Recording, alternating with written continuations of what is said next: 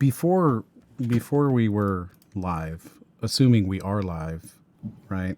But before we were live, there was a very important question. I feel like it's a good way to just like kick off the entire podcast here, which is we've established now that Brody will fuck a vegetable. I will attempt to date a vegetable. To fuck a vegetable, specifically pumpkins. The question now is, right, is there any kind of vegetable that you wouldn't fuck? Or plant. Or, well, I mean, let's start with vegetable, right? Like, because, okay. or maybe fruit, like we could expand into fruit, okay? Yeah, well, I was going to say, because, like, technically all the vegetables we've been talking about are fruit. Yeah, if we want to get scientific about it. Something that is fruit-bearing. Right? I think because vegetables are technically fruits, right? Or fruits are vegetables. It's one or the other way, right? Like they're very similar. I don't know. A fruit-bearing plant or a vegetable-bearing plant. Is there one that you wouldn't fuck? And I suggested that you would still fuck a cactus as long as you weren't getting, pricked back. I mean, a cactus would be kind of difficult. I mean, I feel like that, that relationship is inherently going to have some hiccups in it. It would be tough. It would be difficult to date a cactus, I think. But in terms of a vegetable or a plant that I think would be off limits, I think Brussels sprouts probably. I think there's just no pleasant experience in Brussels sprouts. I don't think they're particularly. They don't have a great personality, I think, generally. I mean, who knows? Maybe a Brussels sprout will come along and prove me wrong. But yeah. Yeah, I do. It's weird that I know what you mean, but yeah, I do. See, you're coming around. It's working. I mean, I'm not, but like, yeah, So today. Hello, my name is Moriarty, and today we're going to be taking a look at a couple of different things. So, we've got Bad Opinion coming a little bit later. He'll be in here, I guess, in 20 minutes or so, because apparently he's very into Dota, and he's playing his Dota game. So, like, that's no, he was grabbing something. That's cool. But yeah. I do have something good here. I've got. Hold on, I don't know if you can hear it. All right. Did you hear that nice tear? Oh, God damn it. Oh, you son of a bitch. God damn it. Oh my God. So, you bastard. Hold on. I'm still confused. I don't know what's happening. Oh, look at that.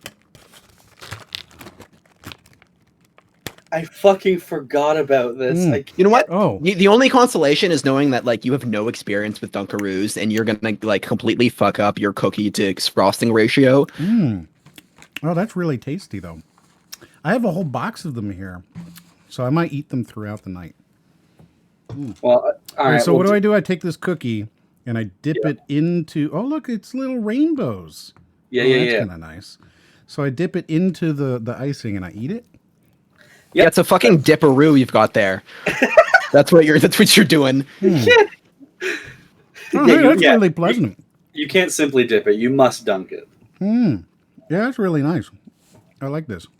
And you said that this is your favorite thing and you can't buy it, huh? Yeah, it is a favorite lunchtime snack of Canadians everywhere, I believe. And we can't get it anymore. Well, this is really nice. That's rough. Yeah, hey, great. If you'd like, I could buy you some as well. Oh, yeah? But I can't send them to Canada. So, But you can. Why? Like, why couldn't you? No, it's against the law. Of course you could. So just smuggle a roo them in here. I would never do that. Yeah. All right. So we're going to look at a couple of trailers while I eat these Dunkaroos that are impossible for you two Canadians who love them so much to eat, which I feel like is really nice. Oh, it's so good. I really like that you've before you came on, you set your mic up so you could get those mouth sounds to be emotive, and then you immediately start eating, just assuring that the audience is in for the worst possible auditory experience in the fucking world. Has he ever poured water on the podcast? I think so. Because when he pours water, he says he doesn't, but I know for a fact that he sits there and he just puts the pitcher right up next to his microphone and just pours it in. All right, here you go. So, can you hear it? It's like 2.5 feet away. I will pour the glass now.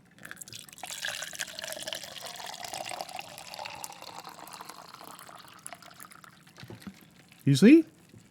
That was the most high def audio I've ever fucking. I don't know That why. felt like a water filter commercial. I don't know what the why. hell? Like, for whatever reason, I pour it was 2 feet away. I pour it 2 feet away, and it just sounds perfect. I don't get it. You know, I think it's the Today's sponsor is the pumpy advertising. filtration system. Yeah. If you love pumpies, then you'll love Yeah. water. I don't know. Oh, hey, I there's screwed a that up. question for you, Brody, already. Brody, what are you wearing right now? I am wearing jeans and an Abby Hatcher Season 2 crew T-shirt. Actually, it's a long sleeve. The Guru sent it to me when we were doing the rap party. Okay. And then, Raiden, did you watch Bionicle? No, I didn't watch it, Bionicle. He asks every week. You really should. I mean, you know. Yeah, you think he's asking me specifically if I've watched Bionicle? I think, yeah.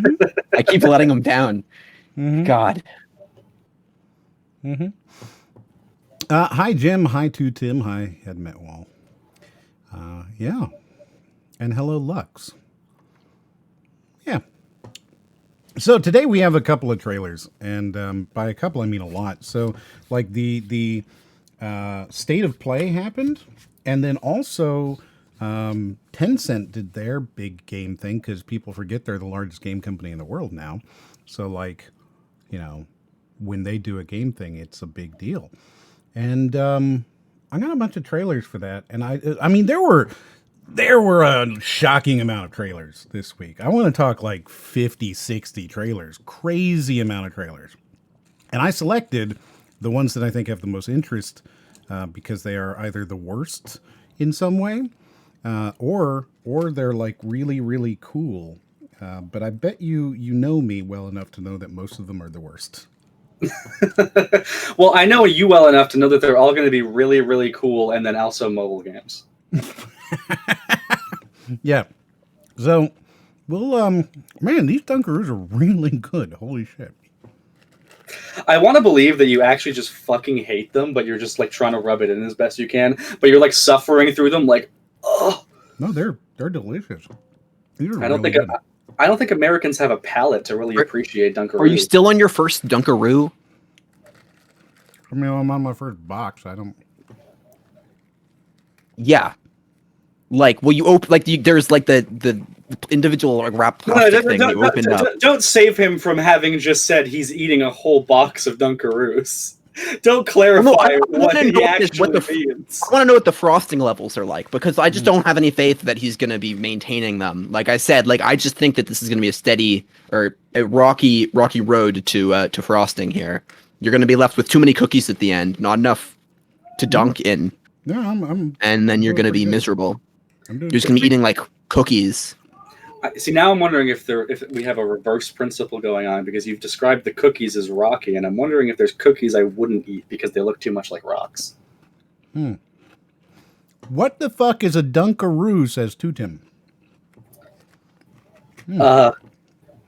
I don't really know how to describe it other than favorite lunchtime snack of Canadians everywhere. They are fucking delicious. Holy shit. Yeah, like they are these little like soft cookies, like I don't know, like I guess kind of like animal cracker like style cookies and like frosting. And so it comes with like a little tray of cookies and then it comes with like a little tray of frosting and then so you dip the cookies in the frosting you dunk the cookies in the frosting and then you eat them. Yeah. Or you trade it for like a pudding at recess or something like that. Like I don't think know. I'd trade. These are delicious, man. I'm a big fan. These are really good. Wow, that was a nice snack. Thank you, everybody, for suggesting that I do this in order to cause pain for Raiden. I don't think it was ever suggested. Yeah, nobody suggested anything. You definitely took this upon yourself. I did, but you know what? That's okay. So I guess we'll do an introduction, even though we're going to have to introduce somebody later.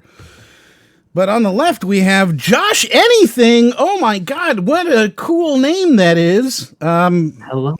Now, your voice sounds very familiar, I got to say. Man, that sure is a coincidence there. And wouldn't be because I was formerly known as Great Kitsune for, I think, 5 years? Yeah, so you changed your name. Yeah, 100% changed. And I'm actually working on a logo right now. I mean, you have a logo. I was gonna say that is your logo. You're going to change it. He hasn't decided on a logo, is what I gather. Yeah, so. I fully understand changing your name after years. I fully get it. Yeah. But can't relate. Yeah, right? Like everybody here, even Dunkadop over there, he gets it. Yeah, I totally get it now. Right. I know. So I'm really happy with everything that's going on so far, and I'm hoping it's going to be a good change. Yeah. It looks good. Looks clean. M, have you also appreciate the X? Have you played Too Human? Yes, I have played Too Human. That's a really boring game. Like, I wish it wasn't really boring, but it is really, really boring game. So thanks for that question. Too Human is this game where, like, in my memory, right, it's almost a looter shooter. Almost, right? Where you kill bad guys and get loot, and it upgrades your character, and you've got this whatever, and it, like, you go back. Am I quiet? I can turn myself up. I can. I mean, you sound good to me, but I don't know about on stream. I can do that. I'll turn myself up. Hey, hello. There we go. I'm super high. So I played Too Human, and Too Human to me is just like a history. So it's sort of like a looter shooter, but you run in these circles, essentially. Like, all the maps are circular, and you kill whatever, and then you go on to the next map. And the idea is you go back and try and get it at the higher level. So it's very looter shooter kind of loop going on there. But in my head, it's just all the worst parts of a looter shooter. The parts that you don't enjoy, like, you know. So it's Destiny. Well, so imagine Destiny if every enemy was always one level higher than you. And you level up and get new gear, and the enemies are always one level higher than you. Like, it's that kind of, like, lack of progression feeling that just lives in Too Human. Does that make sense? Yeah, I think. Because whenever I think of looter shooters, I relate them to Borderlands, which does have that thing where, like, enemies will always be a higher level than you, but it's also, like, you get so insanely powerful by the end, it doesn't even matter. They feel like they're 20 levels below you. Yeah, imagine if that never happened. If you're always... So, like, that's what Too Human is in my mind. And that's probably unfair to...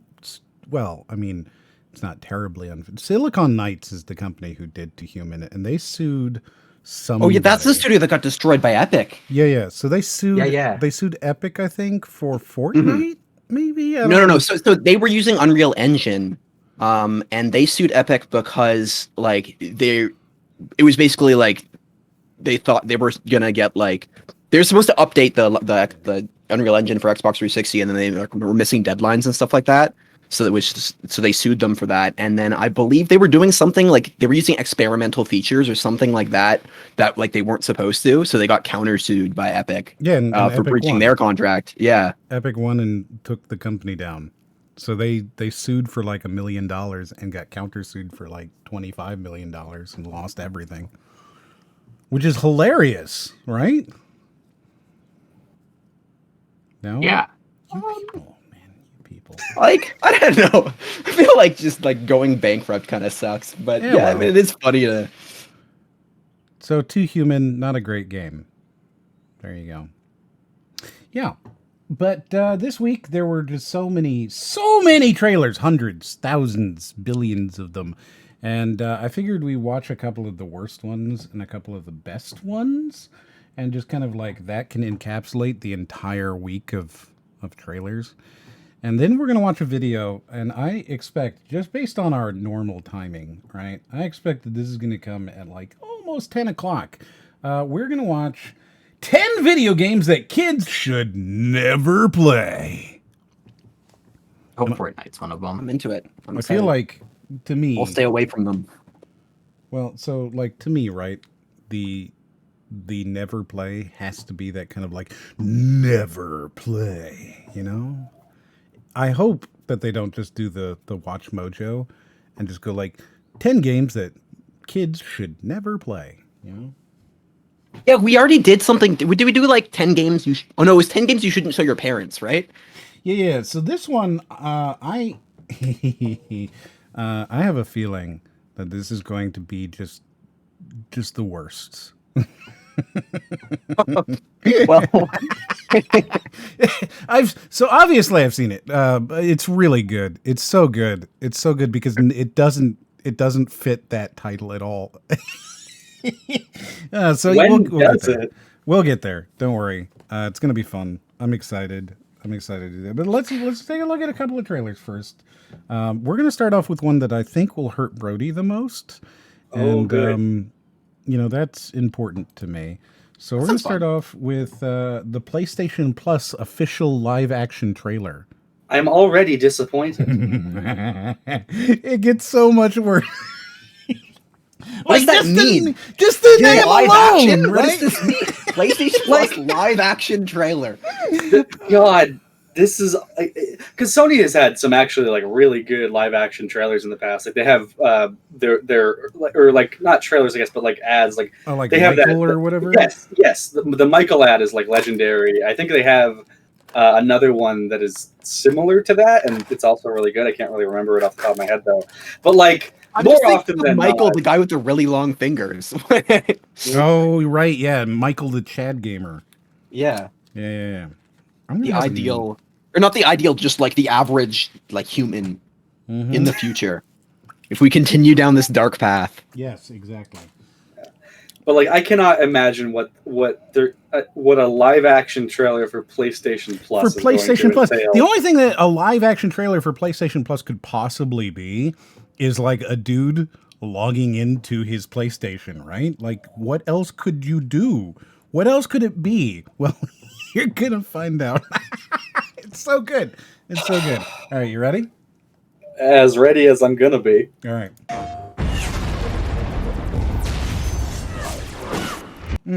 By the way, do not attempt the stunts in this PlayStation Plus trailer, okay? I'm inspired. I'm gonna recreate this entire thing. Is this like? Do they have to? I guess you do see this in commercials, but it's usually in text so small you never fucking read it. Oh no, so these are large, full size, like subtitled size. Do not attempt the stunts in this video. Yeah. I guess it's the kind of thing where just it feels self-evident, but I guess they do have to put it there.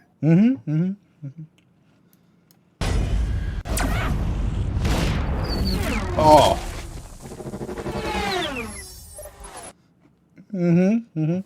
So she came at him with a sword, right? And now we're seeing her look at her PlayStation name of Not Done Yet. Not Done Yet 359. I'm pretty sure I made an MLG edit one time that was about as nuanced as this. Best of 3? Let's go. Oh my god. No. What's annoying you the most right now, Right Up? I think that woohoo just out of nowhere. Best of 5? Best of 9? Best of 11?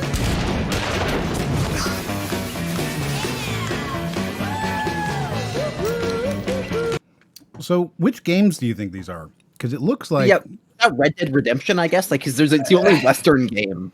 It's the only Western game, right? Yeah, it's a nondescript Western game. Come on, guys, don't you know? Yeah, so we had like, I don't know what that one random Battlefield was, but then we had like Call of Duty. Wait, Maybe it that was one random Battlefield. Battlefield was Battlefield. No, I meant the first one, like the desert, where she threw her into the rock. Like I don't know what that was supposed to be. Like the laser. Oh, I thought it was like XCOM or Halo or something. Probably Halo. Yeah. Oh, yeah. It could be like a Division, right? Because, or not a Division, a Destiny type of thing. Because they had a sword and then they went up against a laser. I think you're giving them too much credit by like attributing these to actual games. This is and a not- multi-billion-dollar company. Replicate like a Microsoft game. Like I don't think they would do a Halo. Is Destiny on PlayStation? Yes. Probably. It used to be. Yeah, it is. Okay. So it's completely lacking awareness, right? Right? Like, it's already... Yeah. It's going to get a little bit better. Best of 25. Just give up!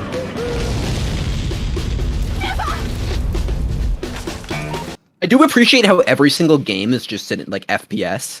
Mm-hmm. Oh, yeah, they're all competitive. But what's interesting there is that it seemed to have been a competitive dragon hunting game. Yeah, I mean, that was definitely supposed to be like as generic an allusion to Monster Hunter as they could get. Of course, which is a co-op game. Right. Yeah, I was gonna say, like, is yeah. that Skyrim or is that? Because it kind of seemed like Skyrim at first, and then just the dragon was like a fucked up thing and not an actual dragon. Well, I'm like, I kinda maybe it's got Monster it. Hunter. It was definitely Monster Hunter if it was anything at all. I got a little bit of Horizon Zero Dawn from it too.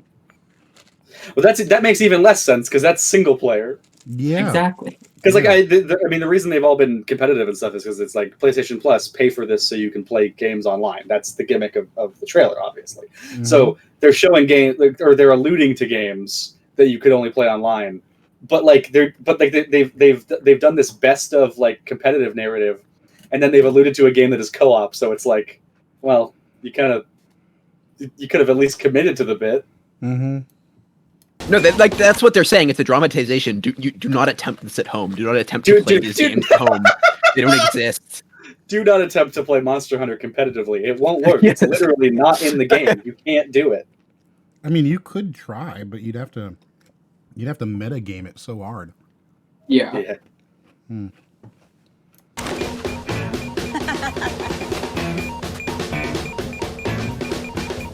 Best of? Oh man, do you want to go buy PlayStation Plus? No. It's so weird to have a trailer for PlayStation Plus because it's just like if you have a PlayStation, you have PlayStation Plus. You just have it. Like it's I know. It just feels like something that you don't need to market. Like anybody who already has a PlayStation is exactly. It's like going to buy it, and it's like nobody's gonna be like, I don't want I'm not playing online, and then sees this commercial and is like, man, I'm missing out on some fun.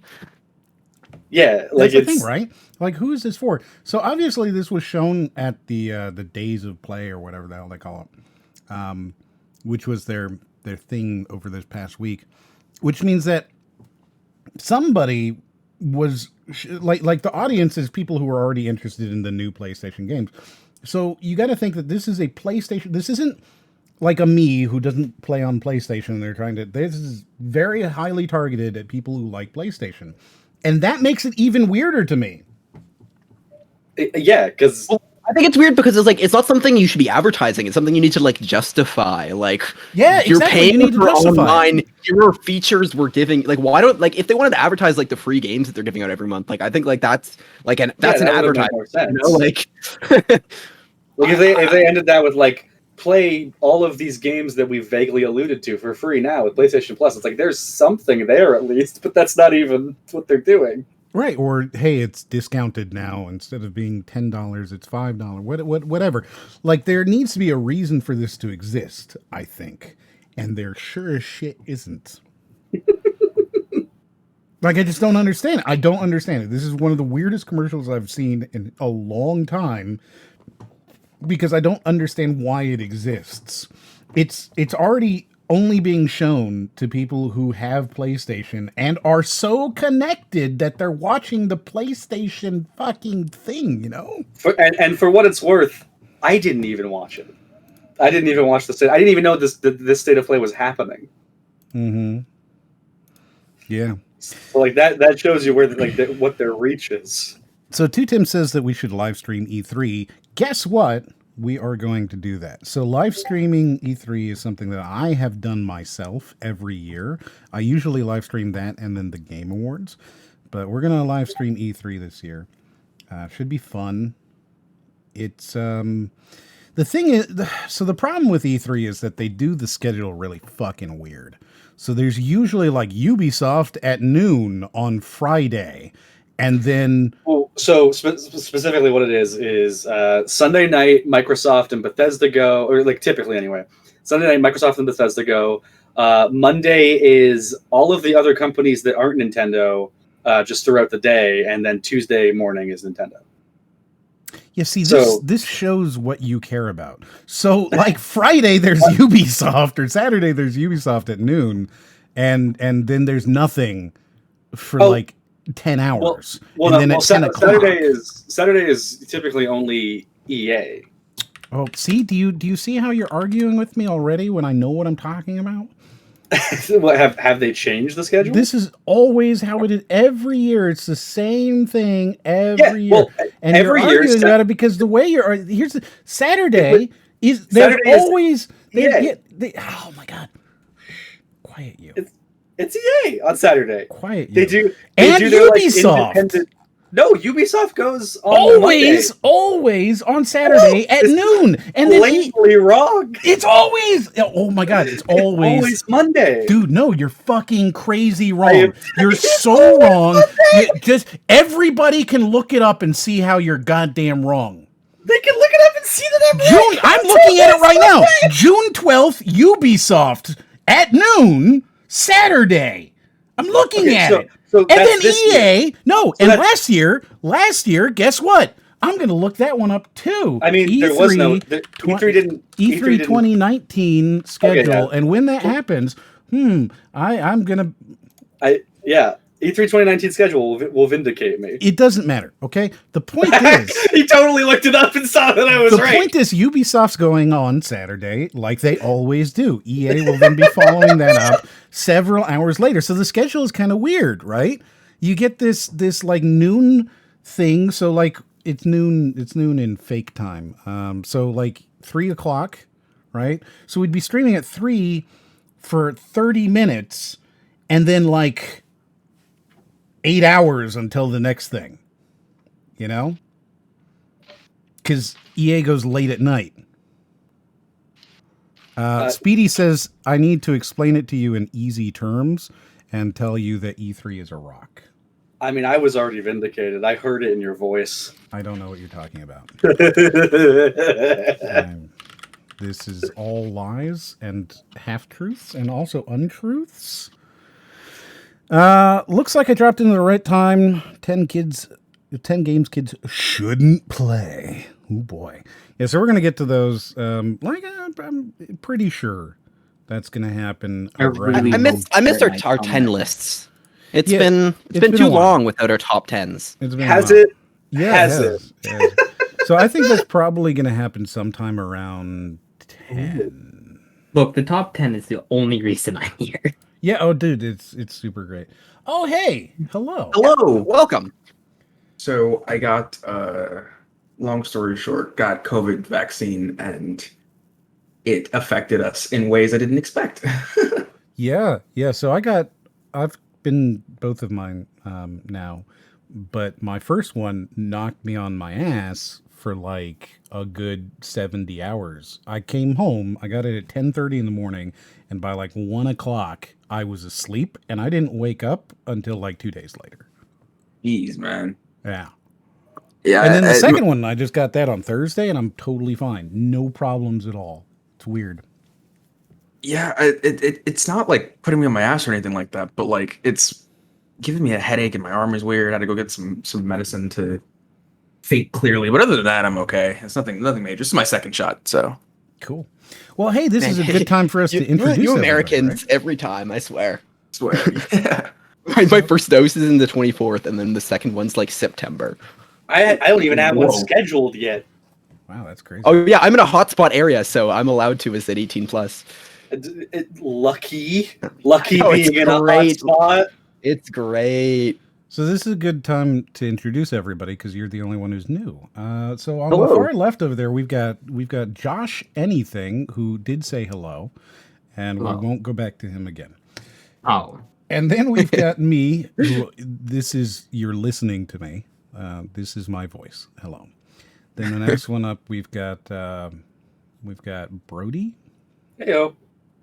and Hello. if you were here at the very beginning, you already know a lot about him.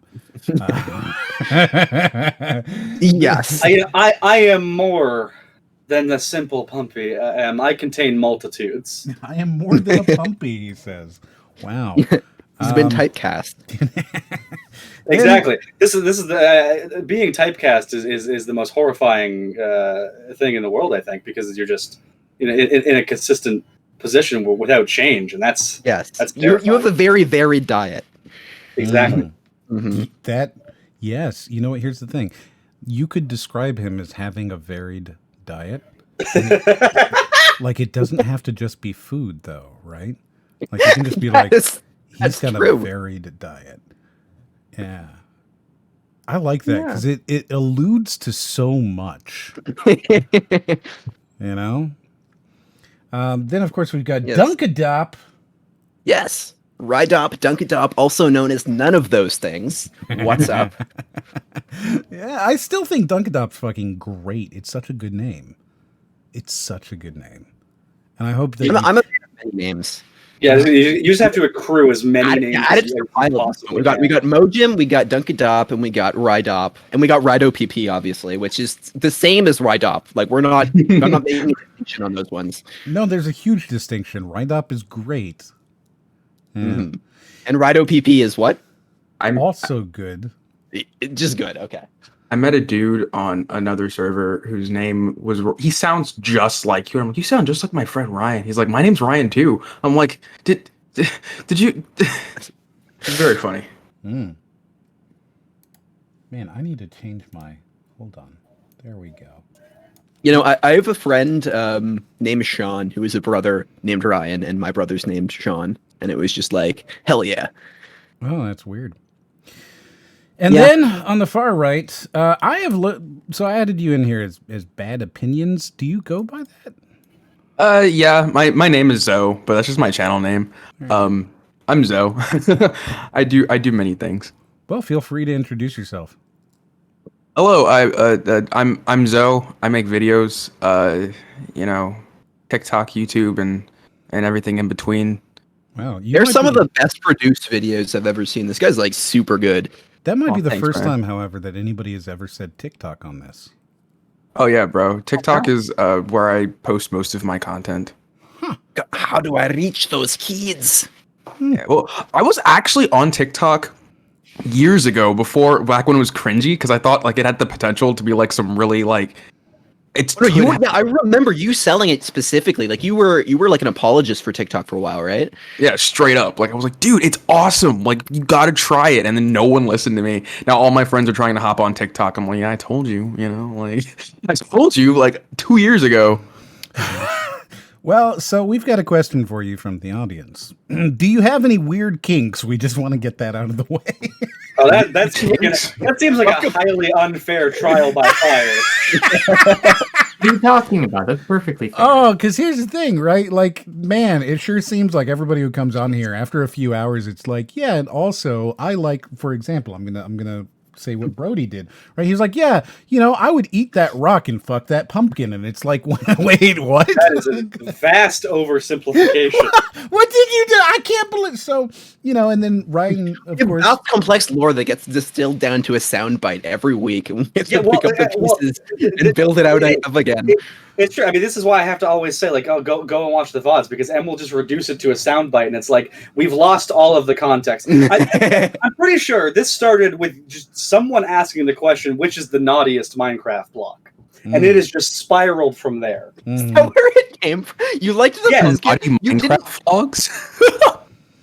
Well, I didn't even have an answer for which was the naughtiest Minecraft block. I just Didn't you I say just said sand or gravel or something? So I just said my favorite Minecraft block was sand, and then I changed my mind to pumpkin, and it like because the pumpkin Minecraft block is the best Minecraft block. Mhm. You'd fuck pumpkin? You would fuck a pumpkin, yeah. Yeah, Well, and no, potentially I- other gore. I would date an anthropomorphic pumpkin person. There were the 3 rules that led to whether or not he would date a pumpkin. That's the preliminaries. We still haven't discussed the Yeah. personality of the pumpkin, and I feel like I think we're finally at the point where we have the preliminaries out of the way. We need to start discussing what is this hypothetical pumpkin into? What do they like? What do they watch on TV or Netflix? What games are they No, into? we don't care about what do they this. do for their their job? What hobbies do they have? No, Because I mean, we talked about this a little bit, how like most pumpkin girls make like Halloween their entire personality, and it's like kind of annoying, right? facts. Pumpkin core, they call it. Pumpkin core. Good. I think you'll get along just fine. So there you go. Now you're up on the lore. Oh, and here we go. Yeah. So Speedy says number 1 was sentience, number 2 is legality, and number 3 is personality. But again, all of those really do kind of come down to the ability to consent. So Personality wasn't one of the 3 rules. The 3 rules are just the preliminaries, where it's the Harkness test. That's all. Okay, wait. So what's the legality of being able to mate with a pumpkin? Okay, let me go. No. Let me go get the Harkness test. we don't. It doesn't matter.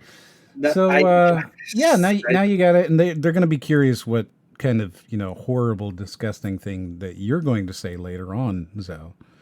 Oh yeah? Yeah, I mean, because it always happens. It always happens. Ryan wants to kick a dog to death. What? See? That happened in JoJo. Like a dog got kicked to death. It was a thing. Oh wow. Should check out that cartoon. Why did you just... Now I have to put this on screen. Yeah, I know you do. That's why I did it. Does Alright, it have so- human intelligence? He sent some stupid thing. Hold on. Let me put in there. Oh, hey, look, I still have your weird pumpkin girl on here. Would you like to see your weird pumpkin girl? I mean, you can throw that up too. Oh, Harkness.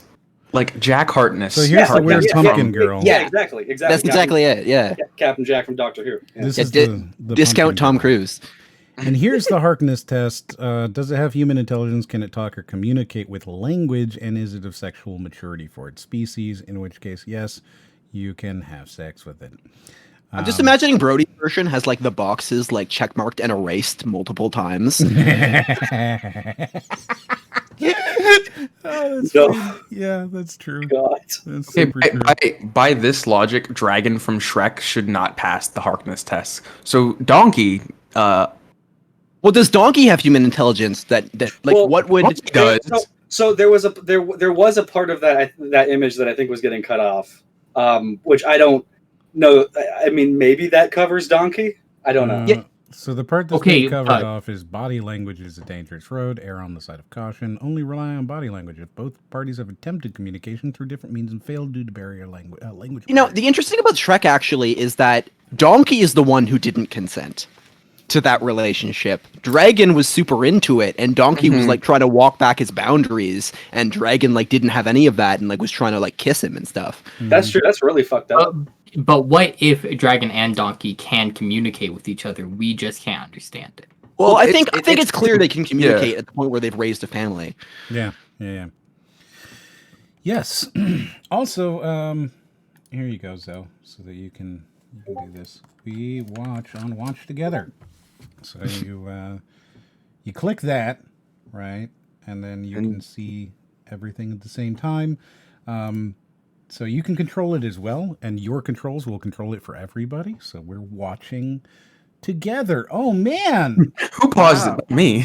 Yeah. And we watched a couple of trailers. I've got a good trailer here that's gonna make. I think this one's gonna make everybody kind of sad. I can't express how difficult it was for me to click that link because my arm is basically numb. Oh no! Good. All right. Well, here we go. So let's go ahead and watch this next trailer, and you'll get to see how very sad the world can actually be. Oh, I should also mention that since you're new here, right? We pause a lot, Oh, and by yeah. a lot I mean a lot. So I do the same thing every time I watch anything with my girlfriend. I pause every time I have something to say. Hang Yeah, on, wait, exactly. yeah. Please, yes. Yeah, if you have anything you've to trained say, for this your whole life. Then yes. you're ready. If you have anything to say, please pause. Yeah. It'll be great. We brought him in as a newbie, and it turns out he's a veteran. Like, Right? wow. All right, so here you go. What's going on? Oh man, do you immediately already see it? Do you It's a know? VR headset on the dude. Is he wearing a VR headset? What I really like about this is it's a crossover with a crossover. Is that the Shrek logo? Yes, Yeah. it's the Shrek logo. Yes. So as you can tell, Wait, where's these are- on her hat? On her hat. Yeah, like that is clearly the Shrek font. I don't think it has the ears on it, but like the Oh my god! other than you're right. that, That is It's also 100. green. It's definitely the Shrek font though, and I've seen the Shrek font a lot. yeah. A lot. Like a lot.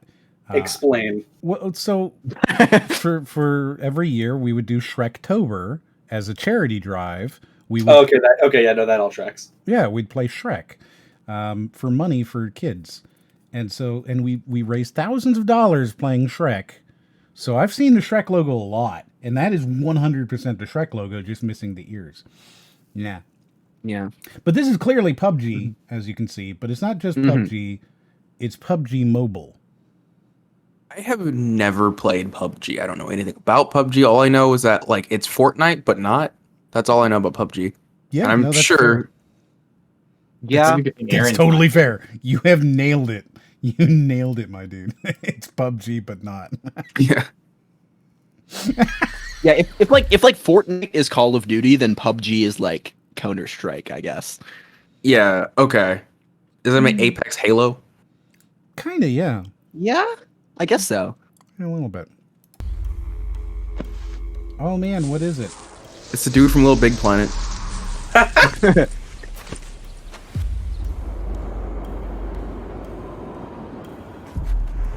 Look at his fro, man. Isn't it great? Look at that. And his whole suit too. Like he's fantastic. I'm black and I can't grow a fro like that. What? But would you wear that suit? Would you wear a yellow tracksuit? If I called for it. With the front open, of course, though. I mean, of course. Yeah. Look at that. That's great. Yeah, going into your Godzilla Kong crossover with the Curious George cosplay. That was it. Oh, I was not expecting that. Well, can we just talk about the reason that Curious George likes the man in the yellow hat is because he looks like a banana? Is that really it? Yeah, I mean, I guess he does kind of like him. Yeah, I believe that. No, look I at never a picture considered of him that and before, he but I looks like a believe it. banana. I mean, that tracks. Yeah. Yeah, that's funny. Okay, this is kind of a tangent, but I was like in a language learning Kind server of a the other day. tangent. Wow. Oh, we don't do those you, here. You said the secret word You of the said day. We need to have buttons that just do things for random words that get Oh, said. That'd be amazing. A soundboard, just like a tangent, like buzz straight up. Yes. Oh God, he does look like a banana. Yeah, All right. he looks like a banana. All right, I'll pull it up. Go on your tangent. So Go off. one of the things people have suggested that we rename, or rather name the podcast Tangent, because we go on so many of them. So this is the man in the yellow hat. He does look like a banana. Yeah. That's a still from the Curious George movie, which was actually pretty good. Like, not even gonna lie, it was pretty decent. Mm-hmm. Like better than you'd expect. You said you had a tangent? I forgot. Oh, Damn it. We need to stop making a big deal out of tangents and just let them develop. Oh, no, I mean, it's his first time on here. We got to make it clear that Tangent is like, yeah, no, please do. No, In but fact- it's like we're the parents who got so excited that our kids has his first step that we ran to go find the camera and we missed everything. That's really, yeah. I mean, so like, let's see. I use Jose's thing because he writes it up almost every week. Let's see what tangents we had last week. Raiden disappointed that there was no Cruella de Vil shoe. Raiden saying it's not that hard to kill dogs. Was the Cruella de Vil shoe like a Lil Nas X reference? It it was a was- Where's Waldo reference. Yeah, because of the Actually- PlayStation shoe. We did look at the Little Nas Oh, right, the X shoe. PlayStation shoe. We looked at And the like- Little Nas X shoe like months There's ago. there's a PlayStation shoe. Yeah, Joel. see? Let's Furious see. to Google that. We had an explanation on stocks and NFTs for almost 35 minutes. Word. Then we had a discussion about whether or not Raiden is or isn't a guest, technically. Yeah. We talked about Dunkaroos for 25 minutes. The hell's a Dunkaroo? At this point, Em, you are literally like going over the minutes of the last meeting. Like, That's what I'm doing. It's so great, isn't it? He does this, and it's so fucking good. Right, but what you're doing now is we're just in a fucking boardroom, and you're like, all right, going over the minutes of the previous meeting. This fucking podcast could have been an email. Yeah, I guess it could have been, huh? All right. Okay. I want M's voice, like his laugh, to be like a soundbite, like a meme soundbite every time like something funny happens. Good. Yes. People apparently like my laugh. I don't get it. It's just laughter. But, you know. All right. Oh, man, what could be happening?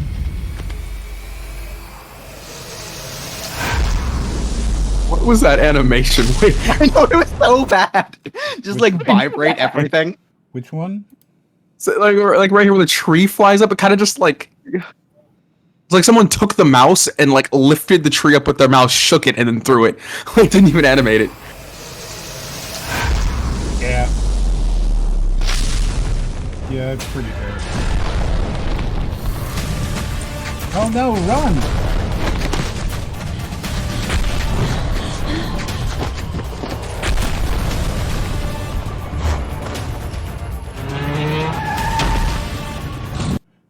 This looks so fucking terrible. I feel like I'm so confused as to how this crossover works. Like, I are don't they in know the either. jungle or are they in the city? Well, And why is it Also- exclusively a crossover with PUBG Mobile? Yeah, I was just about to say, like, why can't it be all of PUBG? Why are they doing this now? Didn't the movie already come out? Like, I I've already don't- seen this movie. I don't understand Yeah. what's happening. That's the thing. Like, I'm completely confused. So, my main concern is the game already can't handle more than 10 people together at once. I can't imagine it trying to handle a monster and 2 people at once. Well, how many monsters? That's the thing. We Is it haven't even Godzilla figured and it out. Kong? Is there like Godzilla mode and Kong mode? I don't think it matters. I think the game servers get wrecked immediately no matter what. You'd think they'd have like the infrastructure to like make servers that can handle that. You would think. You would think. Wait a second. Is that why it's on mobile? Because it's easier to like. Yeah, like if they're Rationalize doing this how shitty technologically Kong looks. difficult thing, why would you put it on the mobile version only? PUBG That Mobile mean- makes a lot of money for one. I don't know that it is. Well, like, I mean, we still haven't seen what either Kong or Godzilla look like, and I feel like they're just going to look real chunky. Well, we kind of saw Kong. I am not expecting fur effects on Kong. Like, I'm saying that right now. I'm very interested to see how Kong looks. Oh, there's fur. Okay, but that's pre-rendered. Yeah, but there's still fur. Yeah, but This whole thing's pre-rendered. Is it? Yeah. I thought they were showing gameplay at one point. No. Oh, well, it's okay. I guess Kong has fur in this pre-rendered He has cutscene. fur. Where's the gameplay though? That's what we need to see. What gameplay? It's PUBG Mobile. There's well, no the, gameplay. well, I assume there will be Kong gameplay, right? No. No.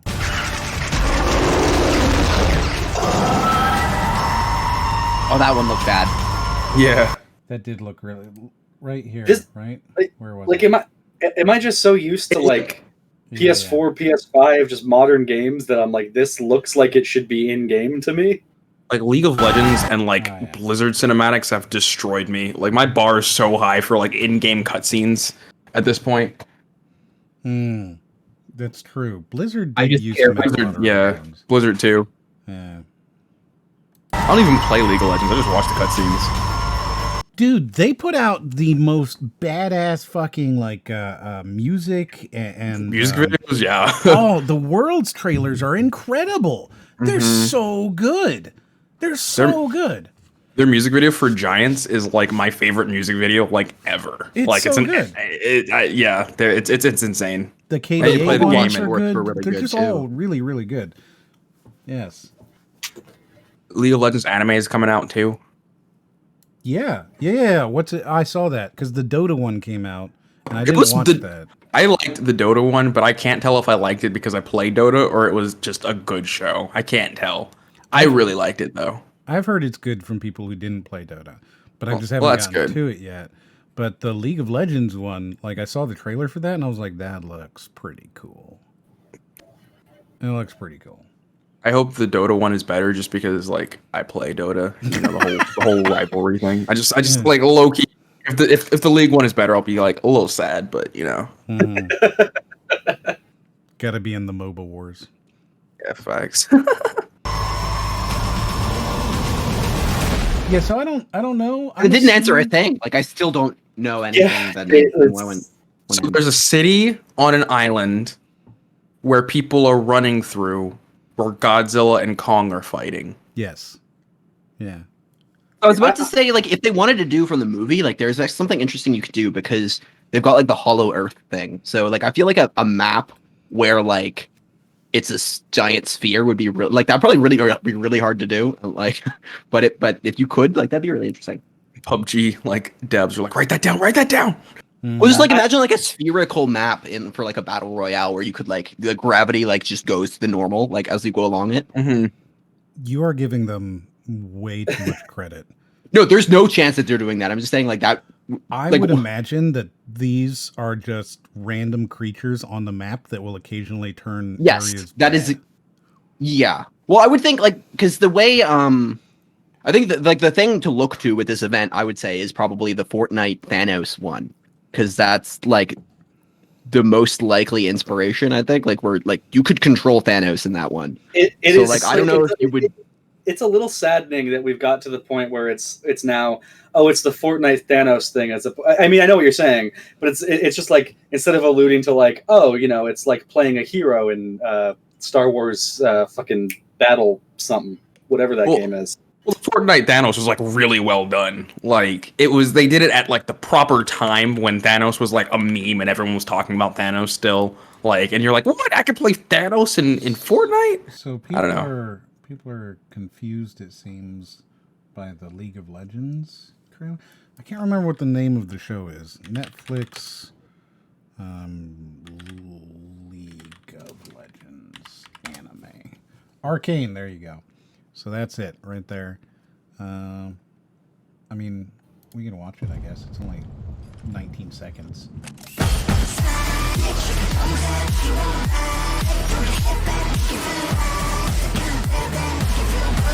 My window disappeared. Okay. That's it. That's the whole trailer. Yeah, like that was not a trailer, but okay. It looked good. It looked good. So the art style, dude, this art looks incredible. Where's the face of the dude? Like, this is just super. It reminds me of Klaus. Have you seen the 2D Klaus? Yeah. Yeah.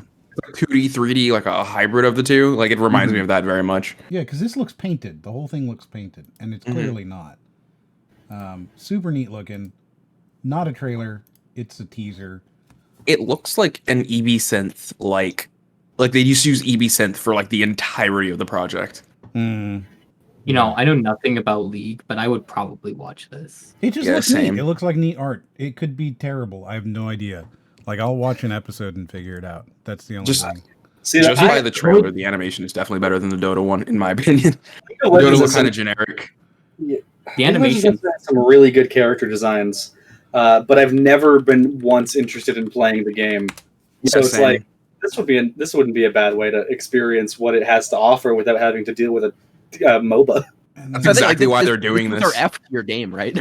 Then this is the Dota thing, which we won't watch the whole 1,000 years ago, deep in the night silver woods, Selimene left a gift for us in the temple. Her magical So you can see lotuses. not nearly as cool on the art style. Yeah. Yeah. Well, it's got that Studio Mirror kind of. I don't know if it is Studio Mirror. It might actually. I think it is Studio Mirror. Is it Studio Mirror? I think so. Yeah, actually, the noses are very mirror. I think it's Studio Mirror, but I also just watched Invincible, which also gave me a Studio Mirror vibe. But that wasn't Invincible. Dude, Good. Invincible is so good. Yeah. I haven't been that sad at a show in a while, bro. Like it's not like my favorite show in the world, but I thought it was really interesting. yeah, because, same. Like, it feels like an adult take on like the A kind. kid's Well, like, not just superhero content, but like specifically the kind of superhero cartoons that I would watch as a kid, like Ben 10, American Dragon, same. Jake Long. Like it was that style of writing. When I was watching You know- it, like all I could think about was how like, wow, this literally feels like every like Justice League, Ben 10 type show that I watched as a kid, but they're showing brains getting like blown out, like things that they can never show.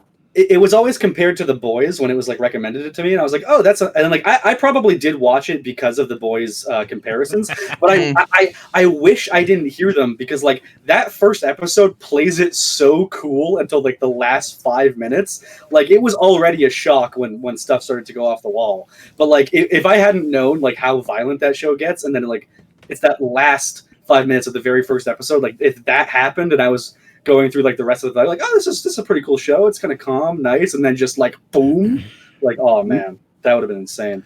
So the I just looked it up, and Dota is animated by Studio Mirror and one other American company. It's like a joint operation, but Studio Mirror was on it. So yeah, it definitely gives off that vibe. Shut up, Brady. The Framinator says, if the show's called Invincible, then how come I can see it? By Duke Nukem. And then to Tim, are you ready for the Mario movie by Illumination? Oh God, Illumination's making a Mario movie? It sure Yeah. is. Yeah. I can't wait. Trailer For, for like, that, is there? I mean, take your bets. Are the Toads or the Goombas going to be the minion inserts? Oh God. I really hope it's Toad. I really hope it's Toad. Yeah, because Illumination Entertainment, they put them in everything. Like if you look at, I think they did the Lorax movie. They did that with like the bears and Lorax. They just made them. Actually, they put minions into everything. They just make them a different thing each time. It's gonna be both, because Bowser is gonna have Goomba minions and they're gonna have Toad minions. It's gonna be both, guaranteed. Probably. As Because of that's- now expected 2022 release date, it's being produced by Shigeru Miyamoto in partnership with Illumination. Nice. Who's that again? Shigeru Miyamoto? His name sounds familiar. This is the CEO of Nintendo. Oh, duh. Yeah, no. I think of the Sonic movies, anything to be used as a precedent for future animated video game movies going forward. I think the Mario movie is going to be pretty good. I actually liked the World of Warcraft movie. I actually enjoyed it. I don't know how most people felt about it, but I really liked it. Everyone I know who was like into WoW, like they hate that movie. But me, who has never played WoW or touched WoW in my life, I was like, that's pretty good. That's pretty entertaining. Right? They did the magic really well, but it's not a good film. I really liked the new Mortal Kombat movie too. I didn't see that movie. Wait, did that already come out? The new Mortal Kombat film? on HBO Yeah, Max. it's okay. So here's the thing. I can't talk about this yet, but I enjoyed the fuck out of it. It's terrible. You should absolutely watch it. It's so bad. It's incredible. I love it. Well, it definitely looked out like I could see from the trailer that it wasn't like good, but it was like good, just going to be cheesy and like having fun Kano's with it. incredible. He's fucking incredible. Absolutely incredible. And yeah, I mean it's really enjoyable. You should definitely watch it. The problem is there's a studio mandated self-insert character who's just fucking trash. Oh, like the kind of thing where like they put Shia LaBeouf in Transformers to give the audience a surrogate. Yeah, exactly. He's 100%. Is that what he's for? Yeah. It's so that because, who are you? I don't understand this thing. Oh man, what is that? Oh God, what's happening? And then they can have somebody to lord dump too. Okay, I'm not gonna lie, bro. I actually liked most of the Transformers movies, but like in a way where it's like if I turn my brain off and just look at robots fighting each other for 90 minutes, it's like, yeah, Absolutely. Like I think I think the Transformers movies are great movies as long as you go into them with the right mindset. Mm-hmm. Yeah, The that's the last thing one- about it. I just realized, like, every single time I watched them, I realized, like, I couldn't describe to you a single thing about this plot. I know there's glasses. Glasses have a thing written on them, and then there's a machine in a pyramid in the third one. Like, that's all I gleaned from it. Like, I still keep rewatching it. And I'm like, I have no fucking idea. It's just robots fighting. The last one got really ridiculous to the point where even I was like, okay, because it was like a giant robot on top of a giant robot fire-breathing robot dragon with 5 heads flying to the moon. I'm super salty because like they used Bumblebee as sort of to try to like kind of reboot it after 5, but like they were literally just about to get to fucking Unicron. They were just about to get to Unicron, and then they fucking rebooted it. I'm like, that's what I've been waiting for since you started this. I literally thought the second movie, like The Fallen, was supposed to be Unicron, but it wasn't. Like, I was like, what, in middle school when this happened? Yeah. Something like that. So I've seen one Transformers movie, They're and all I the same. cannot tell you which one I've seen. Yeah, they're all the same, dude. The plot is essentially, it's, okay, MacGuffin appears, Shia LaBeouf has to get the MacGuffin for some reason. Optimus Prime dies, and then they beat Megatron. Like, every movie. It's true. You know, And that sounds vaguely like the one I watched. Like it, I'm really wondering, like, if they had got to Unicron, would they have just done like a live action remake of the animated Transformers movie? Because that would legitimately be sick to like have like Rodimus and Hot Rod come in and stuff. Rodimus Prime. Yeah. Get fucking You Got the Touch playing. Like, I genuinely think you got to play that if you do a live action movie with Unicron. You have to play You Got the Touch. That was one of the things my dad used to play. Like the animated Transformers movie, my dad used to play that in the back of the car when I was growing up, like all the time. He's like, I used to love this when I was growing up, so it's your turn. I'm like, word? Awesome. Yeah, I don't know anything about Transformers. They're like They're robots No, that transform. The films are very confusing, and you lose the plot so much fast. It's like, here's the thing, right?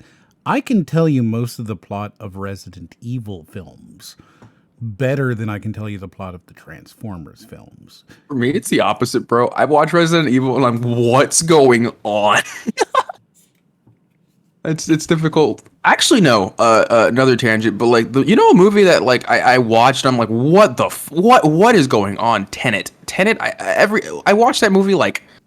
Oh really? It took me It's like No, I feel like there are plot we're not holes gonna to we're not it, gonna but, we're not like- gonna do Tenet. We're not gonna do it tonight.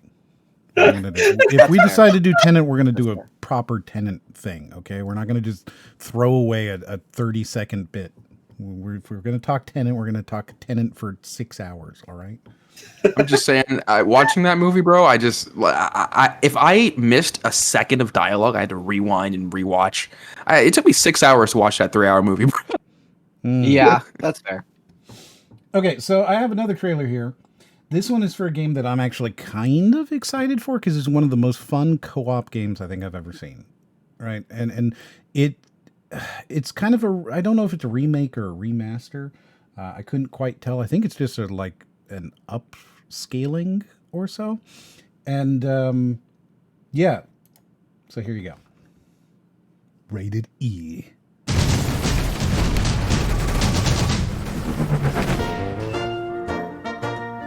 Did any of you play Toy Soldiers? No. Mm-mm. No, but I have a friend who's gonna flip his shit when he sees this. Oh my god, yeah. This is one of the most fun co-op games. It's so good. So the whole idea is that it's 1v1, right? And it's kind of a like picture Dota, but you are the immortal, right? Or like a 1v1 tower defense game. So you can generate monsters that go out and like you auto generate some low level monsters that some creeps that go out, and you can build some towers and stuff, and it's very cool. It's super, super neat. Interesting.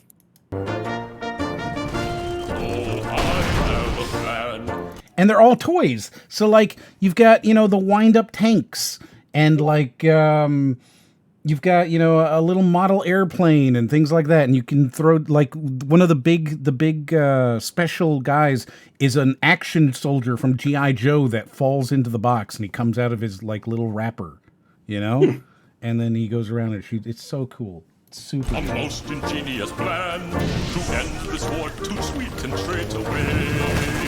So I asked to see the general, but the sergeant told me no. He said, in the trenches where you're meant to stay. I said, dear sergeant, pardon me. I see that I've made you upset, but let me tell you my plan to save the day. Ah, it's so good. Tell me that doesn't look... Really? It's Nobody's... like it's like Command and Conquer, but it doesn't take itself so seriously. Well, I feel like Command and Conquer doesn't take itself that seriously, but yeah, I know what you mean. Yeah, I haven't played Command and Conquer in years. I just remember like when I played it, it was like intense. I don't know if I would call this Command and Conquer, because you're not really controlling the units, though you can. You can take over one unit, but you're not like controlling all of them. Okay, it's not like over. Oh yeah, duh. We're looking. Okay, cool. Yeah, so they will just do their own thing. So it's like Brutal Legend. I don't understand that comparison at all. Oh, Speedy made the same comparison. I don't understand that at all. Brutal Legend. I don't even know what that is. That's Brutal the Legend. one where it's by Tim Schleierface. Yeah, he partnered. It was Double Fake. Double Fine partnered with EA to do it, but it's actually like the thing is, it's like an RTS kind of tower defensey kind of game, but like it did not bill itself as that, and like the main story is more of like a hack and slash kind of thing. And like the single player is like really fun except for the RTS parts, and then the multiplayer is just the RTS parts, so nobody played it.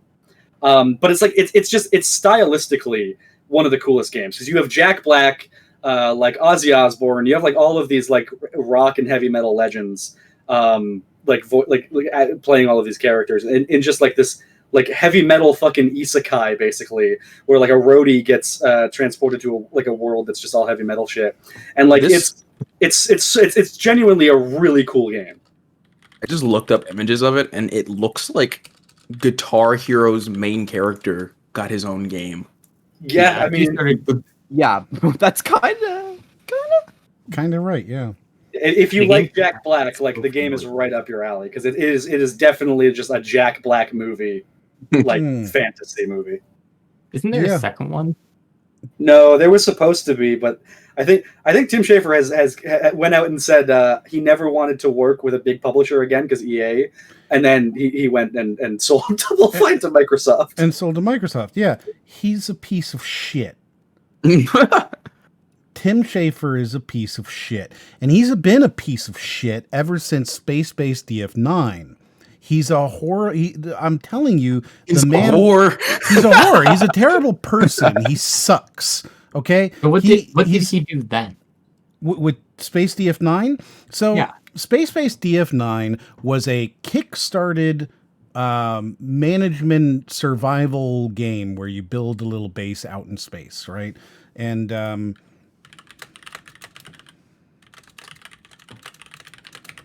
so you do this thing, and like your little astronauts that like build a space station or whatever, and then they slowly come in. It's that kind of a game, right? And you do like a room that does oxygen and a room that does plants, and you got to control the power and all that. And he kickstarted this and accepted money from Kickstarter, and then decided to kickstart Broken Age at the same time, took all of the funds from Space-Based DF9, put them into Broken Age, and then released Broken Age's source code and said, you guys fix the game. Oh. He didn't he released it as a 0.1 alpha version, and then here's the source code, guys, go ahead and make a better game. And that was it. He just, it was done. Shit. He's a piece of shit. Yeah. And then what do they do with Broken Age? oh, hey, we made millions of dollars on Kickstarter. Millions of dollars on Kickstarter. We're going to go ahead and, we're just going to give you the first half of the game, and we're going to sell the other half because we need more money, guys. We need more money. Oh, and now that we're selling it, we're going to make a second part of the game, but, it's bad. Like, it's just trash, and now we're going to create Fig, our own Kickstarter, so that we can keep an even larger percentage of the money. I'm telling you, the dude is doing money laundering or something, right? Like, there's something fucking weird and illegal about Tim Schafer, and he sucks. This is one of the reasons I'm actually glad that Microsoft bought out Double Fine, because it feels like even if Tim Schafer stays on, he's definitely been, like, they're going to rein him in, right? Like, so think about the best games that Tim Schafer ever did, right? And there's only 2 that were great that he had a hand in, and you're going to have Psychonauts and Grim Fandango, the 2 that he's been hanging his hat on since like 1980. And like, you look at these games and you go, so what were both of these games? Oh, they were run by LucasArts. You had George Lucas, a famous control freak, not allowing them to come and do these insanely bad games. And then as soon as he's not doing LucasArts shit anymore, he goes and he makes all these terrible games and he releases them as like, here's 10% of the fucking game, guys. Now pay me $80. Sorry, I ran over. You know? Was he involved with Costume Quest? I mean, presumably. Okay, well, I mean, that one's also really good. But who like, let's see what Costume Quest, that one wasn't through Kickstarter, right? Double Fine and published by THQ. So he still had somebody over top of him, the original THQ, before, they stopped being THQ. Yeah. My God, THQ. Yeah, so like it's a name I haven't heard in forever. He had a major corporation being like, no, you're going to make a good fucking game and it's going to work. And you can't spend $4 million on cocaine, Tim. You can't do that. And him being like, oh man, I guess I'll just go my own way. And now he's spending $10 million on cocaine because he sold his company to fucking Microsoft. I'm not a big fan of Tim Schafer, obviously. Yeah. It seems like it. I mean, it's the kind of thing where it's just like I genuinely love a lot of Double Fine's games, and it's just like, no, you like the games that they did with other people. I can guarantee you don't like any of their games. Well, I mean, I like Costume Quest, I like Psychonauts, I like Brutal Legend. All games that were done under other people. I actually do really like Broken Age. I like that game a lot. No, you don't. I do. I think it's because like I like point and click adventure games, right? And it was sort of like it was that half bit where it was like some point and click adventures you literally point click and your character moves. Some you actually have to like walk around like the 3D Sam & Maxes, and this was like sort of a hybrid of the two. And I don't know. It really worked for me. It was very charming. I have a question, then. Yes, sir. Do you care that he's spending $10 million on cocaine? Would it be okay with 9, or is it just the fact he's doing it? I don't have a problem with him spending money on cocaine. I have a problem with the fact that he was spending backers' money on cocaine rather than making a fucking game. And his excuse was, well, and he knew what he was doing was wrong. He knew it was so wrong that he left Kickstarter and started his own company so he could keep an even larger percentage of it. Like, yeah. I'm going to start my own Kickstarter with blackjack and hookers. Your with Jack Black. With Jack Black and hookers. Jack Black and hookers. Your microphone's going a little wonky there, Ryden. Who, mine? No, Ryden. Oh, me? Oh no. What's happening? You keep going, psst. Yeah, I saw my peak. My peak's going off a little bit. Why is that happening? Now I presume that what's happening is that you're going psst into the microphone. Yeah. I'm trying to. Yeah, I was trying to tell Brody a secret. Can you guys keep talking? Yeah. What is it? Oh, cool. I don't actually have a secret. Don't make me follow through with this bit. Come on. Well, yeah, come on. Yeah, I was gonna make you follow through with it. You're the one who said it. You're not supposed to hear it. You not know what his secret is? Oh, whisper sweet nothings into my ear.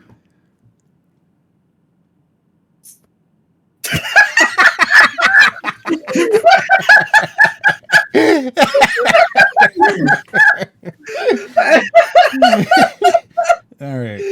Okay. Oh, let's try being a little nicer. Let us all agree to disagree. Ah, it looks so good. We send some I don't care flowers what to anybody the says. This looks great. Kaiser, and then we'll all be home in time for tea. Oh, let's try being a little sweeter. Okay, so it's like a re-release, like an HD re-release. Yeah, is it still 1v1? Yeah, yeah. I It's want- still 1v1. I want Ah, to man. mod this game and add Attack on Titans into it. That would be fun. Why Just had wouldn't you do normal that with, people in the PUBG background. Mobile? There's just one scene in Attack on Titan where they're on a battlefield very similar to one of the scenes in here, and I'm like, what if I added Titans into this? I'm glad this isn't a remake because I feel like if it was a remake, I would have to be like, this does not look stylistically good. They have another one. It's like Toy Soldiers Cold War, I think, and that one's also very neat. So if they're doing this, hopefully they'll do that. Oh, they have spaceships. Well, and the whole thing takes place inside of a toy box. That's So, pretty poggers.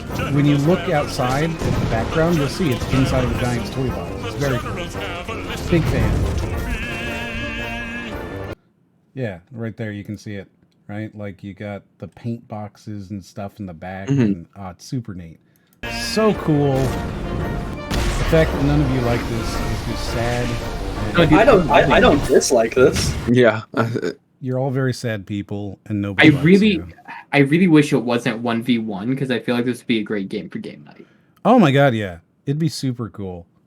It'd be nice if you could get like a I don't know 3v3 or something like that, and you each control like a little area.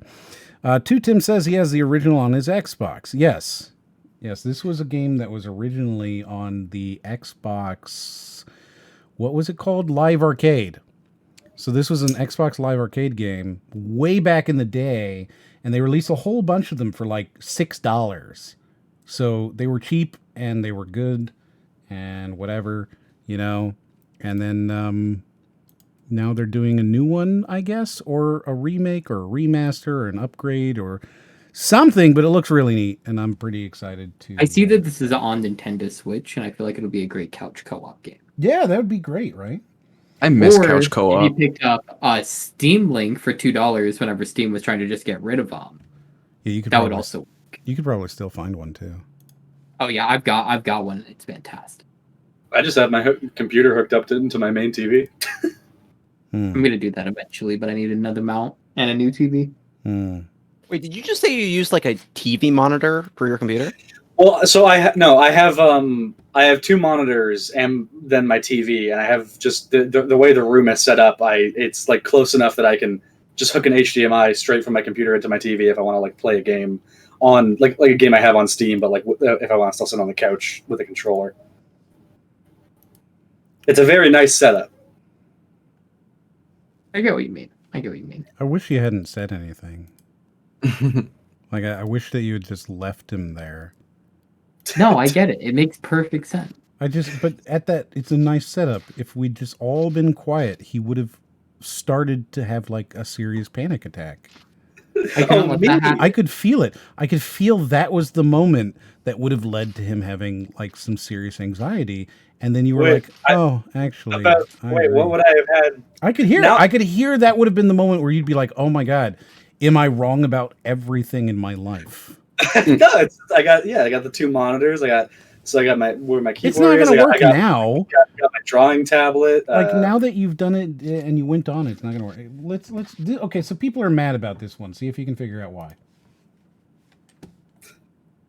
Cyberpunk dreams? Well, it already evokes Cyberpunk In the near 20. future, the United States is broken, torn apart by war after war, torn apart by corruption, torn apart by environmental disaster and corporate greed. So we are 20 seconds in, and it's already very political. It's just very on the nose. Yeah, it's very I feel like I'm already interested in like America was torn up by war after war. Like he kind of brushed through that. Like how many wars Have you guys been? That's up to your interpretation. Have you never looked? Like America has, I think, had less than 20 years since its inception where we haven't been in a war. No. I know you guys are in wars, but I wouldn't say America's torn up by a war because it's not like in America, like it's in other countries. Oh yeah, no, we don't even worry about wars. I feel like the implication is like another civil war has happened. Yeah, like if America's torn up by war, that means that the war is in America, you know? So like there's been a couple wars that have happened that he's brushed through. Since the Civil War, America has like not fought a single war that it had to fight. It's all like, yeah, we can fight in this war, you know. We can. Just maybe. Yeah. Mm-hmm. You know, it's war. Why not? We can join. Good way to spread influence. So you'll also notice that the first 20 seconds of this were all stock footage. Yeah, I was about to say that. I thought it was like a in-game like cutscene. I'm like, no, that's actual stock footage. It's all stock footage. Yeah. This gets a little bit better. You find yourself outside the walls of Cincinnati, the greatest of the border cities. 24 million people sitting between civilization and chaos. So you see they're going between stock footage now and some actual in-game stuff. We're in Cincinnati. Is this I feel just like the real, game? Is this footage of like a real world riot? Because that feels really Like it. like what's the word? Tone deaf? Yeah, no, that's definitely stock footage. Yeah, this right here, this is a real riot, and so was the one before it. Yeah. That's super tone deaf. That's real tacky. Is the game? Whenever I see a bunch of like stock footage for like a video game, I'm like, did you guys finish the game? Like, why are you using all this stock footage? Mm-hmm. It's like I work in like video production, and like if a company shows me like a trailer or something like that, and it's all stock footage, I'm like, did you guys finish shooting? Like, where is all of the footage? Yeah. It's all stock footage, but there's some, like you saw, where is it? There's some concept art here, and then right here you've got some 3D footage of their Cincinnati city. So there is some footage stuff in there. Chaos. Not a lot, though. A haven for those who can afford it. A lawless slum for those who can't. But you're not just a wanderer. What are these cuts?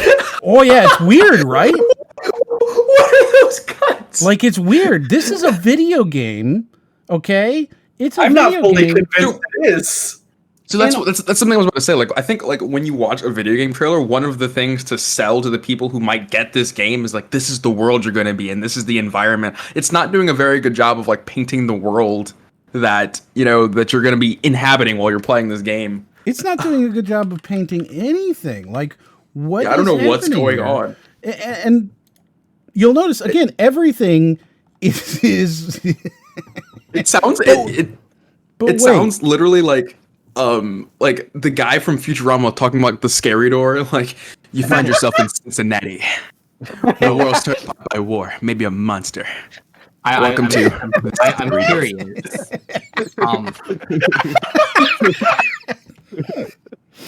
I'm curious. What do you think of these rocks? Oh, would you eat these rocks? No, Not them. I don't have anything. I don't have anything much else to say. I just didn't know. No. They found this editor on Reddit and paid them far under market value for what he did. So, oh my god! Right now, you're seeing all these random things, right? And you're going, Yeah. "Oh, what kind of game is this?" Just wait, because it's about to blow your fucking mind. But you're not just a wanderer. You're here for a reason. You got a mission to fulfill. You gotta find the door. An objective. So right now, what kind of game do you think this is? It's Division 3. I see Cyberpunk 2077 ripoff. I mean, this game or this trailer is like the definition of no game, no hype. No, there is a game in this. I promise you. It's about to show you the game. But before it does, what kind of game do you think this is? Place your bets. Place your bets. I'm gonna say RPG. RPG. I'm calling it now. Like I said, Division 3. Division 3 RPG. Like, what genre is that? It's what a genre movie is it? shooter. just like I'm gonna say like just like Battle Royale. The most generic third-person shooter, like Gears of War, but like not at like Gears of War is actually like kind of good, but like you know what I mean when I say that, right? Mm-hmm. Mm-hmm. So Like, you're never played talking Gears of third-person cover shooter. Raiden, what kind of game is this? I don't fucking know, man. Mm-hmm. Mm-hmm. No answer. Whisper your guess to me if you're too embarrassed to say it to everyone else. Oh yeah, for sure. Are you guys next to each other? No, they're not next to each other. They're just weird. Okay. So everybody in the chat, you guys have all figured out, you've seen what we've seen, and you're going, okay, I'm pretty sure what kind of game this is going to be. And we're all gonna be wrong. Here you go. Okay? It's fucking mind-blowing. In a good way? Just one question. Have you got what it takes to reach it? What? It's one of those Facebook mafia games. So it is an RPG. Haha. I honestly I'm don't. not convinced that this isn't my car's dashboard yet.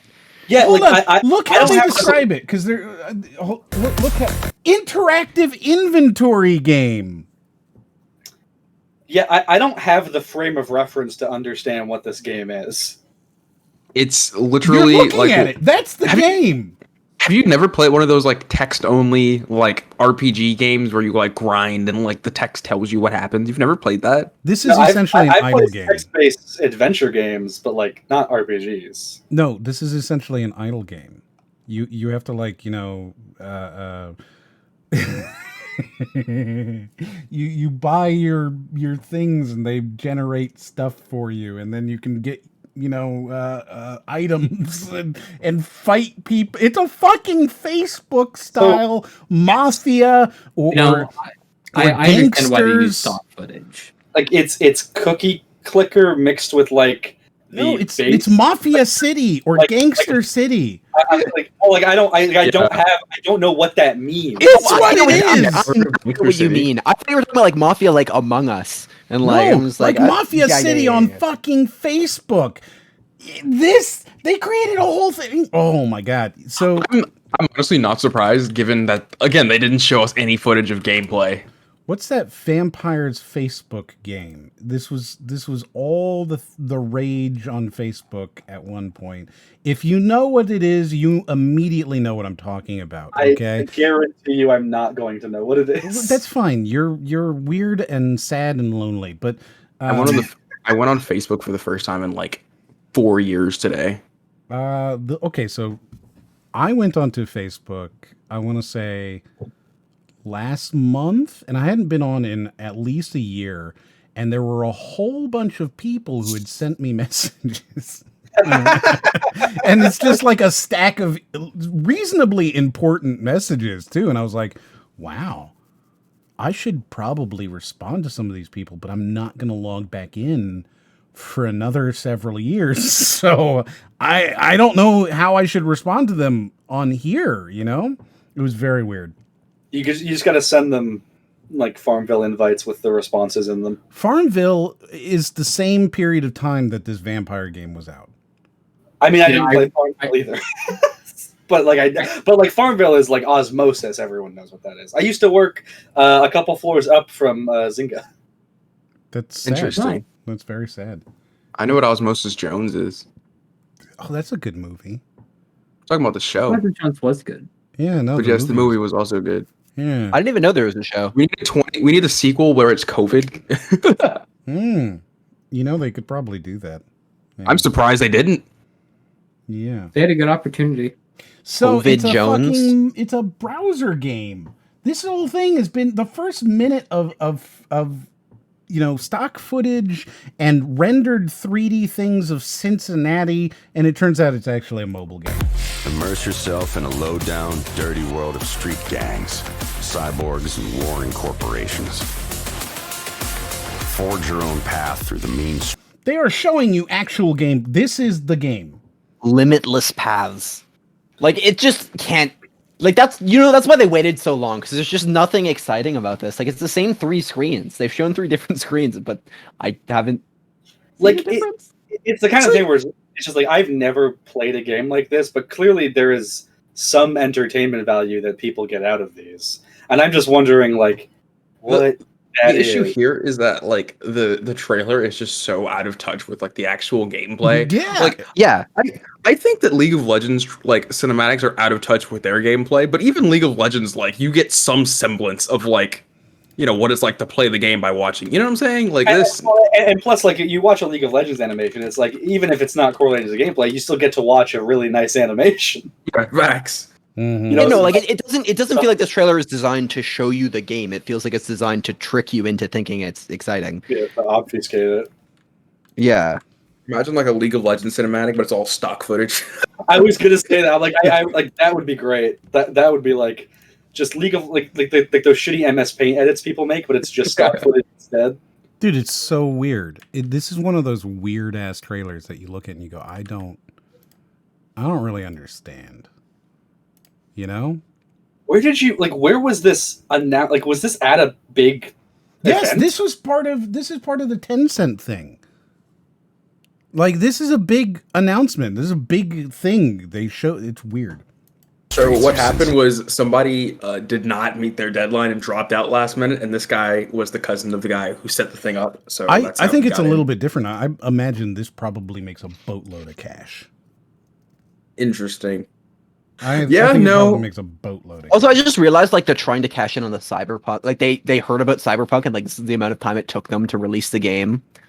Yeah. Oh yeah, because it's even like there are other like cyberpunk games that have cyberpunk in the name where I'm just like, oh, maybe you like it was probably like legitimately just like bad timing. Cyberpunk's just like as a genre coming back, but this feels like a thing where they've specifically titled it this way to get hits on like the fucking Amazon store or the Android store or whatever. Like. Even the way it's narrated, I just like am waiting for the like the riff to come in, the Cyberpunk riff to come in. It sounds very similar to all the Cyberpunk launch trailers.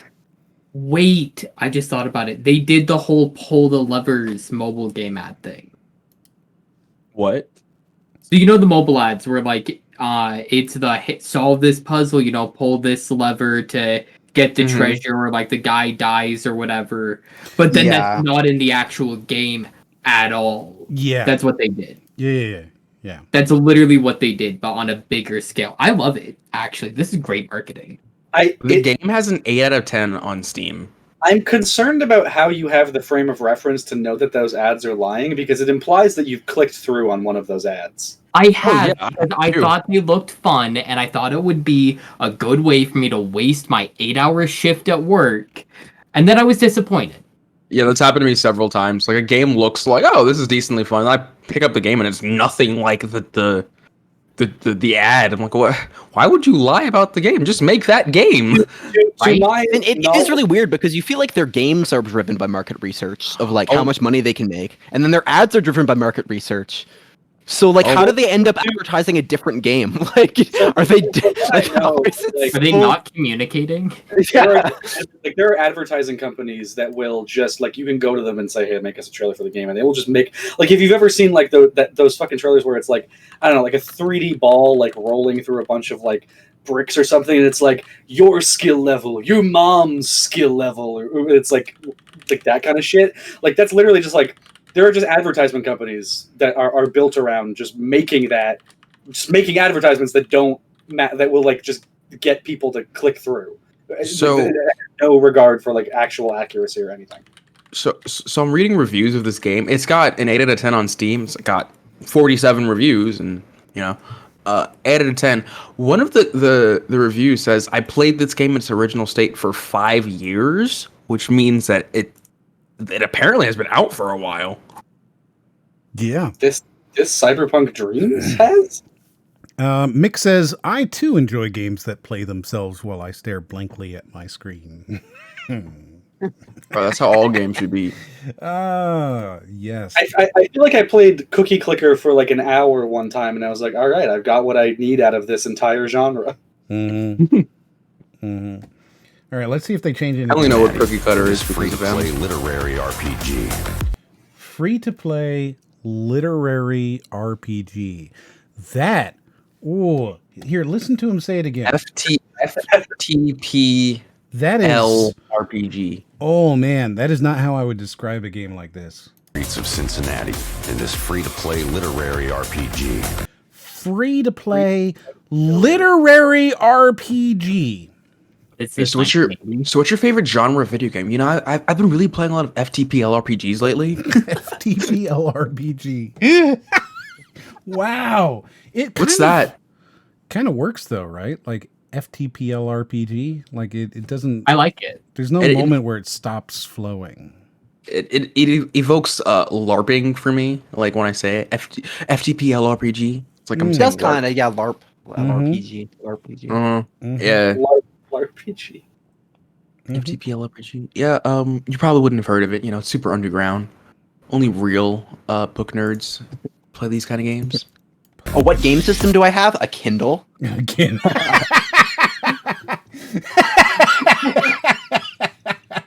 Yeah, my Kindle Paperwhite.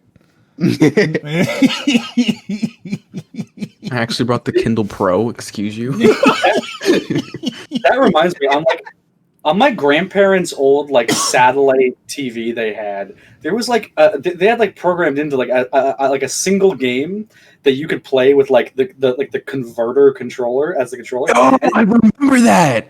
It was like a full top-down like Zelda style game, and I was like, why did they put so much effort into this? No one is going to see this except for like me, who was bored and looking for it at my grandparents' house.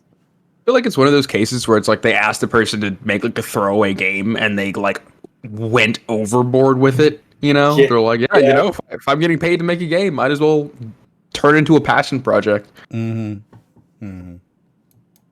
But remember, choices have consequences. Come on. That was dumb, guys. But remember, choices have consequences. Like, come on. And the city remembers. Forget your empathy. Back Survive to the our stock future. footage. Cyber I really like that one building, eh? dream. The rodent. They only had the budget to pay for that I mean, I one love the thing. Captain America logo. M, what are your thoughts on Sly 4? I don't have any. I think that they should make one day. It sure Sly would be Cooper? good. Sly Cooper 4? It'd be They did. good. It's No, really it sure good. would be nice if they made a Sly Cooper 4 one day. That'd be great. I think it deserves to have a fourth one. It's the That second would best be game really in the good. series because it's basically Sly 2 2. It would be really good if there was a Sly Cooper 4 one day. was more of a Ratchet and Clank FTPL RPG is my favorite genre by far, yes. But remember, my opinion is right. Yours is valid. Yes. Exactly. My whole identity on YouTube is making bad opinions. It's literally your channel name. Yeah. Yeah. Yeah. So this one I think is something that Rad will enjoy. This is ominous. No, like actually enjoy. Oh, Lumion? Is that how Yeah, you this say has that? already given me, like, I already can. I'll let you say it because it's giving you those vibes too, but. yeah. This reminds me of, like, a couple things. Yeah, I mean, it should be reminding you of one thing. It's reminding me of Journey. Oh man, is this finally like? Is this the game I've been waiting for? Is this Hollow Knight 2? It's not Journey. It's like the character designs remind me of Journey. It does give me Hollow Knight vibes. Yeah, definitely things like this. Yeah, It should Hollow be Knight. giving you Hollow Knight vibes. You should be getting like some seriously hard Hollow Knight vibes. I I actually never haven't played, played Hollow uh, Knight, and I put that together. I actually never played Hollow Knight. I only watched my roommate play it. Unbelievably good game. I did is meet. good. I It is a did good game. meet the. I think it was the character designer for Hollow Knight. I met him at a convention one time. He's like, "Yeah, I did." Like, he was just standing around. Like, "Yeah, I designed characters for Hollow Yeah, Knight." so, I mean, you want to talk about good Kickstarter devs? Like Team Cherry is it? Like it's three people. One guy did all the art. One guy did all of the programming, and one guy did all the music. They've since hired more people on to do the sequel, Silk Song. But like, yeah, Hollow Knight as a game, like incredible game, like 30-hour game, like full production, like amazingly polished. Three people did that entire thing. And what's really cool, like talking about how like Tim Schafer was basically like, oh, here's one half of Broken Age, and you still have to pay for the other half. Like Team Cherry, one of their Kickstarter goals was a DLC starring another one of the characters, Hornet. And when they started to develop that DLC, they realized that they just had so many ideas that they were gonna. It's become its whole new game. Like it's now Hollow Knight 2, like Hollow Knight Silksong. But they were like, but everyone who paid for like the tier where you would have got the Hornet DLC for free gets Hollow Knight 2 for free, because that's what it is. Like they're amazing devs. Please support Team Cherry. Please play Hollow Knight. It's such a good game. Slow Cleaver says, "Play Hollow Knight, you pleb." Yes. I might. Well, it's like because I watched my roommate play through the entire thing. It's like I got that secondhand enjoyment from them. You know. I do. I completely understand and agree. He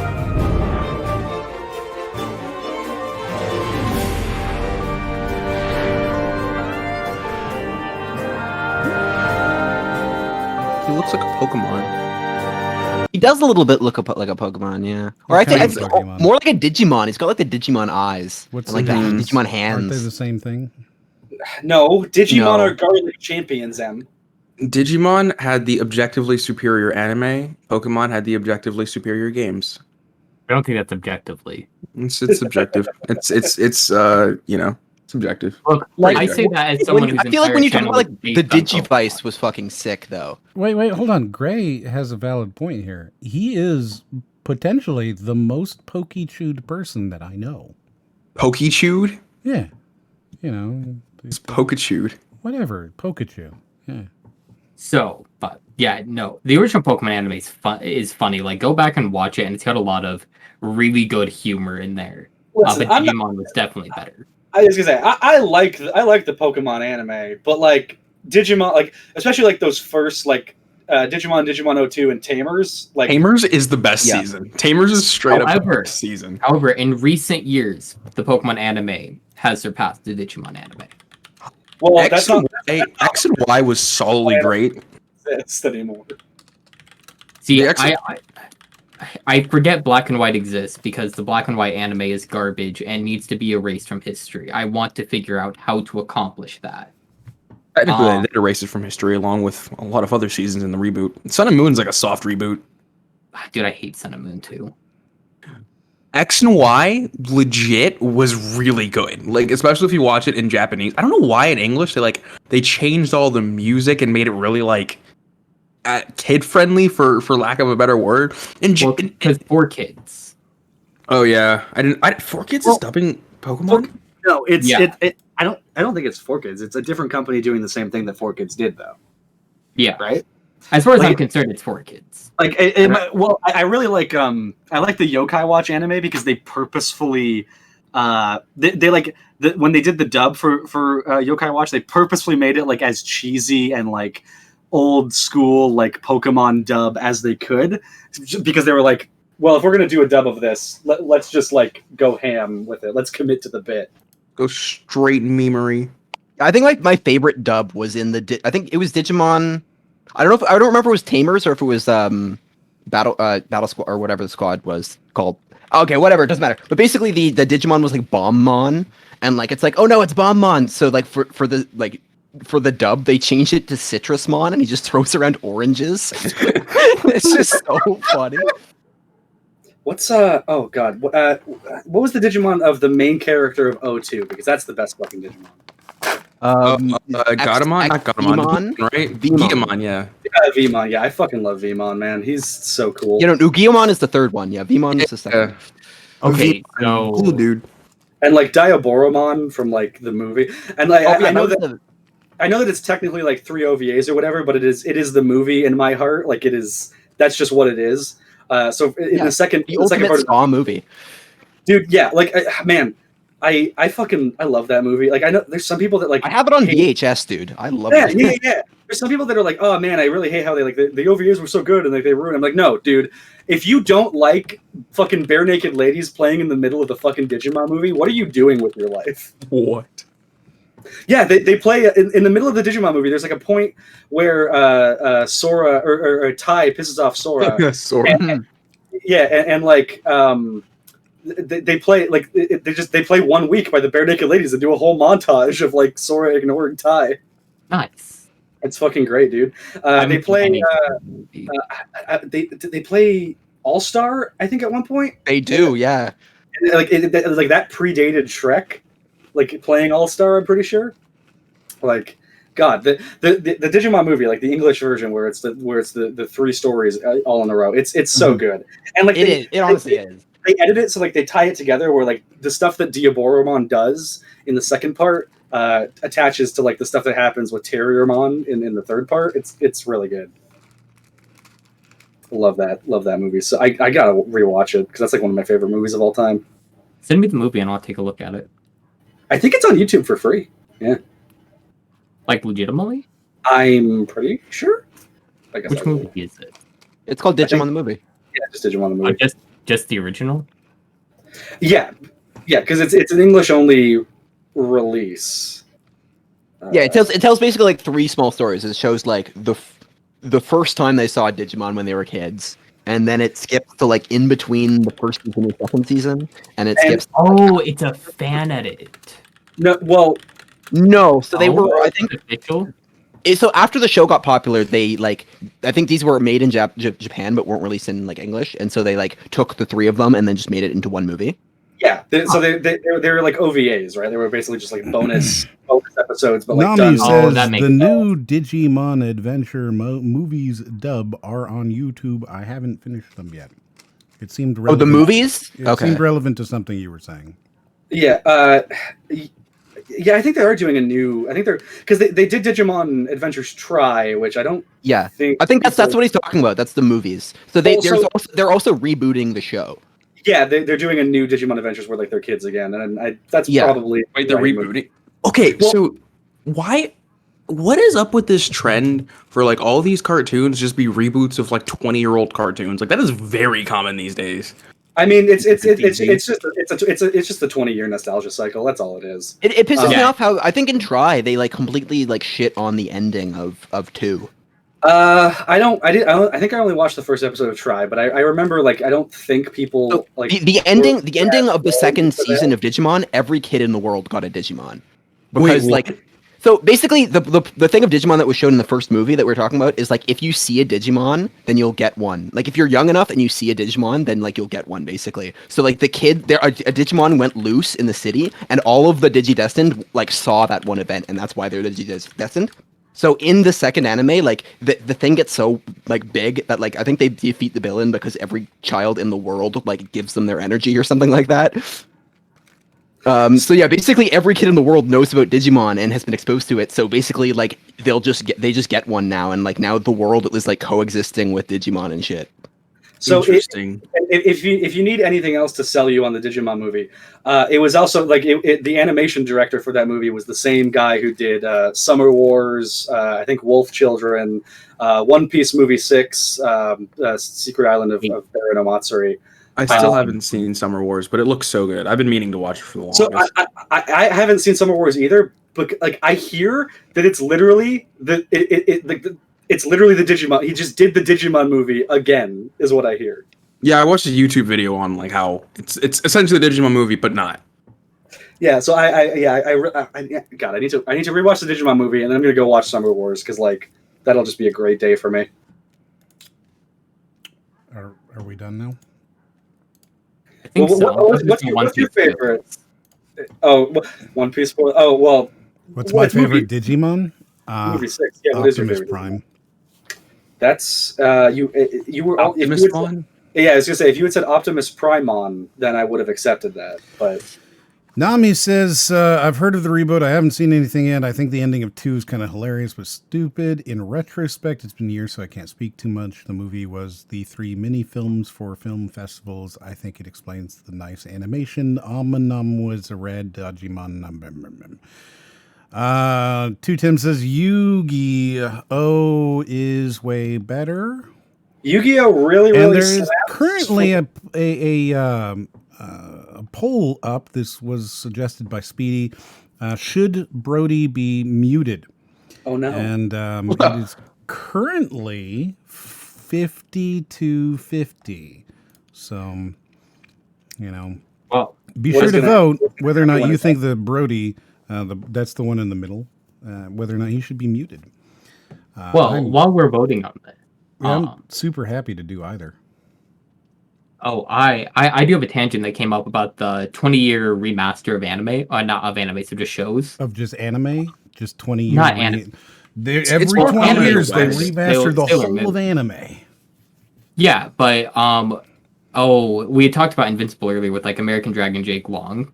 Mm-hmm. I can guarantee that if there is a reboot of that, we're gonna watch it because we liked that show when we were younger, and statistically, we would have a kid right now. Right.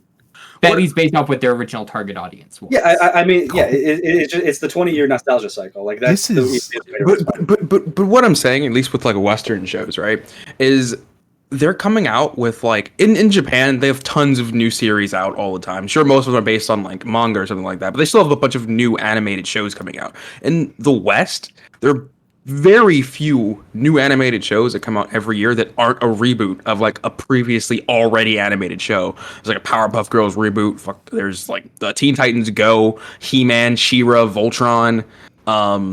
Yeah, although at the same time though, like the She-Ra reboot, it's a very like it is a reboot.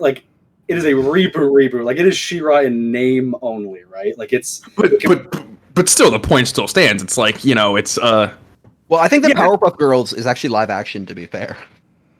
What? Yeah, I'm pretty sure the reboot is live action, isn't it? I'm talking about 2016 Powerpuff Girls. It's literally the same style as the old one. There was also wait, they already did another reboot? I didn't know it? Oh, okay.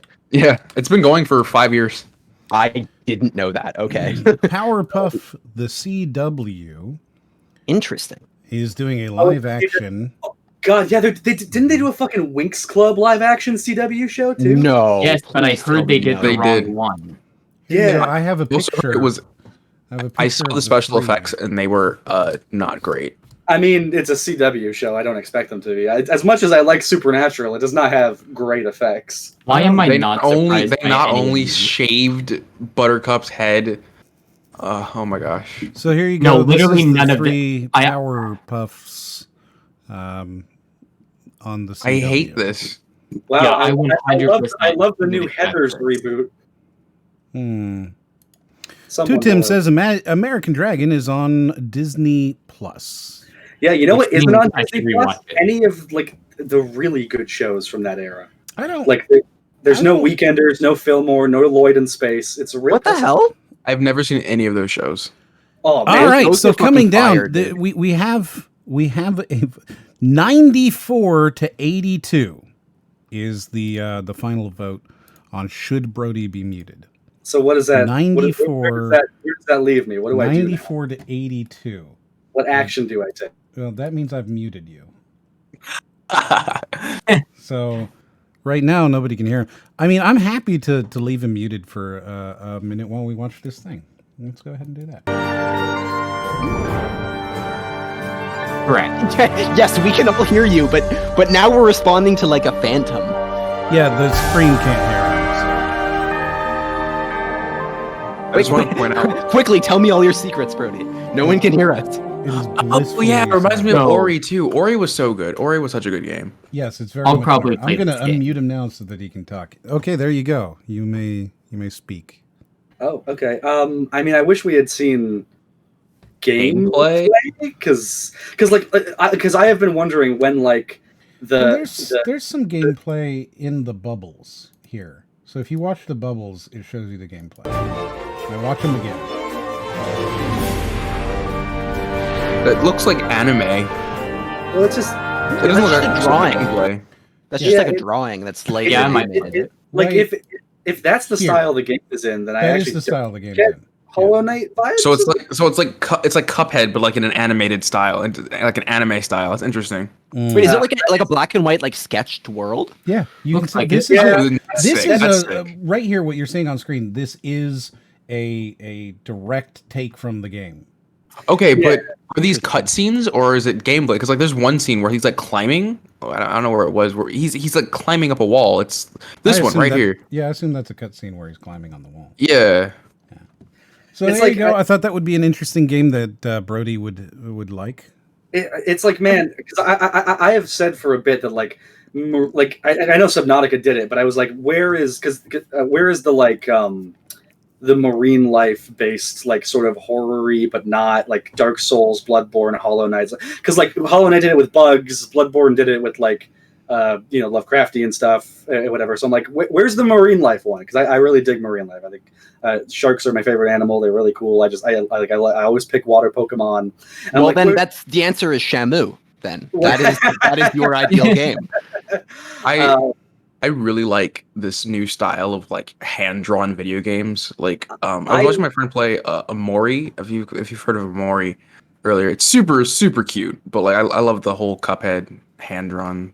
I really like it, but I don't know, like something about the black and white I just don't jive with entirely.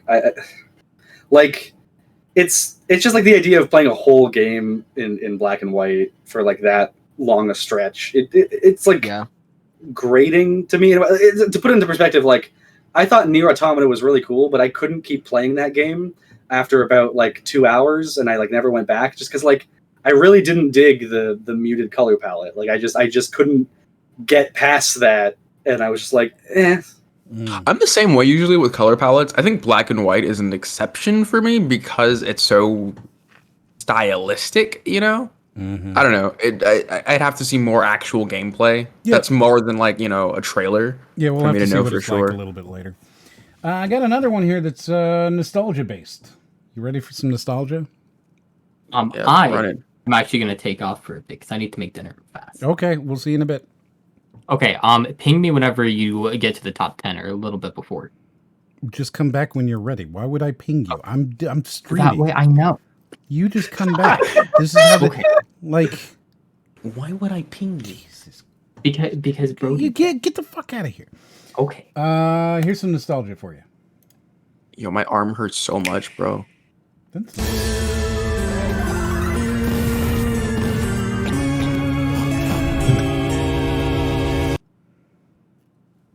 No?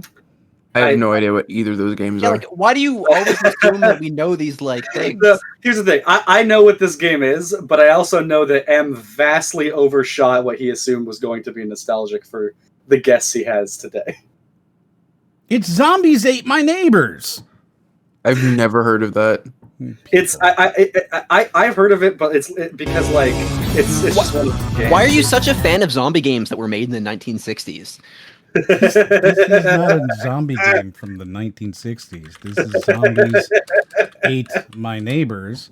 Zombies Ate My Neighbors was released 1993, developed by LucasArts and published by Konami for the Super NES. My dad wasn't even in high school in 1993. Your dad wasn't even in high school in 1993. So I was born 95, so SNES is two. It's SNES is cool. is one two back. And N64 was my first console. Yeah, I'm a PS1 N64 era, but even then, I'm really more of a GameCube PS2 era. Yeah, I only technically owned 2 games on the N64. So this Wait, is no, my dad was in high school. This He is had just Dead started. Rising, okay? Like this is Dead Rising before Dead Rising happened. I hate Dead Rising though. I've never played Dead Rising. You have to save in the bathrooms, which means you don't end up saving, and then you just rage quit once you lose all your progress. I like Dead Rising too, but I played that whole game co-op, so it's like everything that bad happens is good because it's funny. Let's just watch this fucking trailer. You people won't understand. Wow, 70 levels. Wow. I really love it when like pixel. It's just like Hotline Miami. I really enjoyed making it. I hope that people enjoy playing it still. Something looks fun to play for sure. Impressive they found someone on the team who's still alive. Oh my god. Oh, Ryan, I'm glad you joined me in this bit. Mick says, I thought you would have had guests with better taste in games. Speedy says, your guests don't play anything. These people don't appreciate the classics. Yeah. Game is just older than I am. You guests don't know anything. Yeah. Yeah, you Unlike me, guests. who's not one. Well, I mean, So you know, that can't be directed towards me. I don't know. We haven't seemed to establish that you're actually a host yet. Fine. Here, this one looks interesting. Here's the thing. This one has Mild violence. You're gonna think that this is Among Us, but it's not. Okay. All right. It's kind of a social deduction style game, kind of, but it flips it around a little bit. So it's kind of unique-ish. Let's see it.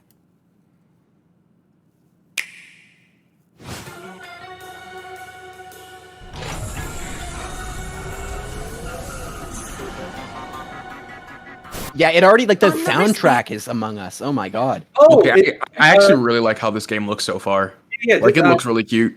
This is by the guys that did Danganronpa, I think. Oh, interesting. The character models seem very like Pokemon, like Sun and Moon, like Pokemon-y. I feel like the dialogue box is giving me Persona, like kind of vibes to the way he's like talking to. This looks super cool. I actually am very into this. This is definitely a Japanese game. You know, I couldn't tell by the fact that his name is Kanzai. I'm confused about what this wristband thing is. Is that like part of the game or is that in the game? I feel like we'll find out in like a second. Yeah, I think I have actually seen this trailer. To Tim, not only do you kick dogs, but you also hate Dead Rising. And Mick says Dunkadop played Shamu, so he's in the clear for now. Okay, that's good then. But you do kick dogs and hate Dead Rising. Yeah. Commands are tasks or missions that you have to do. But those aren't your own tasks. They're other people's tasks. We're suspicious of each other because we don't know each other's tasks. This is literally Danganronpa mixed with Among Us. Mm-hmm. Yeah. And yeah. I'm kind of into it though. Like, not gonna lie. No, it's got a really neat aesthetic to it.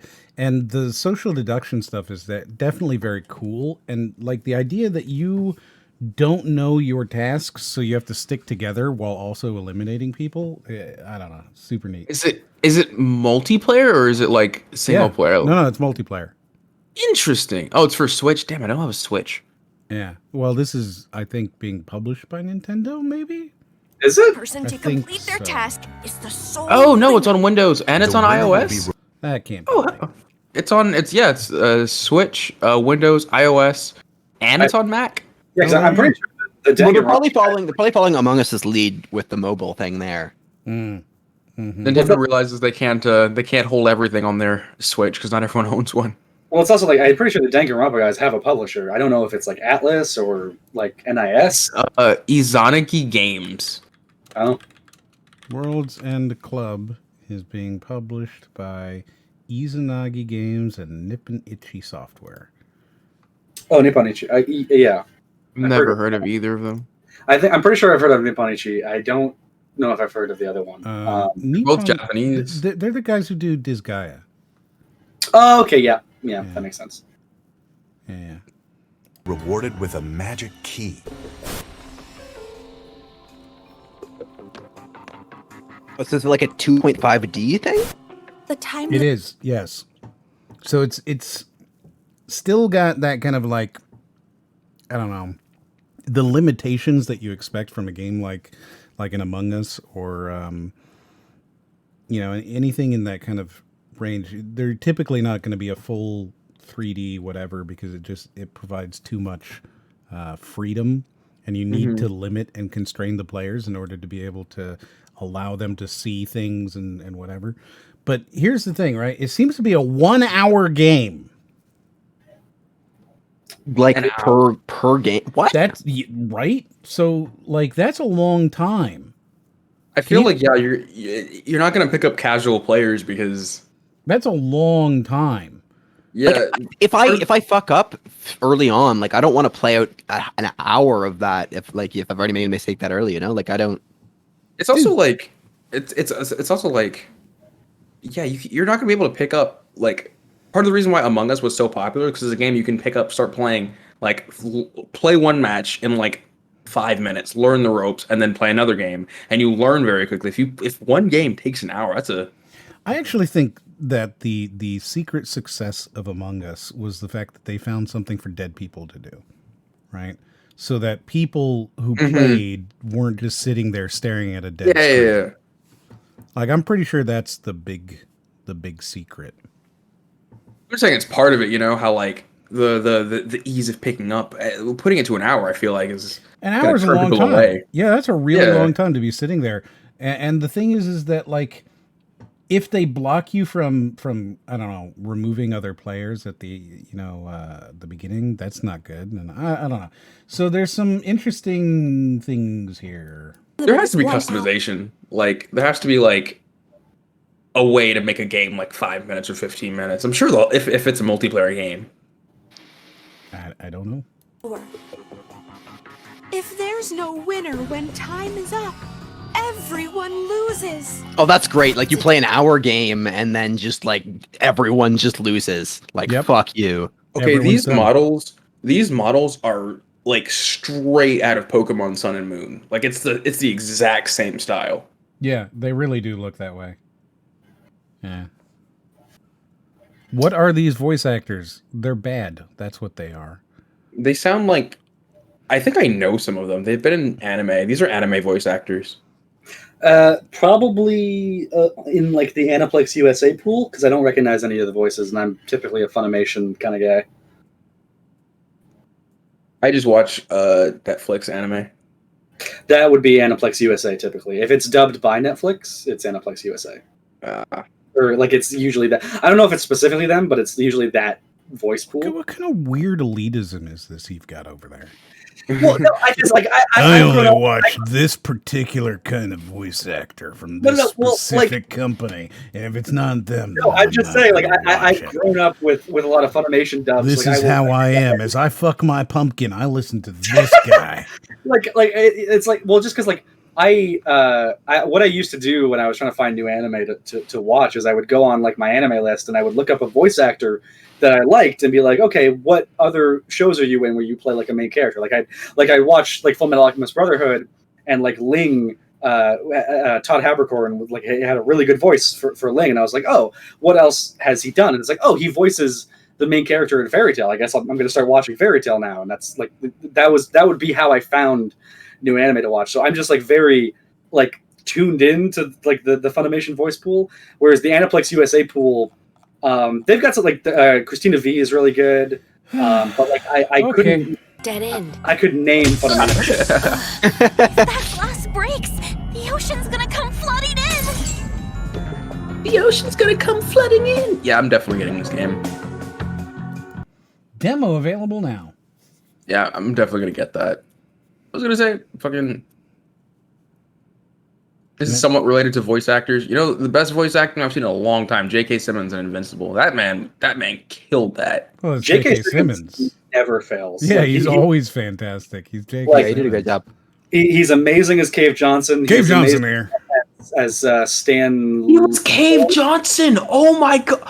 I just put that together. So that's the thing. He's like, he got such a distinct voice that you can immediately tell who he is. But at the same time, you never know when it's him because he's just like he's his character so well that like you don't realize it sometimes. Yeah. I knew. So like Amazon Prime has this thing where like when you pause it, it shows like who the actor is, what they've been in, and I'm like, I know J.K. Simmons from like Spider-Man and stuff like that, but like where do I recognize his voice from specifically? And it was Cave Johnson. Wow. Yeah, that dude, and he's so incredibly good as Cave Johnson too. He did Stanford Pines and Gravity Falls as well. Those of you who volunteered to be injected with praying mantis DNA, I've got some good news and some bad news. Bad news is we're postponing those tests indefinitely. Good news is we've got a much better test for you. Fighting an army of mantis men. Pick up a rifle and follow the yellow line. You'll know when the test starts. Yes. He's fantastic. He's so good. Someone I won't say like I won't describe the scene, But the scene in Invincible that's been getting memed a lot from like the final episode. Think, Mark, think. Yeah, so someone edited that like perfect lip sync for the lemon rant. It's so good. Oh my god, I have to look that up. Please, please. Mm-hmm. Yes. Very good. I adore him, and Cave Johnson is just so good. So we only got 2 more. We only have 2 more trailers, which means we might actually get through this before 10 o'clock. Wow. Which is, I mean, I feel like we've been doing it in 2 hours consistently. And yeah, we're well, actually... there were more. I said there were more. Yeah, there was more this time. Yeah, there was more, Brody. You know, if we had that one tangent from earlier, like imagine how much longer this moment would have been. Yeah, but you mean, we let it. Do you mean the moment when I cut off Brody and just continued? No. Oh. No, I think he's talking I meant about the lost tangent at the beginning of the episode. Oh, from Zoe, right? Yeah, if he'd remembered. Oh, the lost tangent. Yeah, we'd be in a completely different place right now. Who would even know? The world would be different. Stratosphere. Yeah. Mm-hmm. Yeah. I really like this game style. So the next trailer I selected because it's the first real-time strategy I've seen in a long time, and the graphics look insanely good. This game looks super cool. However, I can't tell if it's a online-only game. And you'll understand what I mean, I think, when you see this. It's very much like a World of Conflict. You people have never played any games. You've never played any games. All footage captured engine. Yeah.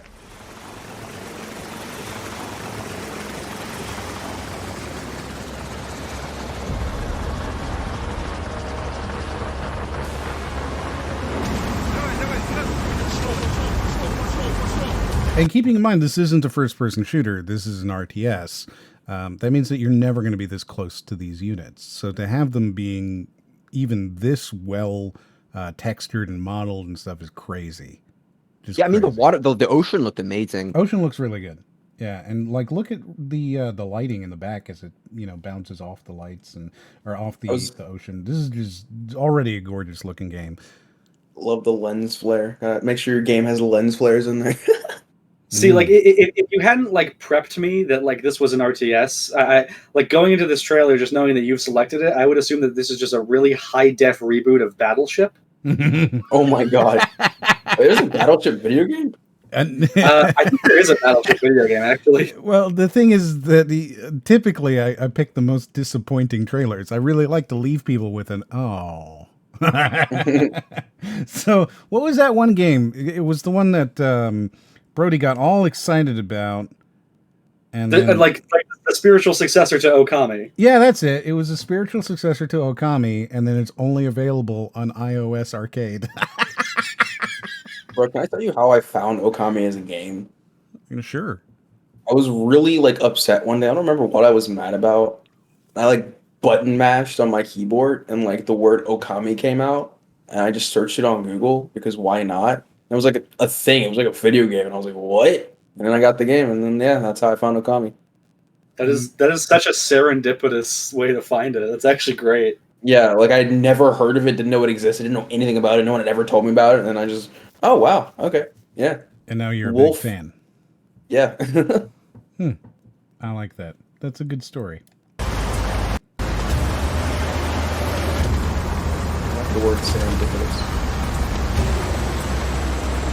No, Brody's been killing it with his language lately. He's got a vocab next to him, or a dictionary next to him. Why did you thesaurus? Why did you change your is microphone? the word. Why did you take? You sound different now. Why did you do this? Me? Yes, you. I didn't do a thing, man. You did. You sound different. He sounds the same to me. Yes. No. I sound the same. Okay. You sound completely different. I'm pretty sure he sounds the same. Are you closer to your microphone? Like I'm talking to my microphone. I'm using the same vocal cords I normally use. Like literally nothing has changed. Are here. you just like have you just stuffed it into your mouth like you never did? I can talk through a tube into the mic if you want. What? Do you have one of those auto tune? I said I can talk through a tube into the mic. What? Oh, this is the great audio experience. Why do you even have this? Why do I have a tube? That's a good point. You just have like a paper towel, like a cardboard. Why do you holy shit? Oh my god! Do you have one of those those old marble sets that you could like link together, and you roll the marbles down? Like, do you have one of those? What? Oh, those things are cool. I remember those things. I want if I was ever going to be like that person who's like, yeah, I got really back into Legos now. Like that's the thing I would get back into is like those fucking like marble sets. What are you talking about? Yeah, no, I'm with you. So there's these little things. They're kind of like Legos. You can click them together, but it makes basically like just a giant marble course. Yeah, and it's like you get like really intricate. Like if you've ever seen those like those hamster like tube setups that are like really intricate, imagine that, but it's like for marbles to like roll down and like you can get like all like crazy with them. It's like I think Connects have done like some versions of that too, but like the specific things that like I'm talking about, like they were like their own thing. I do not know what they're called, but like they were so cool. Like that is the toy that I would get back into if I was going to get back into something. Yeah, no, I'm with you there. I know exactly what you're talking about. Have you honestly not seen this? Like you didn't have like a marble track when you were Speedy a kid? says, "Is that Raiden? He needs to prove it by kicking a dog." Oh, here. Actually, if you literally just look up fucking marble set, just like a marble track, and there's like a very. I'm not going to do that because I don't believe you, and you're bad people. Here, I'll. Why would you do this? Is Mousetrap. That's great. We've said the same image. Hey, look at that. This is just Mousetrap. Hold on. Wow, this is bringing back memories I didn't even know I had. I've never played this game, but I used to see the ads for it. For Mousetrap? There was the one fucking set in the one corner of this classroom, but like there was never like it wasn't like it was in kindergarten anymore, so there's never like free time to go play with the fucking marble set. So it's just I'd look at it, but it's just like everybody knows this is just never Mousetrap, right? Like 100%. No, I mean, Mousetrap. Mousetrap is really cool. I think Mousetrap used to be my favorite board game for like a long time. What, it's a board game? I thought you just made like a Rube Goldberg machine. So the idea is that like it's a board game where like you build the machine as like you play and land on spaces, and then the goal is like if you're at the end of the board, like when it gets completed, you get trapped and then you lose and you're out. To be honest, it is not a very like in terms of the rules, not a very balanced or structurally sound game at all. Just very interesting to build the machine and then see it all go off. Interesting. Yeah. I feel like a lot of people who played this game didn't really play the game. They just built machines. Probably. Head says that if he were to get back into Legos, he would buy the Saturn V set. And I just looked this thing up. The Saturn V? Yeah. And it's pretty cool looking. Look at this, man. Adam Savage can do no wrong. I love that. That's a cool set. I selected this photo because he is holding it, and therefore you can see the size. Because the rest of them, like, you look at the photos and it's like, oh, it could be 3 inches tall. You have no idea. That it could literally just be 3 inches tall. You're saying that you didn't select it because of Adam Savage? But there you go. That's super neat. I agree with you. I would also buy that one. I mean, I think the problem with it is like I really want to throw it like a projectile. Yeah. And I know it would shatter instantly, but I don't know if I could stop myself from throwing that. Like a lawn dart. You think like a javelin. Like just freaking I see. Poke someone's eye out. Yeah, like I don't know. The problem with Lego sets to me is, it's sort of the thing, the point that the Lego Movie was making, where it's just like for me, I have no desire to like follow the instructions and make what they want me to make. I just want to like put some custom shit together, and whatever I end up with, I end up with. Like I used to make like just like custom robots and shit out of Lego. So that's why I think I like those marble sets, because it's not you can't play with the marble sets wrong. You just make whatever you make. Whereas Lego sets, it's like, wow. Oh, I think we have a chance to teach somebody something. So, Nami, lawn darts, not long darts, but lawn darts, is a thing that I don't know if it's international, but it was very popular in the U.S. back in like 1980s, 70s. I don't know. Back when that was adolescence. Well, until a bunch of people were murdered, it was very popular because you would throw these darts, right? You'd throw them up in the air, and then you would let them fall down, and you'd try and hit some circle in your lawn, right? And so it was lawn darts. And a bunch of people were killed because you throw a weighted metal pokey thing that's intended to like bury into something into the air, and then it would fall down and hit them in the head and kill them, which is hilarious. That is really funny. Imagine killing yourself. Playing lawn darts? Playing fucking lawn darts. Like you kind of won the whole Darwin Awards on that one. You know what I mean? Like and just straight up said, "Imagine killing yourself," and then just bust out laughing. Imagine killing yourself. Oh God, it's so funny. Like you gotta be a fucking idiot. My dad and my godfather were playing like actual darts once, and my dad threw the dart and it landed in my godfather's eye. No.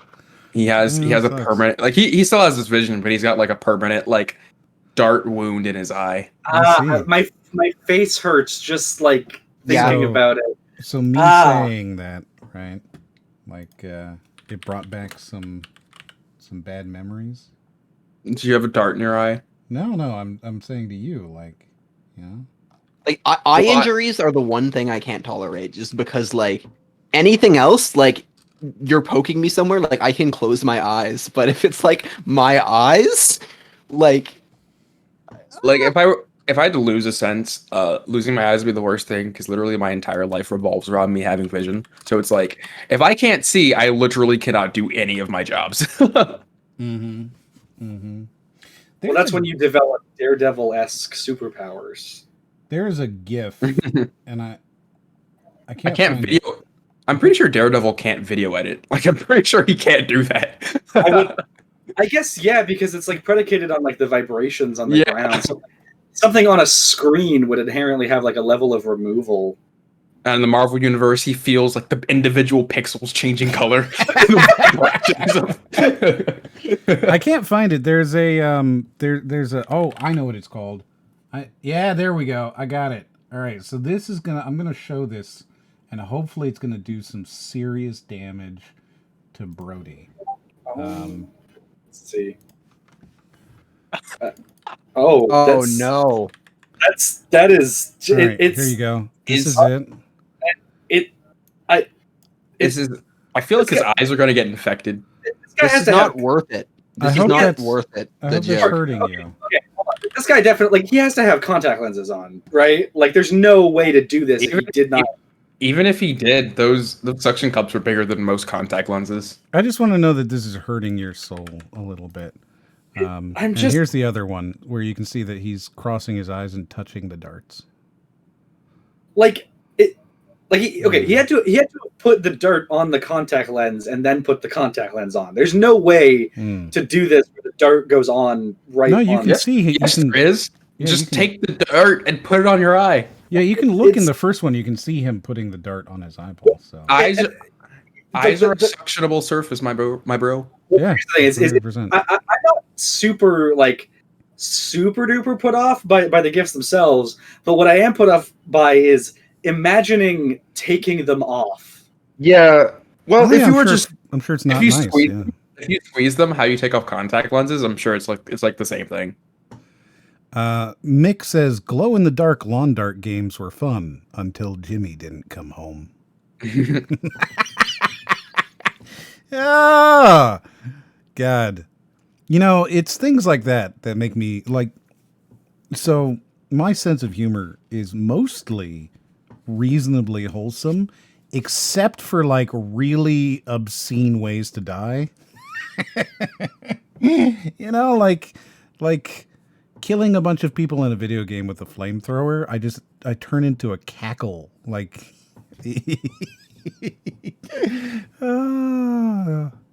into a cackle. Just that's it. Yeah. Just I What is- cackle like a madman as I burn people to death. Right, but what is this? You say you turn into a cackle, so I want you to describe what is a cackle. Well, I can't cackle on command.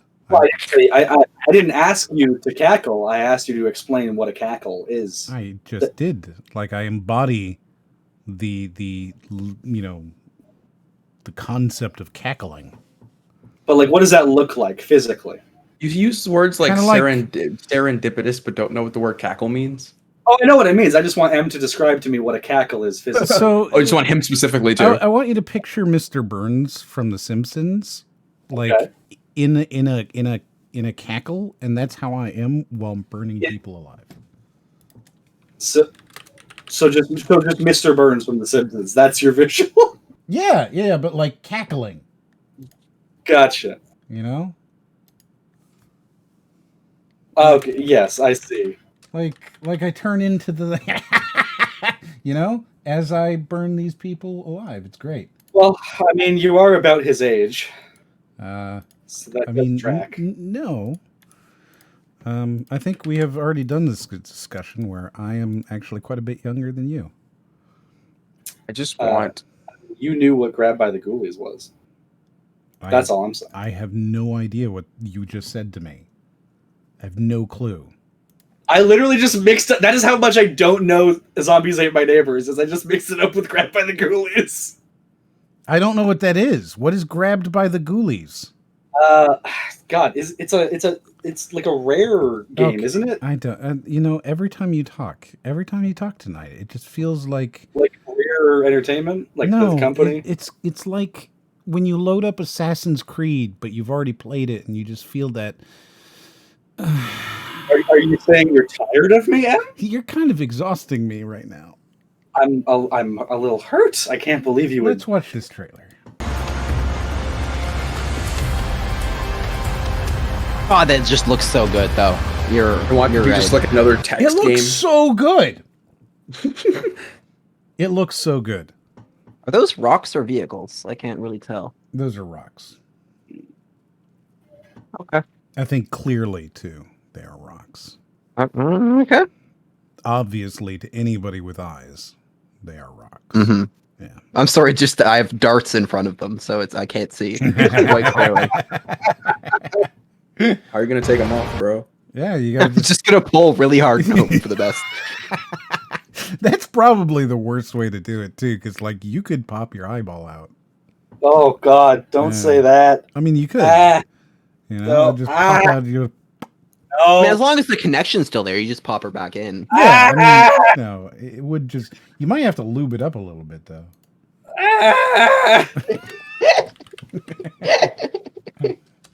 Why? Honey, can you grab the lube? My eye. Yeah, it's out of the socket again. I just gotta.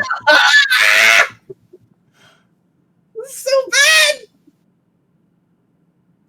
Normal Friday I night. have, I have found the most cursed GIF ever. Oh no! Here you go. Oh no! Ah! Oh, what is this?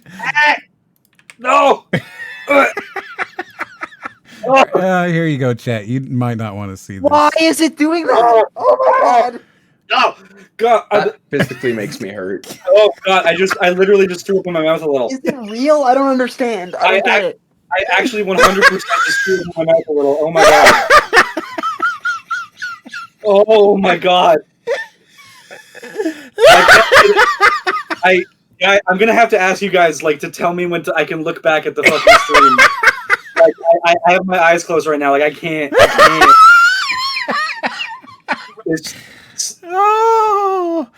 Oh, good. Yes, I am pleased by this. Oh.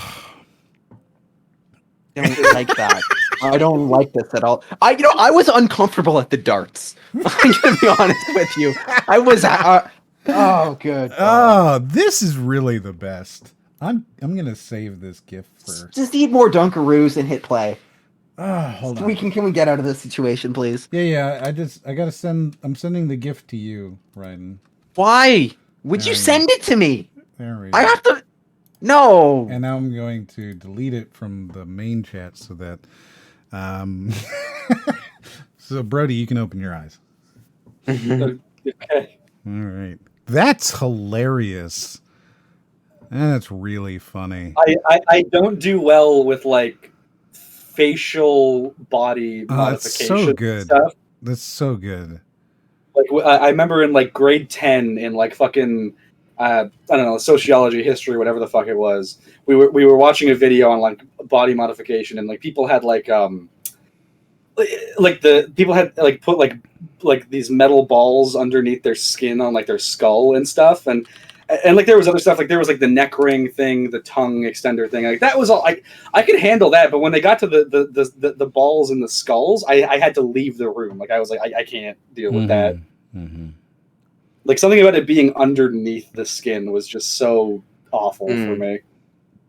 Yeah, I had this one friend who was like really excited about the idea of implanting magnets in your fingers, so that way you can feel the magnet. Yeah, you can feel the magnetic. Yeah, so you just got to put a little neodymium, cool. Right? Like, and it needs to be encapsulated in something that you can put into your flesh, which is really the hardest part. Like, you can't just go ahead and throw a magnet under your skin. It really needs to be in a bio-friendly implant. But yeah, then you can feel magnetic fields around you, which is kind of neat.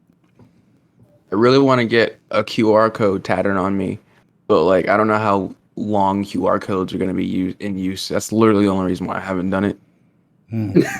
What would it direct to? I don't know. Some domain name that I can like change at will. Okay, so so you don't like particularly care where the QR code goes. You just want the QR code. No, like I'll have it like linked to something that I can like like if I link it to a link, if I link it to a URL, I can like change where that URL points, whenever I want. Right. Mm-hmm. But yeah, I want to get a QR code tatted on me. So what is the first thing you would make it point to? Probably my YouTube or my TikTok. Well, some of my socials. Understandable, but a fairly mundane answer. I'm a little disappointed. Hey, man. Imagine walking into a job interview and he's just like, "Where's your resume?" And then you just like take off your shirt. I'm sorry, you have a tattoo. Why don't you find out? Right? Go ahead. Click me. Yeah. I have a Nokia 2003. Brody. Do you not have a Nokia from 2003? Brody. What's the problem? It's painful, man. You're just painful. But see, you're at least you're responding to me now instead of leaving me in silence. I think I got my first phone in 2003. Was it 2003? No, it was later than that. And I bet it was a nicer phone than what he's talking about. I got mine in like 2010, I want to say. You would get a QR code that leads to doomsausageguy.com. Yeah, it was in like grade 10. Would you now, Nami Num? Interesting. I don't think you want... I mean, I don't think you want to say that because he's going to try to make you follow up on that. I think that's a great idea. Look, he's already doing it. I think it's a brilliant idea. I wholly support you. I think you should do this, and you should send it to me. Yes. I am super supportive of you doing whatever you want to do, as long as it's that. I think the thing that would scare me is like, what if you get the tattoo done, like they do it perfectly, and like you scan your phone and it just doesn't? That would be unfortunate. Pretty sure it'd work. I mean, like it might not work because maybe my skin tone is too dark to like tell the difference. That's the only issue I could really see. Just get the universal time, space, language, time travel code. Oh yeah, just get Bender tatted on my ass. Exactly. I actually like heavily considered getting that. That'd be a good one.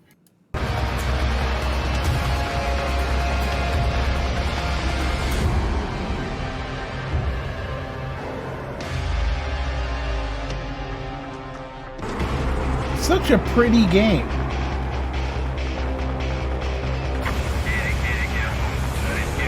Like for an RTS, this is gorgeous. I'm going to take your word for it. I don't play RTS games. I only played StarCraft like twice. Compared to StarCraft, this is significantly better. Would you not agree? I remember StarCraft looking really good, but this was also years ago, so I don't know. Oh my god. Like, this definitely looks good, but I'm already starting to get impatient now. Like, we're halfway through the trailer. Like, let's start to see Why the. do I bring the any of you people on here? You don't know video games. Oh, we know plenty of video. You know Pokey It's not the ones. You know Pokey. You don't understand an entire genre. I don't play RTS, so I can't have an opinion on whether. This is because RTSs have never been even close to the cutting edge of graphics. Like, they're usually like top down, pretty crappy. Like, I agree. I actually agree with that 100. Oh, and then I meant StarCraft 2. StarCraft 2. Anyway. Yeah. And then they always try to like stylize them in a way that like each building is supposed to look exactly the same. So it's not supposed to be realistic. It's supposed to like you just look at it from a glance from far away and you know exactly what you're like. Like, it's supposed to be more practical than it is realistic, I think. Generally. Yes. Well, I think also part of it, the reason why it's always been like so low rise is because you have so many units at the same time, and like, you know, people's systems couldn't necessarily handle so many like high res units all at the same time, and since it was top down, there was no need for it to be, you know, as detailed. You brought up Command and Conquer earlier. Command and Conquer is a real-time strategy. It's like the granddaddy of real-time strategy. Oh yeah. I played Command and Conquer. I forgot about that. That's a good example. You know, Command and Conquer Generals is like my one go-to game. Is that the third one? That's my ideal. So you've played it too. I don't know. Brody's the only one who sucks here. I'm not into RTS games. I don't even understand that entire genre. No, Command and Conquer is probably the game I could say I've purchased the most. Really? Like, because it was $1 on Humble Bundle one time for an Origin key, so I just like bought them for all my friends because like it's not like the cost matters to me. It's like it doesn't matter if I own Command and Conquer. Like, other people need to be able to play it because the computers are complete trash. So like I needed my friends to play it, so I just bought them. And I actually found out that like they limit you to a certain number of orders. You can only order like 3 times on Humble Bundle before they're like, no, you've already bought this. But you can then like choose a different payment method, and then they'll let you. So I had to like buy through PayPal 3 times, buy through my like credit card 3 times, buy through my debit card like 3 times. That's weird. I was gonna say. Know that. Yeah, I don't know if they've changed it since that one moment. It's just like it's something that happened to me. I'm like, this is interesting. I don't really fuck around with it with regards to Humble, because I feel like they are really quick to ban people's accounts, and I don't want them to ban my account because, you know. Well, I don't really care because I just redeem on Steam anyway. I don't really have stuff in. What? Like, why would they ban your account for? Like, what could you do that is bannable? All sorts of stuff. I've just heard of a people. storefront, But I've heard of them banning accounts for accepting gifts. All sorts of weird shit, man. Like, what the fuck? Yeah. So I don't fuck around with them because I don't want them to cancel my stuff. Yeah.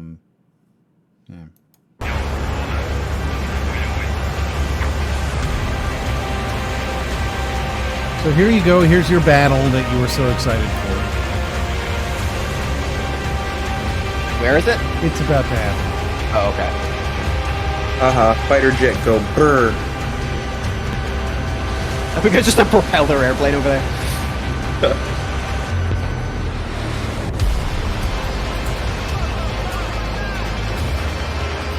Oh, that guy's really running.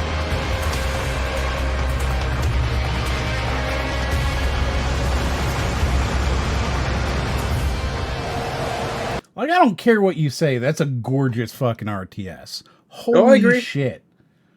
This is pretty as fuck. Now, this is in game? Presumably. Yeah, everything. It says at the beginning. It was rendered in engine. Yeah. Yeah. Because like tonight has felt very no game, no hype. Yeah.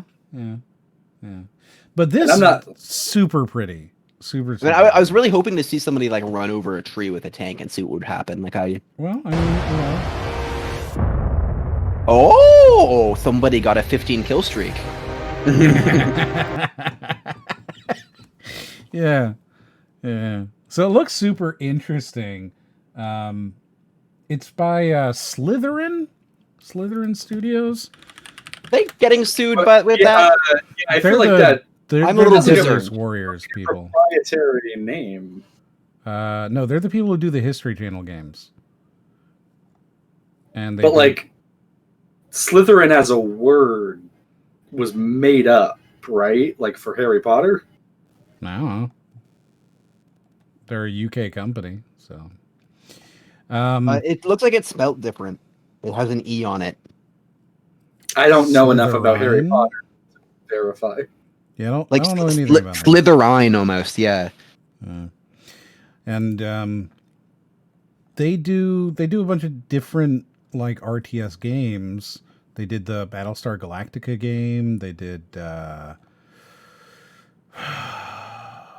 I don't know, but a whole bunch of games, right?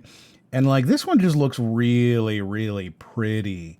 I'm pretty interested in seeing what it looks like when it comes out. But I imagine it comes out and it's like, $70. And as usual, I'll just be like, that's a lot of money for an RTS, which is always the problem. But still, it looks really, really pretty. And then I've got one last trailer for you here. And I chose this one because I'm personally interested in it. So I haven't seen the trailer yet. This is for a game called New World, which is an MMO from Amazon. And it is the only one of their games that they have not canceled yet. Because they've canceled all of their games. All of them so far have been canceled except for this one. So this will be like $1 billion game now. If you like take all of the games that Amazon Game Studios canceled, and this will be the only one, this will be like $1 billion game. So I think I might have to dip because that vaccine is really kicking in now. Okay, so why don't you tell people where they can find you? YouTube, Bad Opinions, or TikTok. Just Zo for it. YouTube Bad Opinions. Let's see if we can find you. Critiquing the arts and society, one bad opinion at a time. Yeah, that's me. There you go. And you can thanks. check out Zo. Yeah. So there we go. Null Rocks? Oh yeah, I made that account when I was like 12, and I just thought it sounded cool. I mean, that's why we had RACROX for a while, right? I understand. I just never change the URL. All right, man. Thanks for coming. Yeah, thanks for having me, man. Sorry I had to leave early. I'm just like, wow, this is cool. Much worse than last time. All right, yeah, no worries. Like you go to just be like in a daze for a while and then get better. Mm-hmm. Yeah, I think I'm going to go lay down. All right, man. Yeah, that's probably for the best. Well, thanks for coming on. Appreciate it. Yeah, thanks for having me, guys. Yeah. So, all right, catch you later. New World is an MMO. It's done by Amazon, right? And like one of the things that's kind of interesting about this to me, and I don't know, it's one of those things that like for me, I was like, oh, this sounds really neat. Is that the entire economy, everything is made by a player. Ooh. Like everything is made by a player. What do you mean by made? Crafted. So like if you need arrows, you can either craft them or buy them. Okay. But they've been, if you go to a vendor and buy them, those have been sold to that vendor by a player who crafted them. But what if you need the materials to craft arrows? I don't understand what you're. Well, you said the economy is based on the player, so you can't just buy arrows from an in-game shop. You actually have to you can, but you have to someone has to have made those arrows. But you obviously need to be able to get materials to make the arrows. So are those also sold? And no, you would go out there into the wild. It's an MMO. You'd go into the wild and you'd chop down a fucking tree. Right, but so then not. I mean, I would presume you could probably sell raw resources if you wanted to. I mean, presumably. Let's see. So Nami sent us a picture of his sweet new tattoo. as you can see. It is very Oh, wow. clearly tattooed on him and not at all fake. Here's the thing, right? I'm going to go ahead and I'm going to do this. I'm going to pull up my phone. I'm curious where this QR goes to. I was going to say that too. Yeah. Let's see where the QR goes to. Oh, my phone's not registering it. Here we go. Tap here to go to doomsausageguy.com. Hey, there you go. Wow. It actually goes there. Well, I can't believe the commitment there. I appreciate it. Yeah, it's good. It's really good. So, New World looks really interesting. I played it a while ago. I was invited to try out like a pre-alpha or something. And I thought it was really interesting. I had a lot of fun with it. I haven't had fun in an MMO in a long time. Like, you get into it and you're just like, oh, this looks bad. Or this is stupid, or, whatever. It's clear that they're trying to, hook you, trying to get you. Yeah. Yeah. So like this didn't feel like that. It was just naturally fun. And so I wanted to whatever. And like, yeah, I don't know. It's super neat. So I'll show you the trailer for this. It's the newest one, and we'll see what you guys think. Just that logo, wow. It's really bad. It's painful. What is eternal? Like I don't know. I don't think of Amazon for content, even with Prime, right? And like, I think that Amazon Prime Video has some really good content on it, right? I think some of the shows on there are really, really good. I think Mrs. Maisel is the funniest show I've ever fucking seen. It is so funny. And yet, it's only on Amazon Prime, so nobody's seen it. Yeah, like I think people are starting to realize that like Prime Video stuff has like a lot. Yeah, of good, I think The Boys was the first one to break through. Yeah, like Prime. Yeah, now with Invincible too. Yeah. Like The Boys and Invincible are definitely the most popular ones right now. But the thing is that it's gotta stay past that. So like, Coming to America 2 didn't do shit. The Expanse is one of the greatest shows on television. It's so fucking good, and yet because it's an Amazon Prime show, people don't watch it.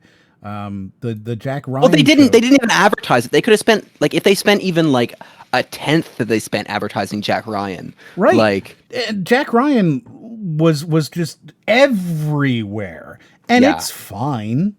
It's fine. It's not bad. Like, it's okay. I think they were really backing John Krasinski. Yeah, like, well, I mean, he did pull in the. That's what I think everybody got it for. But The Expanse is fucking great. It's an incredibly good show. I know some people that work on that. It's always really weird to me when like companies like decide who the next action star is, and then every single company goes all in on them. Right. Like it happened to John Krasinski. Like it happened like. Chris Pratt gets Guardians of the Galaxy, and like within like a week, he's got Jurassic Park. Like it's just like I just don't know how this happens. There's a couple of good shows on Prime Video though. They've got Upload, which is not good, but it's entertaining. Oh, yeah, I did. Upload was you're. Yeah, it's not good, but it's entertaining. Upload is probably the best Black Mirror-esque thing. Like I think like there are some decent Black Mirror episodes, but I think as a show, Upload just in general beats it out because like Upload has this take on like Black Mirror concepts where it's like, but humans are still going to be in charge of all this shit, right? Yeah. And you have to like deal with the fact that like fallible humans are going to be managing this. Yeah. The Man in the High Castles, a lot of people really, really enjoyed that. Obviously, I think the first season of that's fantastic. It ended terribly. It did end very badly, but like the first season is fantastic. I agree. James May Does Japan or whatever the hell it's called is just it's the best documentary of another country that I think I've ever seen from like just what it's like to live there, to be there for a while. Because he goes to Japan for like 8 weeks, and every episode is just a week of him spending time slowly experiencing things in Japan and just like going and walking around and like eating this and going there and driving here and just hanging out through the whole country for months, which most of these shows, it's like, oh, we're going to go to Tokyo for the day and we're going to make 8 episodes out of that. You know what I mean? So like the James May Japan thing was probably the best documentary of another country I've ever seen. The Tick, holy shit, The Tick was incredible. Yeah, you're right. I forgot that was an Amazon Prime show. That was super good. And of course, Marvelous Miss Maisel is the funniest show I've ever seen. It's so funny. I've never laughed better. Good Omens with David Tennant and the other one. Yeah, I don't know. I watched the first 2 episodes of that because I like David Tennant. Now I need to Google. What is his name? Good Omens? What's his fucking name? I'm gonna know, like, as soon as I see Michael Sheen. Yeah, it was super, super entertaining. Just, there's so much good stuff on there, and yet, like, wow, what a terrible everything, right? Like, Prime sucks. It's terrible, but, like, the original content's really, really good. I've enjoyed it. I'll fully admit, like, Amazon got me to get Prime. Like, back a few years ago, they had a thing on where, like, if you got Prime, you got 20% off all new games. So, like, if you bought just 5 games in a year, that's a good deal. You made your money back. Like, you basically got Prime for free, and then, like, any more games you got after that, you got the discount, basically. So like, you're just saving money that way.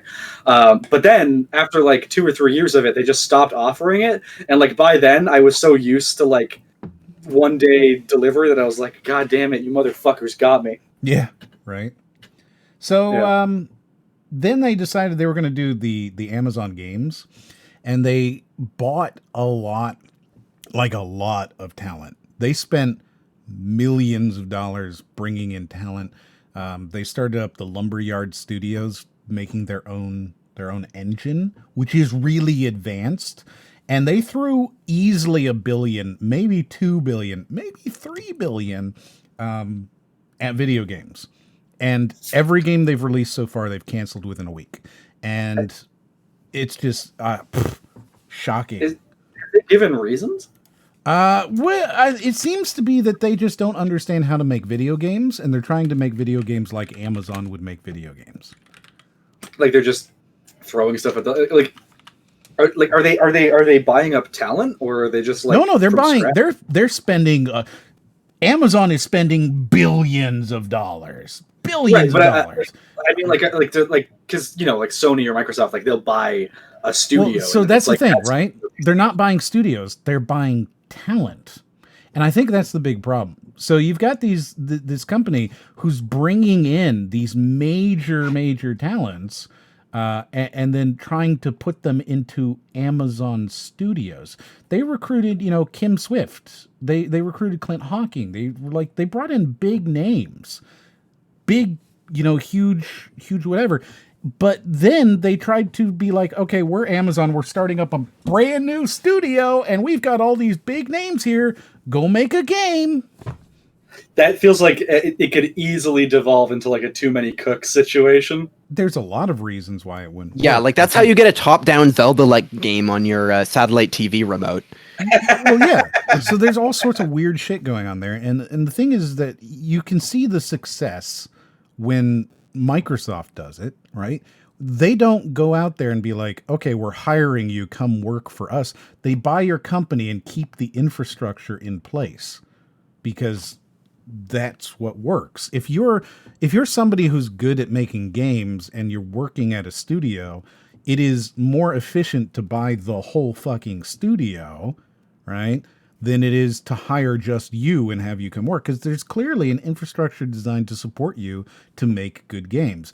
And then you can have an overarching umbrella organization that can push downwards on those studios to produce the games instead of just like pulling them all in and Valveifying it. There's a reason why Valve doesn't make games anymore. It's because they turned themselves egalitarian to where everybody's their own boss.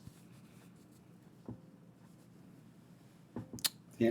Well, I feel like also if you buy a studio, like you're buying, like if you transfer an entire like studio somewhere, it's like that you already know that those people can work together, right? Like, yeah, there's a lot of things there. There's a lot of good reasons to do a studio purchase, and it's been proven many times. Because I mean, you know, Sony and Microsoft, they're involved in games pretty heavily. They don't just hire people; they buy your company, and that's why. So Amazon's been doing the opposite. They just hire talent, and they're hiring big name talent. But the thing is that like, how do you make Kim Swift and Clint Hawking work together on a game? Who's going to be in charge of that? Because I tell you what, Kim Swift made fucking Portal. Okay? So you think about the guy who makes Portal, right? I'm sorry, the girl. The girl who makes Portal, and then you say, okay, now you're going to work together with Clint Hawking, the guy who made Far Cry 2. Yeah. Like theoretically, right? You think that, and you're like, wow, what could they like? What could they do? They're totally different. They're totally different. 100% different. You know, they hired half the team from Ubisoft Montreal. So they hired a whole bunch of the people who like worked on Rainbow Six Siege. They hired a whole bunch of the people who worked at 2K Games. They hired a whole bunch of people who worked at Twitch. Like, they've been hiring people, hiring. And now, what games have they produced? Nothing. So this is the one game that they are currently producing that looks pretty fucking good. I've played it. It's fun. Well, I guess technically I'm not allowed to say I played it, but I've played it. And then, like, the other games, Crucible, Breakaway, the Lord of the Rings game they were going to make, they're all canceled. All of them canceled. Anyways, here. Did they cancel the Lord of the Rings game? What? Oh, not the Golem game, a different one. Okay, yeah. No, not the one that we watched. The MMO. They were going to make an MMO for Lord of the Rings. Right, because they're doing the TV show, so that made sense that they would want to come out with something at the same time. Mm-hmm. Yeah, they're also doing. That's the other thing on Prime that's coming out soon that I'm super excited for is Wheel of Time. I'm a huge Wheel of Time fan. I've read all of the books many times. I adore them. Yeah, I got a little bit. So I was cautious because it seemed like after Game of Thrones, like everybody was trying to like produce the next big one, like fantasy, and it didn't seem like they were actually like putting huge amounts of effort into it. So I hope they do. I hope they do too. I've been materials came out like super quickly. Witcher came out super quickly, and you had all these fantasy shows coming out. That it seemed like Game of Thrones is popular. Let's just buy out all the fantasy shows and just make it quick. Well, The Witcher was pretty good. Wheel of Time is Neil Gaiman, right? No, Wheel of Time. No, that's the Wheel of Time is Robert Jordan. Right. Yeah. I had a buddy who was like really into Wheel of Time and really into Neil Gaiman, so I just like made that connection. Yeah, he did the other series.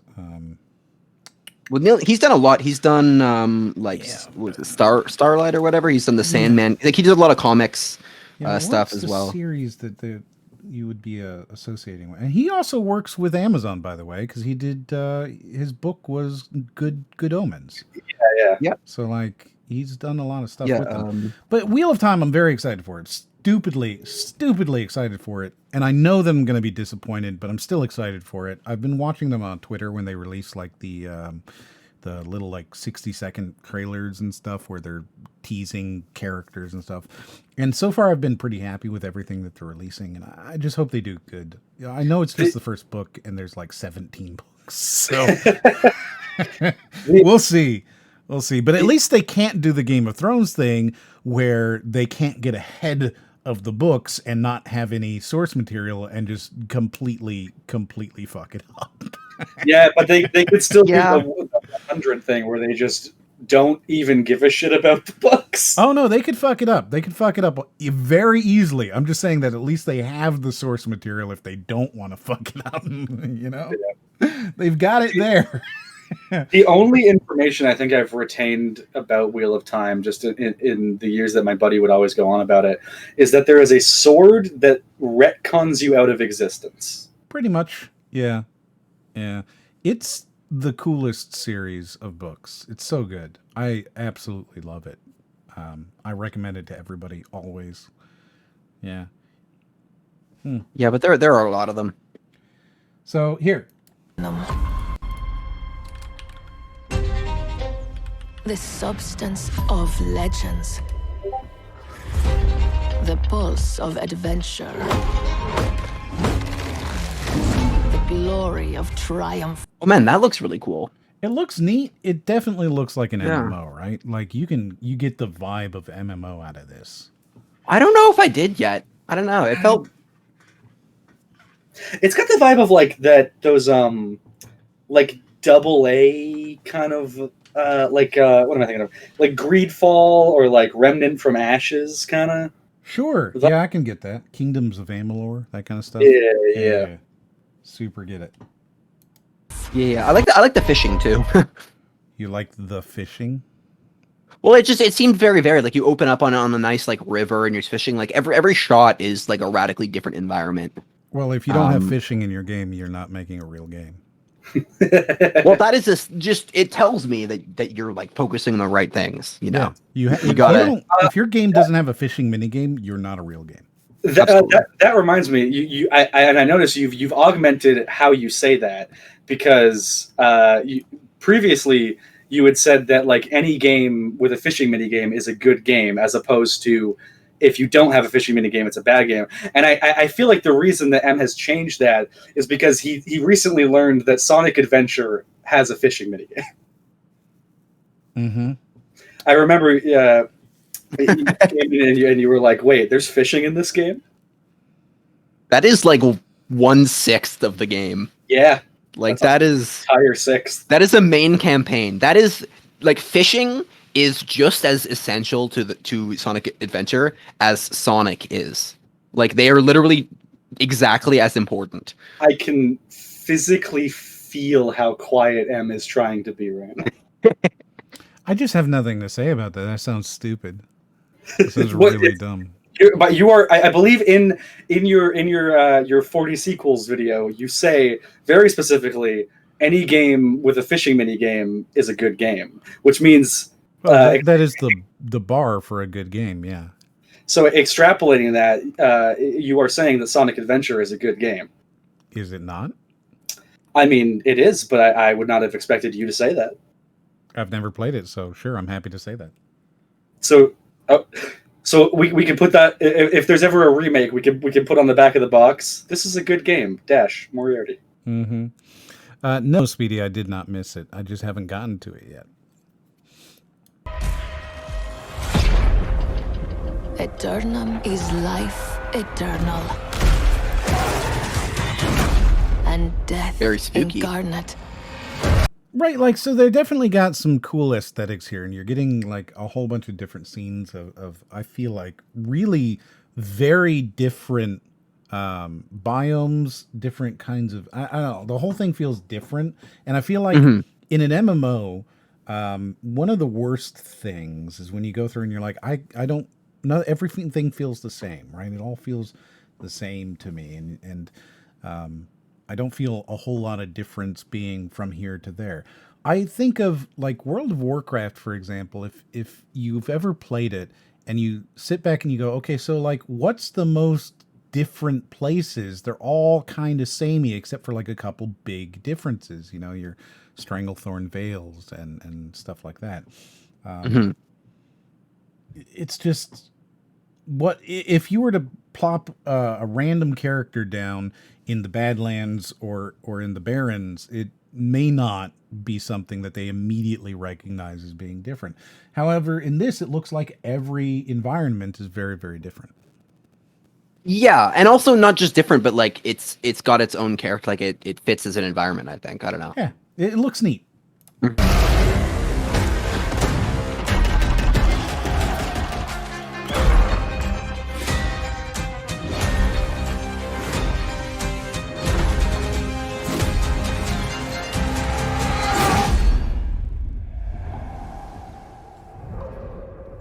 It's got a big underground area. Did you just feel like you needed to talk? A little bit. It's got a big underground area.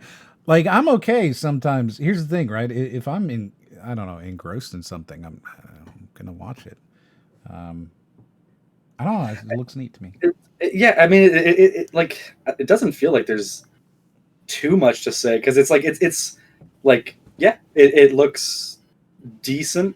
I'm inherently wary just as it is an MMO, and I feel like that I tried I mean, I'm gonna keep trying to get into Final Fantasy 14, but like, Yeah, that's there's a bad idea.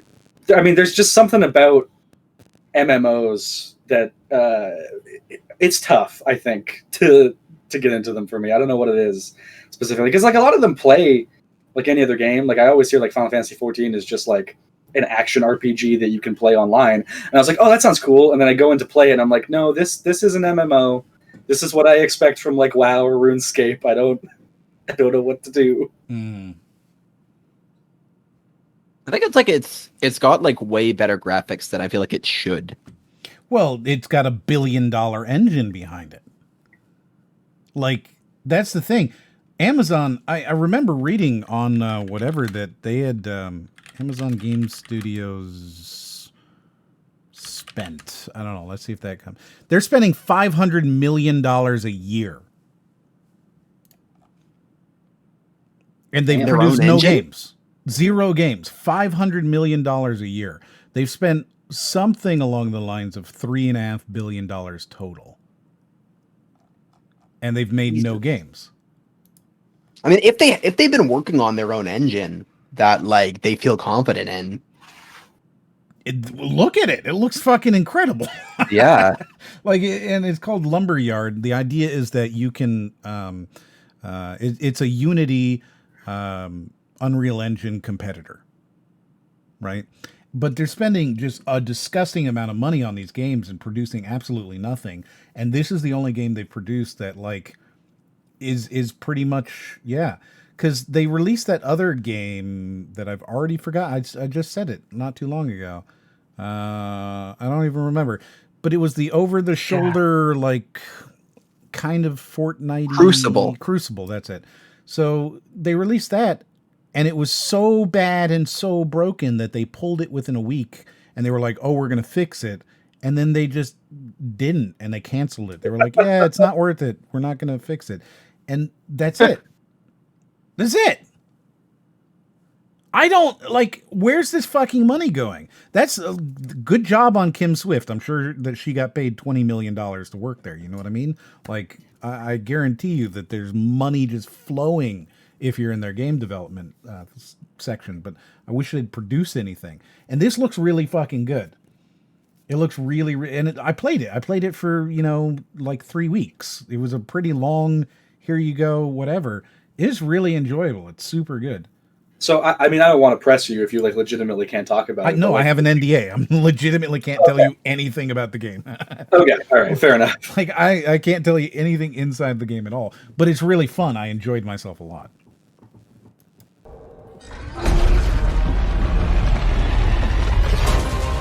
What is Eternum? Oh, it's just a plague doctor guy. Fires of destruction. Rage and malice. Eternum is the truth behind nightmares. What is Eternum? That depends on you.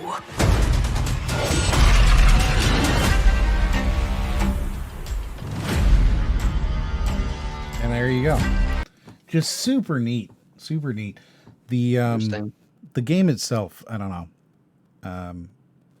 I was looking at the wiki to see what they had, like what was public. Yeah.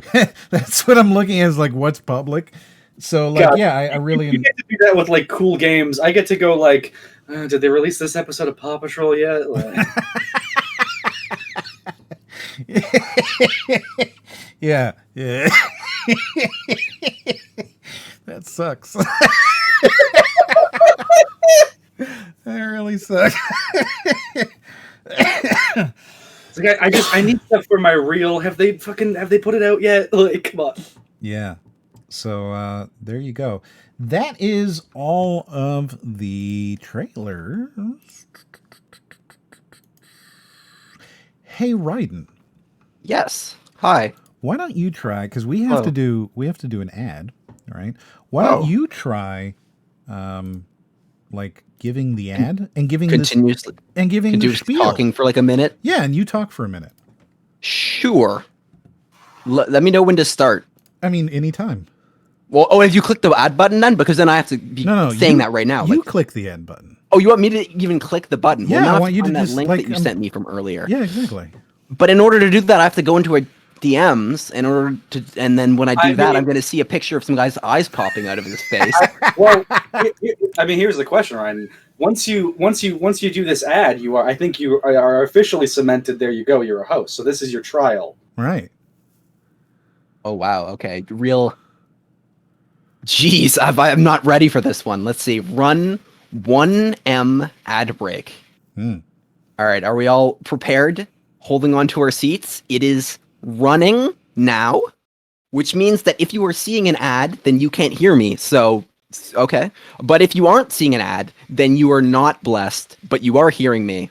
So that's even worse. Yeah. Man, God, yeah, you're not seeing it. I feel bad. Not over yet. Sorry that you have to like go through this with me, but at the end of a minute, you can just say I did a good job, and then everyone will believe you because they were busy watching an ad. I should have probably counted to see how long a minute lasts. Keep going. I think I've been going for like 20 seconds, so we've got like a good 40 more seconds of unadulterated just advertisements going right into your brain. I hope you're ready. You got your wallets ready to buy products. But you don't, because you're not hearing the ad because you're hearing it. Well, it's over. I feel like I don't know, like I'm trying to follow M's template, but like every time he does this, I feel like he's normally addressing the people who can't be addressed, which feels awkward when I'm doing it. I don't know. I feel like I want to like be with the gang who's in the loop, you know? Imagine how painful it was for me to have heard that and also seen the ad. I got both. Oh no. Okay, well that's rough. Yeah. Yeah, I think I've got like 20 seconds or something like that left. Go watch Jack Reacher on Amazon Prime right now.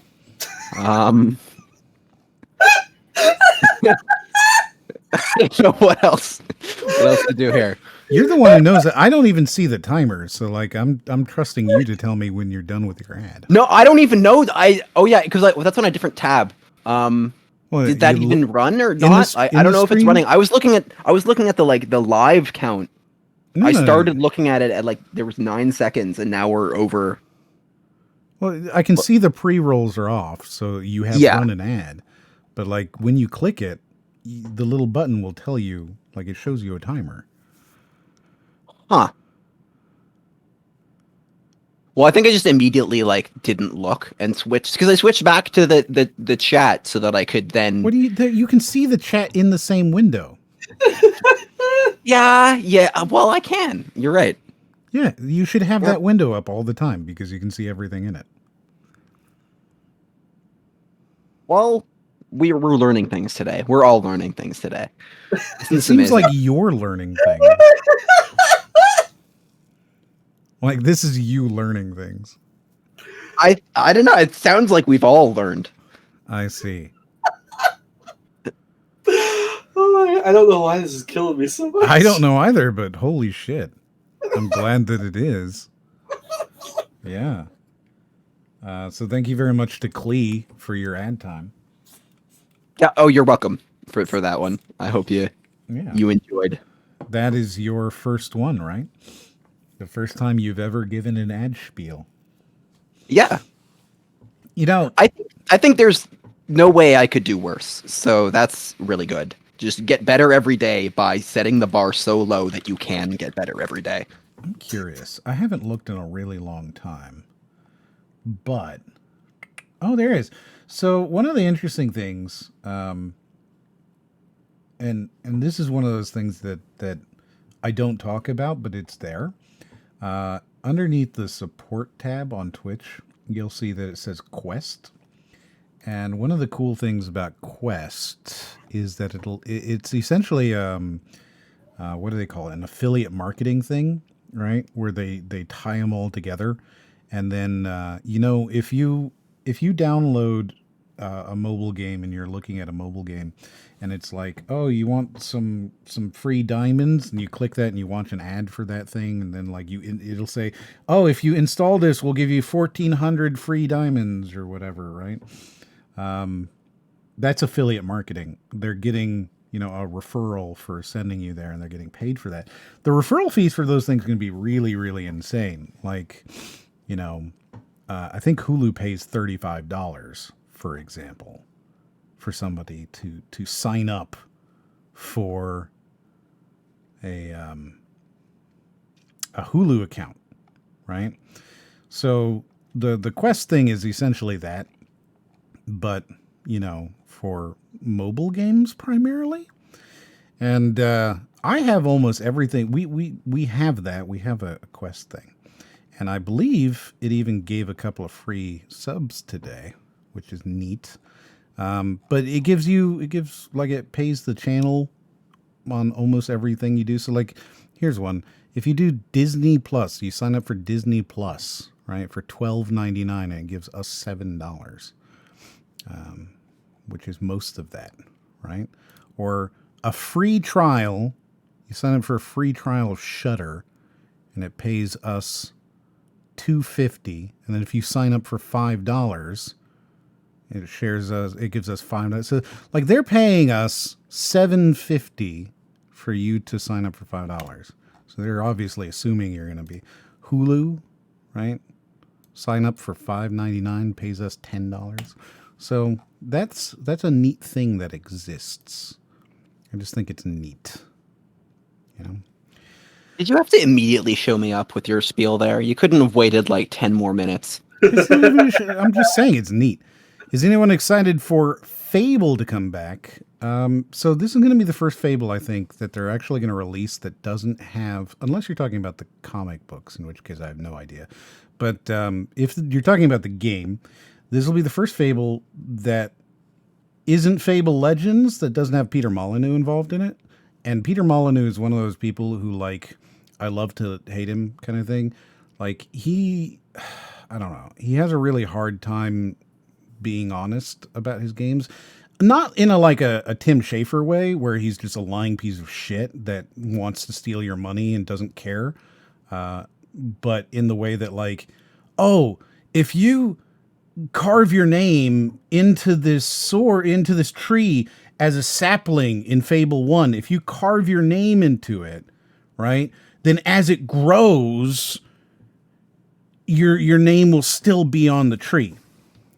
I think it's like he gets so excited about his ideas that he can't like contain himself. Yeah, but he just lives exclusively in those ideas. Where wouldn't it be cool? Like he's Hat in Time personified. So I really look forward to a new Fable because I think that they have enough ideas. Just taking everything he said from Fable 1, and that's it. If you just took like everything he promised would be in the first Fable and made that game, it would be a very good game today. So I don't think they need Peter Molyneux there anymore telling them what they could be making. Like in a world where they're like No Man's Sky and they just kept making the same Fable and just updating it. Yeah, exactly. So yeah, I'm excited to a point because it'll be interesting to see what they'll do with it. And Fable, I've played all three of them. I think they're good games. I enjoy them. And then loved you in EFAP yesterday. Yes, I had a lot of fun. We got to talk about Resident Evil 8, and it was good. Not the game. The game's not good. Like, Resident Evil 8 is not a good game. But the talking about it was fun. It was fun. I enjoyed talking about it. With like 9 people or something. It was interesting because it's one of the first times, I think, that I spoke almost nothing. Like, normally I'm pretty active and talkative. But there were just so many people. And, of course, Chase was there. And Chase just likes to talk right the fuck over me. So... yeah, it was fun. I don't think either of you guys played Resident Evil 8, did you? No, I haven't. No. It's scary. It's not scary, like, at all. That's the thing. They have almost no horror in this. It's highly nonsensical game. You could beat it in 5 hours on your first playthrough. Well, that actually does sell me a little bit more on it, because I actually like Resident Evil 5 and 6, which are just not horror games. I don't think I would compare these to either of those. This is much more like, so I don't really want to talk about Resident Evil 8, but it's Resident Evil 7, but trying to be Resident Evil 4. And I think that anybody who plays Resident Evil games would be like, oh, okay. So it just doesn't do it very well. Yeah, so Nami, as he says, it's got one horror segment in it that's like, it's a legitimate horror segment, but there's no replayability because it's just the same puzzle that you're completing. Oh, really? Yeah. So the first half of that game is Amnesia. Run and hide in closets and pull things in front of stuff and try not to get captured by the big bad that's wandering around hunting you. And then the last half of that game is a bombastic action shooter with a lot of cutscenes. That feels tonally separate. Yeah, exactly. It is tonally separate. Like they tried to do like what they did with Resident Evil 6, but they didn't do it with because Resident Evil 6 it's got 4 campaigns, and like each campaign goes for like a different vibe. Like you have the Leon Kennedy campaign, which is like more traditional horror. You have the Chris Redfield campaign, which is more like a third-person action shooter, kind of like 5 was. And then you have the Jake and Shelley campaign, which is sort of, it's probably more akin to like what you would expect from Resident Evil like 2 or 3, I imagine. At least what I've seen like from the remakes. And then you have like the Ada campaign at the end, which is like their like Sonic Adventure last story, which is it's the only campaign that's like solo, so I guess that's what separates it. It sounds like they tried to do something similar here, but they didn't like separate them into like you're giving them far too much credit. Yeah, this is not them trying to do anything cool. they did. I don't know what it was. I think it feels like. And I wish I didn't really get to talk about this yesterday, so I'm okay talking. It feels very much like they fired the director halfway through the game and hired on somebody else who was like, oh, we're not doing any of that. And then they fired that guy, right? And they brought on somebody else who worked for corporate and was like, okay, I see what you got here. We're just going to make this work. Some Joss Whedon reshoots. Yeah, like it's very Conker's Bad Fur Day kind of thing. Like where it starts out as like a kind of decent platformer adventure game, and then just there's no decent. See, that's the thing. There's nothing in this game where you're going to go, oh, that's good, right? So I can explain to you the entire game really quickly, and you'll understand, I think, what I meant previously. So you start off in a village. Right, being just suddenly there because your wife was murdered for no reason and you don't understand what's going on and blah, blah, blah. I won't go into the plot too much, right? So you're in a village and you're walking through the village and now suddenly there's thousands of werewolves, all right? And they all start trying to kill you and then they run away. And you go, oh man, what's happening in this crazy village, right? So you go and find this big fat man whose entire personality is I'm very fat. And he tells you that because the whole idea is that you're hunting for your daughter, right? So he tells you that you can go to this one place and get some information. And so you go to this castle, which has the like title character that they show a lot, the Lady Dimitrescu, right? The big tall lady. Yeah.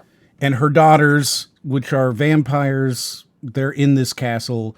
This part of it is like hiding, going from room to room, completing a series of puzzles inside of a mansion in order to get out, right? because you're locked into the mansion, and she is chasing you. She's got a patrol path. If she sees you, she tries to attack you, and there's some mini bosses and whatever. Sounds kind of Resident Evil-y, right?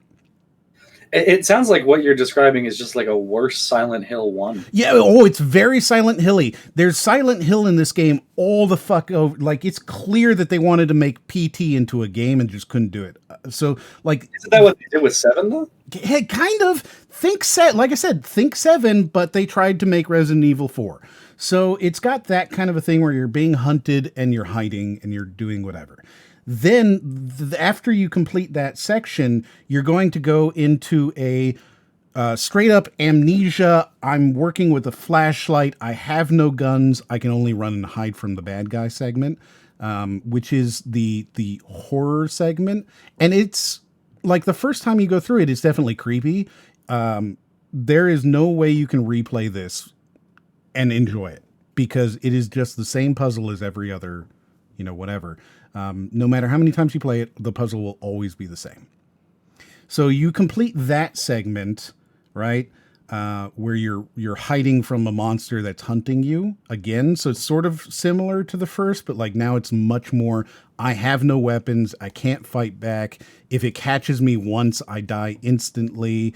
That kind of like amnesia gameplay, right? Oh, wait. So sorry. Is like the puzzle, like you, like there's like a solution in like you have to like hunt an escape for room. It's an escape room. Yeah. Okay, and like the reason it's not replayable is because like you don't even have to, if you go to it a second time, you don't have to like hunt for the clues to solve it. You just know how to solve it. You know the solution. Yeah. Okay. So the solution. Is it an information based thing or is it like no? It's like a do this, do that. There's no puzzles in this game. There's not a single puzzle in this game. They're all checklists. Do this, do that. Do this, do that. So there's never like, oh, figure this thing out. Kind of. There's no puzzles at all. None whatsoever. So the first segment, you're running and hiding, but you can fight back a little bit, and it's much more kind of like Silent Hill mixed with like Resident Evil 1, 2 a little bit. And then you've got the second segment, which is just amnesia. And then you've got the third segment where you are, again, doing the checklists, but you're doing this... man, it's hard to describe this without like making it sound really dumb because it's really dumb. You're walking in a path in a circle. Okay. So you're walking in a circle. And that's it. Okay. So like the third segment is walking in a circle. So you follow the circle and you walk in the circle. If you step in certain places in the circle at the wrong time, you die. But if you don't step there, then you just continue following the circle around. Right. And if you you start at one part of the circle, right, and you walk in a circle around the circle, and then when you get back to where you started in the circle, you move on around the circle. Right, yeah. So you walk around the circle, and then once you get out of that, like once you get back to where you started, you leave the circle, and then you walk in a circle again, fighting a boss who's chasing you in the circle now. In a different circle. No, it's the same circle, but like now you're lower in the circle. Right. Okay. It's really dumb. It's it's super boring, and your characters. Oh my god, Ethan is the worst protagonist I've ever played in any game ever. He's so incredible. I described him as a turnip. I described him as a turnip because. Is that good for you, Brody, or not? What vegetable does less than a turnip? That was my argument, right? And so he's a turnip. He's a wet tissue. He sucks. Literally, as Speedy says, the line that people remember in this in this game is "It's dark." That's the line. Like that's the thing people are going to be quoting in years to talk about Resident Evil 8 is "It's dark," because that's how much of a character he is. That seems like a very important line. I don't know. It's fucking so gives a lot. Then you leave that segment, right? And now you've got a new segment to go to, where you fight off hordes of werewolves that are all trying to kill you at once. You'll kill hundreds of them in this one spot, which is, I mean, super Resident Evil-y, if you ask me. Horde shooters, very, very horde, yeah. Then you do a Metroidvania collect and open things segment, where you are going through a 3 or 4 story building, and you need to unlock all the doors, going back and forth, collecting stuff and unlocking them. This is a shooter segment where you're actively like fighting nonstop against enemies. And then you have a boss fight with mechs. There's a mech boss fight with cannons and machine guns. I mean, that sounds great. Then you play as a different character who is a actual god in this game.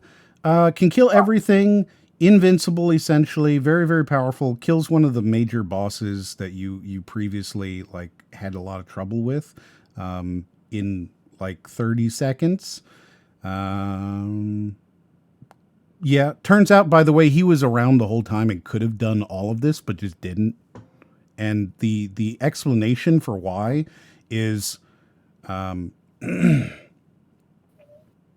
along the lines of, you wouldn't understand, which is always good. Like, that's a good way to do it. It feels like they forgot the lesson they learned when making 7. And like, then hold on. Then the game, right, takes you back to your first character again, and you fight the boss, who is actually an enemy from Silent Hill. Which one? The big spider thing. Like the guy who has those big spider arms. I'm trying. It's been so long. Hold on, I can do it. I will find you, because I can't remember what it is, what it's called, but I remember. Amnion. That's it. So like, this is the boss. I'll pull it up on stream. This is the actual boss from Resident Evil. But this is the boss from Silent Hill. Like, anybody who's played it, you'll look at this and you'll go, oh yeah, no, that is definitely the boss from Resident Evil. Yeah, that's it. That's the boss from Resident Evil. But this is the boss from Silent Hill. So yeah, that's it. And, you know, I was talking with Mahler about it, and it's like, what's the sad part about this is that everything's a waste. Every character's a waste. There is so much there that they could have done, and all of it sucks. And it's really sad. Like, it's like, what made 7, I think, stand out for a lot of people was the fact that they were like, this is sort of a soft reboot for the series in terms of both like plot and like just gameplay style. Like, they realized that like most people weren't too big on 5 and 6 and how they handled them. And then they made 7 where they're like, let's try something that we haven't really done before. And it worked. And then they were like, okay, great. Now let's not do that again. Like, let's go back to sort of doing whatever, which for me in 5 and 6 worked. But I understand that, like, most Resident Evil fans, that's not what they want. Yeah, it was really sad. I can't think of any part of that game that's like really good. The Metroidvania part's probably the most gamey part, because the rest, it's such a linear game. You walk 1 room, 2 room, 3 room, 4, right? If you were to pull up like a list of things to do as just a checklist, you could do the whole game that way. Click this button, walk here, click this button. There's not a whole lot of, I don't know, variety outside of that. But as you can see, like, as I described the game, it's really chaotic, and there's no defining anything about it. And then it's over. But the best part's probably that Metroidvania part, which is this factory run by this one character called Heisenberg. And he's probably the most interesting character in the game. Like, the tall vampire chick is not interesting. She has no character. She just is vampire. hates you. Yeah, I know. That's what I was like. I was thinking gameplay. I'm like, oh, so she's just the alien from Alien Isolation. I gotcha. Yeah, but she's like a shitty version of that. She doesn't like. She's not scary. She doesn't harm you very much. I don't know. You can shoot her and she goes and that's it. She just yeah. I mean, So that's a terrifying reaction to just like shooting somebody. Yeah. Most of the game, in my opinion, could be skipped just by like running through it. I think you could speed run that game without killing basically anything except for the bosses. Right? Like, I think you could probably go through the whole game with 0 kills. If you were to put it on casual, right? I think you could run through the whole game without getting any kills that aren't bosses. It's, I don't know. It's a very weird game. Not a big fan. So, hey, we've got this 10 video games video. Are you ready? Oh, what's that? All right. Look, we got through the trailers at 10:40. That means it took us like an hour and 40 minutes to get through like the last two. Trailer. Oh the my last God. 2 trailers, yeah. So we got this 10 video games that kids should never play. And this video is fucking hilarious. Wait till you see it. Holy shit, is it funny. And the reason it's funny, oh man. I think we're going to do some bingo on this one. Like, I think we're going to get bingo. And I think we might even get a bingo. Do you have that card? Yeah, I have it up. I just need to pull up the Ninja. Let me know when it is. We'll go over everybody and pull it in. This is really, we're going to have fun with this. I think it's super funny. It's super, super funny because it's logically inconsistent in every single point. I wouldn't have expected anything less. It's so good. Is it up yet, Ryan? Yeah, it should be. God, you take so long. So here we go. I said it. Our gamer repression bingo, which we only have 4 slots left, which is pretty impressive. It says, I see 5 here. Oh, 5. Yeah, 5. Also, this one, I haven't technically added it yet because I think I was supposed to ask you at the end of last stream, but then we never did because this forgets that games are fun. We didn't like nail down. Yeah, we haven't figured out how to say that one, right? Yeah. But it's the idea that games are supposed to be fun, right? So like when you're playing a game, the fact that it is fun is a valid reason to play it. The purpose you're playing, it doesn't need to accomplish thing. Yeah, like it's so weird that like that is even a because I like the people that like I talk to with games usually have the opposite problem where it's like they'll care too much exclusively about the gameplay, which I think is fine to just play a game for a gameplay, but then they'll like completely disregard like every other medium that has gone into like making the experience a whole like holistic thing. Like they'll ignore like the writing, the story, the audio editing, the effects, whatever, animation. Like it's just like them. It's like no, it's only gameplay. That's usually the one that I run into, and it's so weird that like you guys have found so many people that say like the opposite thing. They just forget it. So Lux says being too competitive and forgetting that you should have fun. No. Forgetting that games are fun. So in a lot of these, it's like why would you play games? They don't level you up, in real life. Why would you do it? It's like it's an addiction. I play the game because it is fun. Way to describe it would be like if you're like a WoW player, for example, or like some MMO or some very grindy game where you're always grinding to try to get that next level or try to get that next unlock, right? Like the purpose of the game is to unlock that next thing, and so there's always supposedly purpose. So like if there's some little mini game that isn't unlocking anything, then you would say like there's no purpose for this. Like why would you do that? Yeah.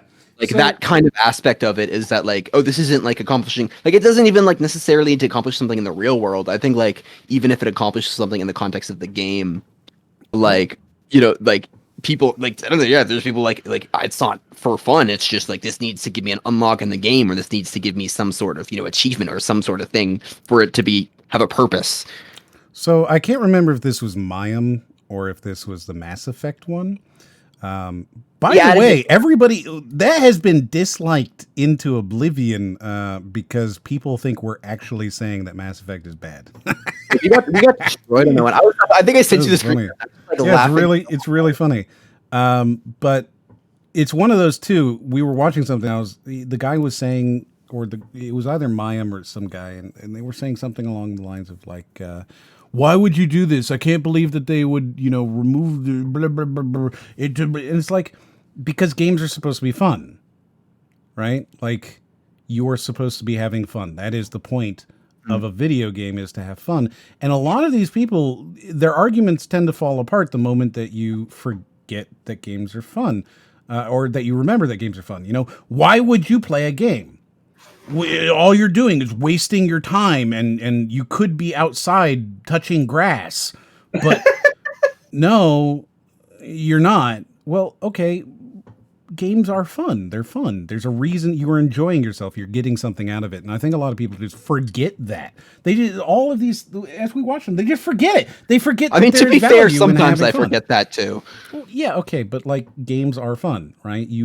That's why you play games. And fun is a valid reason to do something.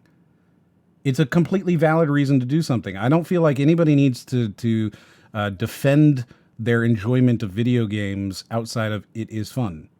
I enjoy it.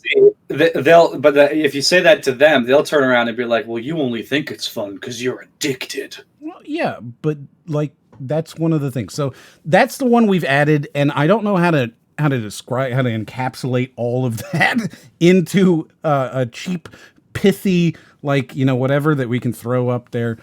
So right now, forgetting that games are fun, we're gonna have to include like a key next to it that explains these things in more detail. I think we need like a gamer repression bingo compendium. Yeah, we're gonna need that. We're going to, because eventually our hope is to actually play this, to watch a video and be able to play it. You know what we could do? The first thing we ever looked at was what? I don't remember what this was. Oh, we looked at was it extra credits? Games of the year. That's what it says. I don't remember what the fuck. I'm gonna hold on. I don't remember what we watched here. Oh, you were on here, RACROX. Yeah. I don't remember what we did, but yeah. I don't think we watched the video. Oh, we watched a whole bunch of random shit. We watched a cyberpunk video. We didn't have like a video that we watched. Huh. Yeah. Are you telling me we didn't have our format right out of the gate and we've been evolving as a show? No, it's not possible. Then we did extra credits. Then we did the ghost hunting video and the Wall Street Journal. Oh yeah, I remember that ghost hunting video. Yeah.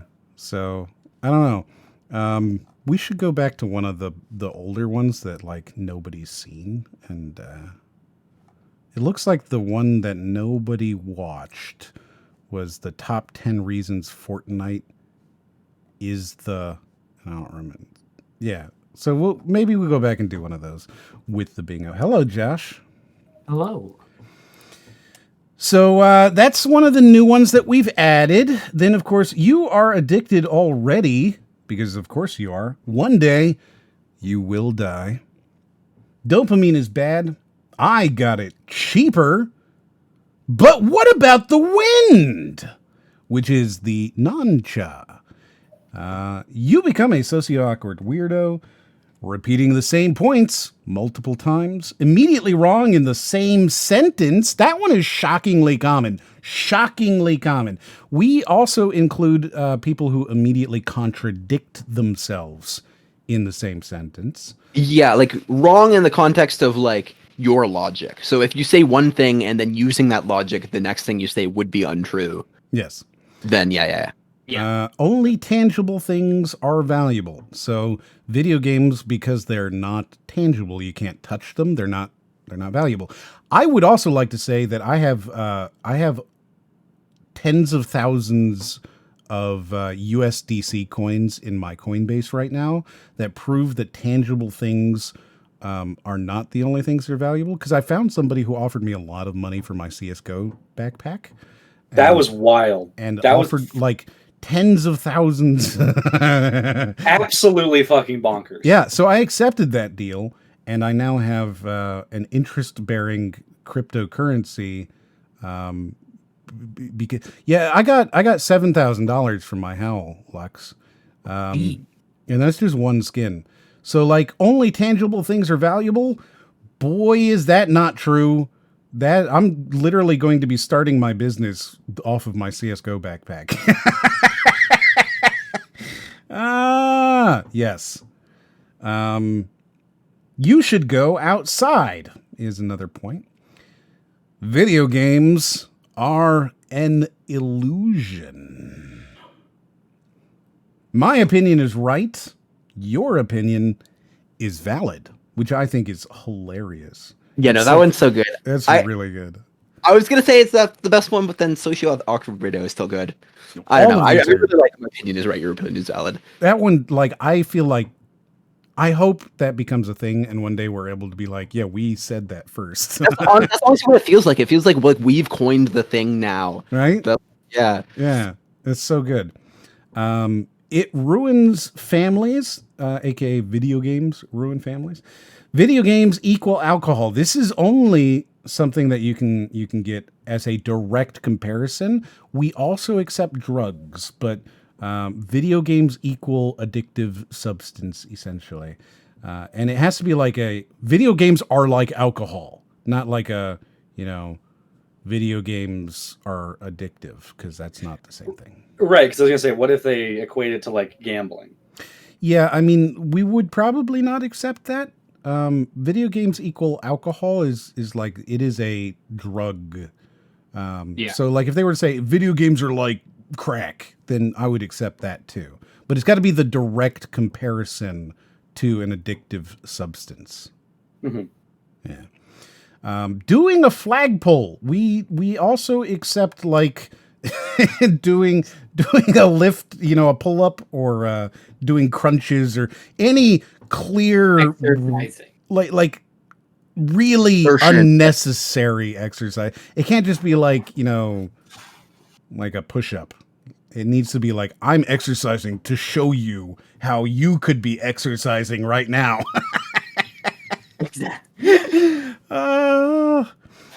Video games are always bad. Leopards ate my face, and level up in real life. So I really like how you'll explain like most of them when you're like, this could maybe use an explanation, but you'll never explain leopards ate my face. Well, I mean, it makes sense, right? I don't think it needs to be explained. And we now have on this board 4 different possible bingos already. We have B2, we have B3, right? We have X, and then we have G. Nice.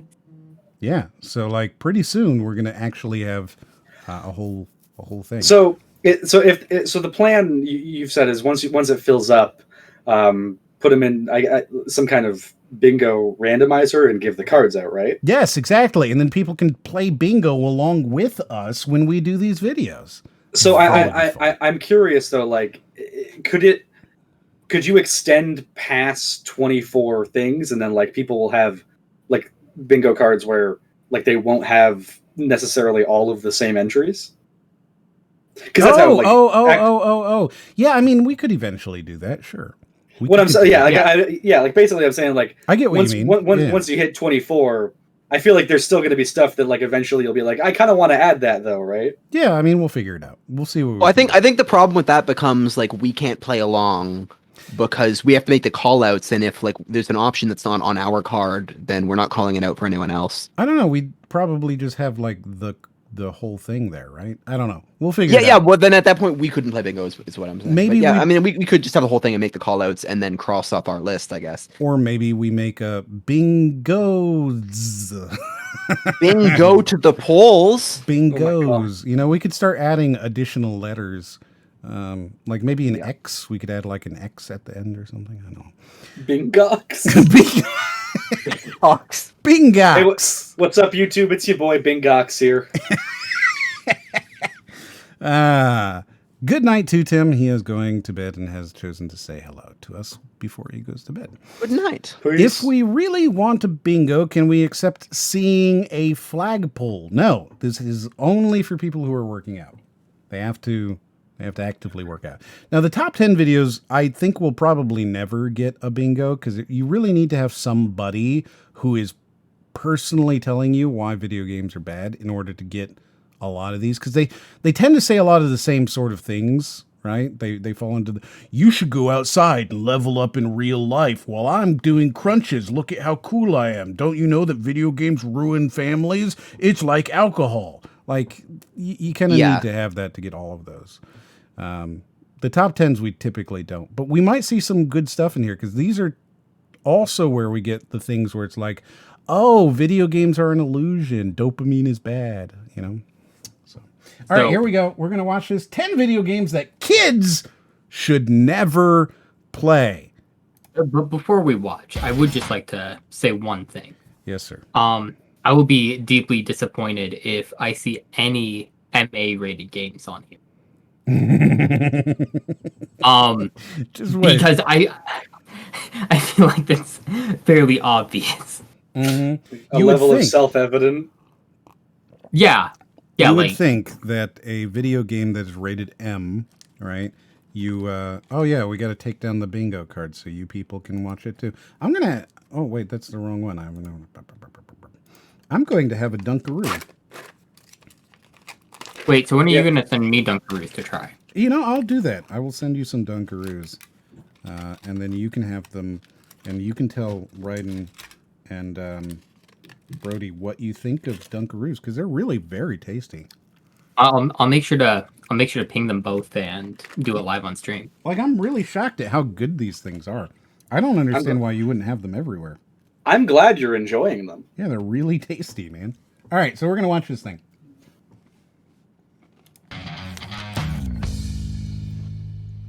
For the first couple of decades, Sorry, what is CBR? Like, just as a blanket summation. Yeah, I don't know. Like, are they like a Watch Mojo kind of thing, or is this the kind of thing where it's like global news is now doing a top 10 video game list on YouTube for no apparent reason? It's Comic Book Resources. They're a Canadian website, so yeah, they're basically Watch Mojo IGN. Gotcha. They have 3.7 million subscribers. So, like, you know, they're not a small group. They've got name. They've got clout. Yeah. Oh, I found a different channel that is CBR Presents. That only has 18K. Interesting. I just looked up who CBR as a company was. Yeah. I found their main channel. I guess they just have a second channel. They've got over 1 billion views. You know, they have hundreds of thousands of followers on Twitter. They've got a website. I don't know. They're some Canadian random thing, I guess. Yeah. You dig? Any other questions before we? Yeah, well, I just wanted to, because like it for some reason I like had this vibe of like, not even like an IGN doing it. I had this like weird vibe of like, this feels like a news station who wants to badly get into gaming content. I don't know why. Like Bloomberg. Okay. Cool. They existed, video games were created almost exclusively for children. When developers grew up, so did their audiences. Wait, what did he just say? I don't know. I swear to God. Video games are created exclusively for children. I just hear that? Yeah, I turned it up. For the first couple of decades they existed, video games were created almost exclusively for children. When No, I don't think that's correct at all. No. For the first couple of decades that they were created exclusively for nerdy guys. I think this translates to, for the first couple of decades video games were created, I was a child. Like, I guess you could say like the Nintendo generation after 1985, like that was very much made for children after the crash, you know, like after the Atari crash, which everybody likes to blame on ET, but had nothing to do with ET. after the second Atari crash that really like decimated the video game industry for half a decade, Nintendo came back and they marketed their games to kids exclusively because they realized that if you call it a toy, people don't expect as much out of it, right? So sure, if you're talking about just that, but there was still a very, very healthy, during that entire time, a very, very healthy computer game industry, especially in the UK with the Spectrum ZX, which had incredible programmers just making incredible games. You had, during that entire time, Sierra producing, the biggest games in the world as adventure games. So, like, none of these were produced for kids except for Nintendo. So maybe during the first couple of, the first decade of the second generation of consoles, they were produced for kids. But otherwise, no, that's a stupid thing to say. Do you think he'll explain what he means by that? Or do you think he's just taking it as that was a fact. That was a fact we're now moving on, building a point from. Right. Okay. So that is this is it. That's the truth. All right. Developers grew up, so did their audiences. As a result, more video games were made for adults to play when their kids are away. Wait, developers grew, do they think developers were children making games and then they grew up into adults? Wow. That's really funny. Like, I didn't even think of it like that. I thought of it like, as the new age of developers grew up, having played those games as kids. But yeah, you're right. That doesn't make any sense at all. As developers grew up, so did their games. It's like I'm just imagining like Shigeru Miyamoto in his office, like, we need to make the Mario. Wake him jump. Why isn't he jumping yet? Nami says that's why baby games are bad, because babies are bad at making games. Oh, that makes a lot of sense. It makes a lot of sense. Wow, you're right. That is the only logical way to read what the fuck he's saying. Holy shit, he's saying babies make video games. Oh my god. So the first video games, they were made by a very smart baby. He figured out how to program and create a console. Nobody understood what he wanted it for, but then he made a game. I bet it was Stephen Hawking. Then he made a game, and other babies were like, "Oh, this is really good. I want to do this when I grow up." Wow. Push the boundaries a little, adding swearing or drinking, while some push even further, increasing the gore factor and blood effect by the bucket load. You have all of the games in history, okay? You have all of the games in history. You're talking about gore, and you bring up Postal 2?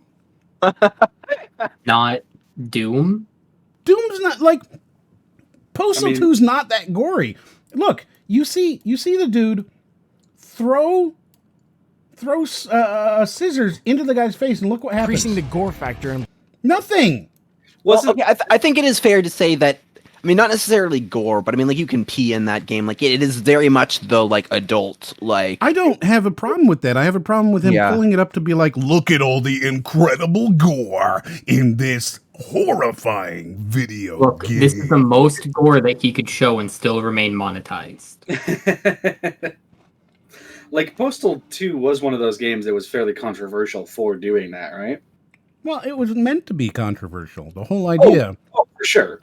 And, it seems kind of quaint now, the idea of Postal being controversial. Yeah, because it's not. It's really not.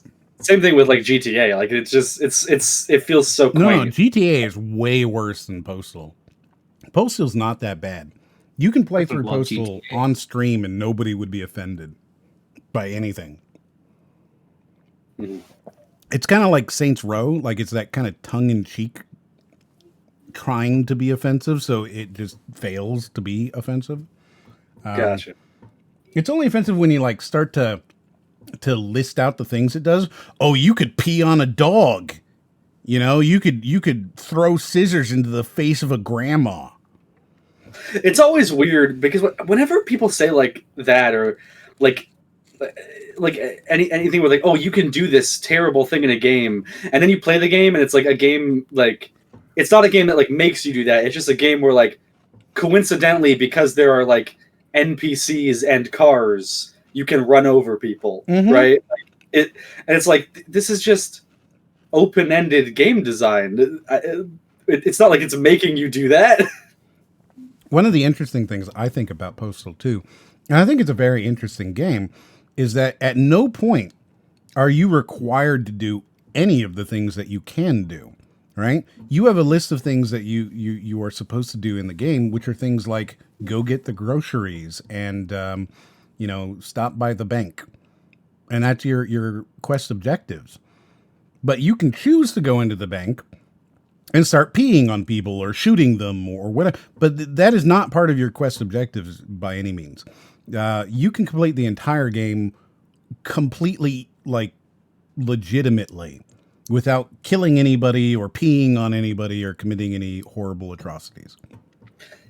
Yeah, it's like I would almost, even though I think it would be equally as dumb to even complain about it just because it seems so quaint at this point, I could almost understand being like, oh, in Conker's Bad Fur Day, there's a point where you must pee on people to progress, right? Mm-hmm.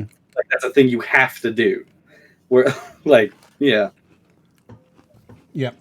So it's just weird that they decided to pull up Postal 2, other than the fact that it's well known to be controversial.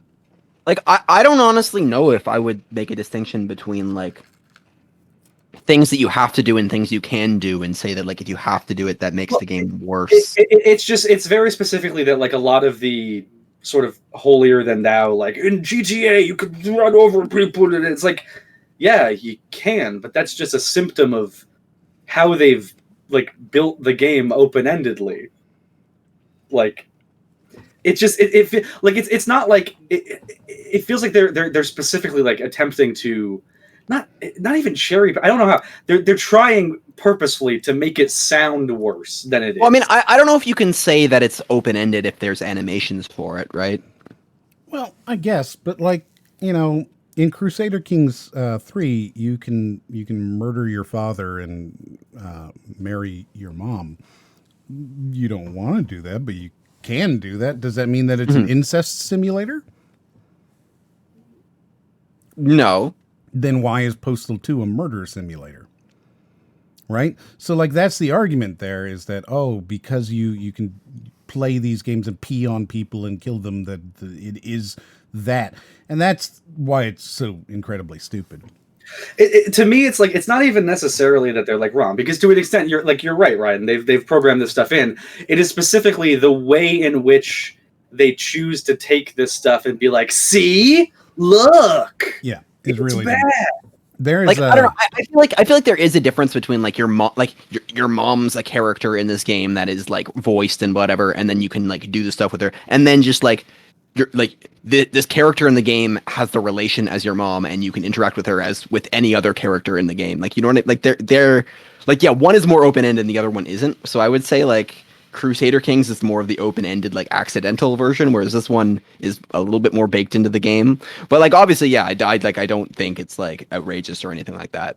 And again, none of it. I just think, yeah, it would be encompassed in. I'm just saying, like, I don't when rating a game, I think if you can do it, that should affect the rating just as much as if you have to do it. Because we're not talking about ratings. We're talking about people screeching about video games. Like, well, yeah, like same thing. Like, if Portal, not Portal.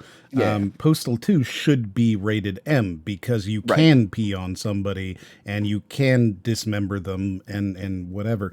But it's not a good example of why video games are bad and cause violence. Well, I don't think you have to do it for the video game to encourage you to do it, because, like, I mean, if you can do it, then you're inherently supposed to, right? So, I mean, it is encouraging you in that sense. Like, you're going to be curious and try the things you can do and see which ones work and which ones don't. Yeah, but compared to something like GTA, where, in GTA 5, someone did a minimum kill challenge where it was like 500 murders were required to beat the game. While in this, you don't have to do any of it. It's there, but you can ignore it. Yeah. Well, I mean, I'm not saying like you shouldn't be outraged at this, but you should be outraged at GTA. Like I'm basically saying like, well, I don't know. I think outrage is pretty like dumb anyway, because that's what you're getting into with the game. Like you should know that going into it. So I don't think you should ever be screaming at anything that's legal, really. Cool. So you've said nothing, right?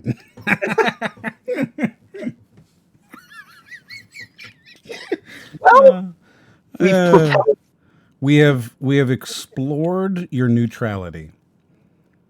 Honestly, I think it's more compelling in a game like Postal where like you can play it without, because that like obviously whatever, it's a video game, do whatever, it doesn't mean anything. But like it would be funny to like dissect that, to be like, oh, you played Postal 2 and you killed all those people, huh? You didn't have to, you know. Yeah, you don't have to. You don't have to at all.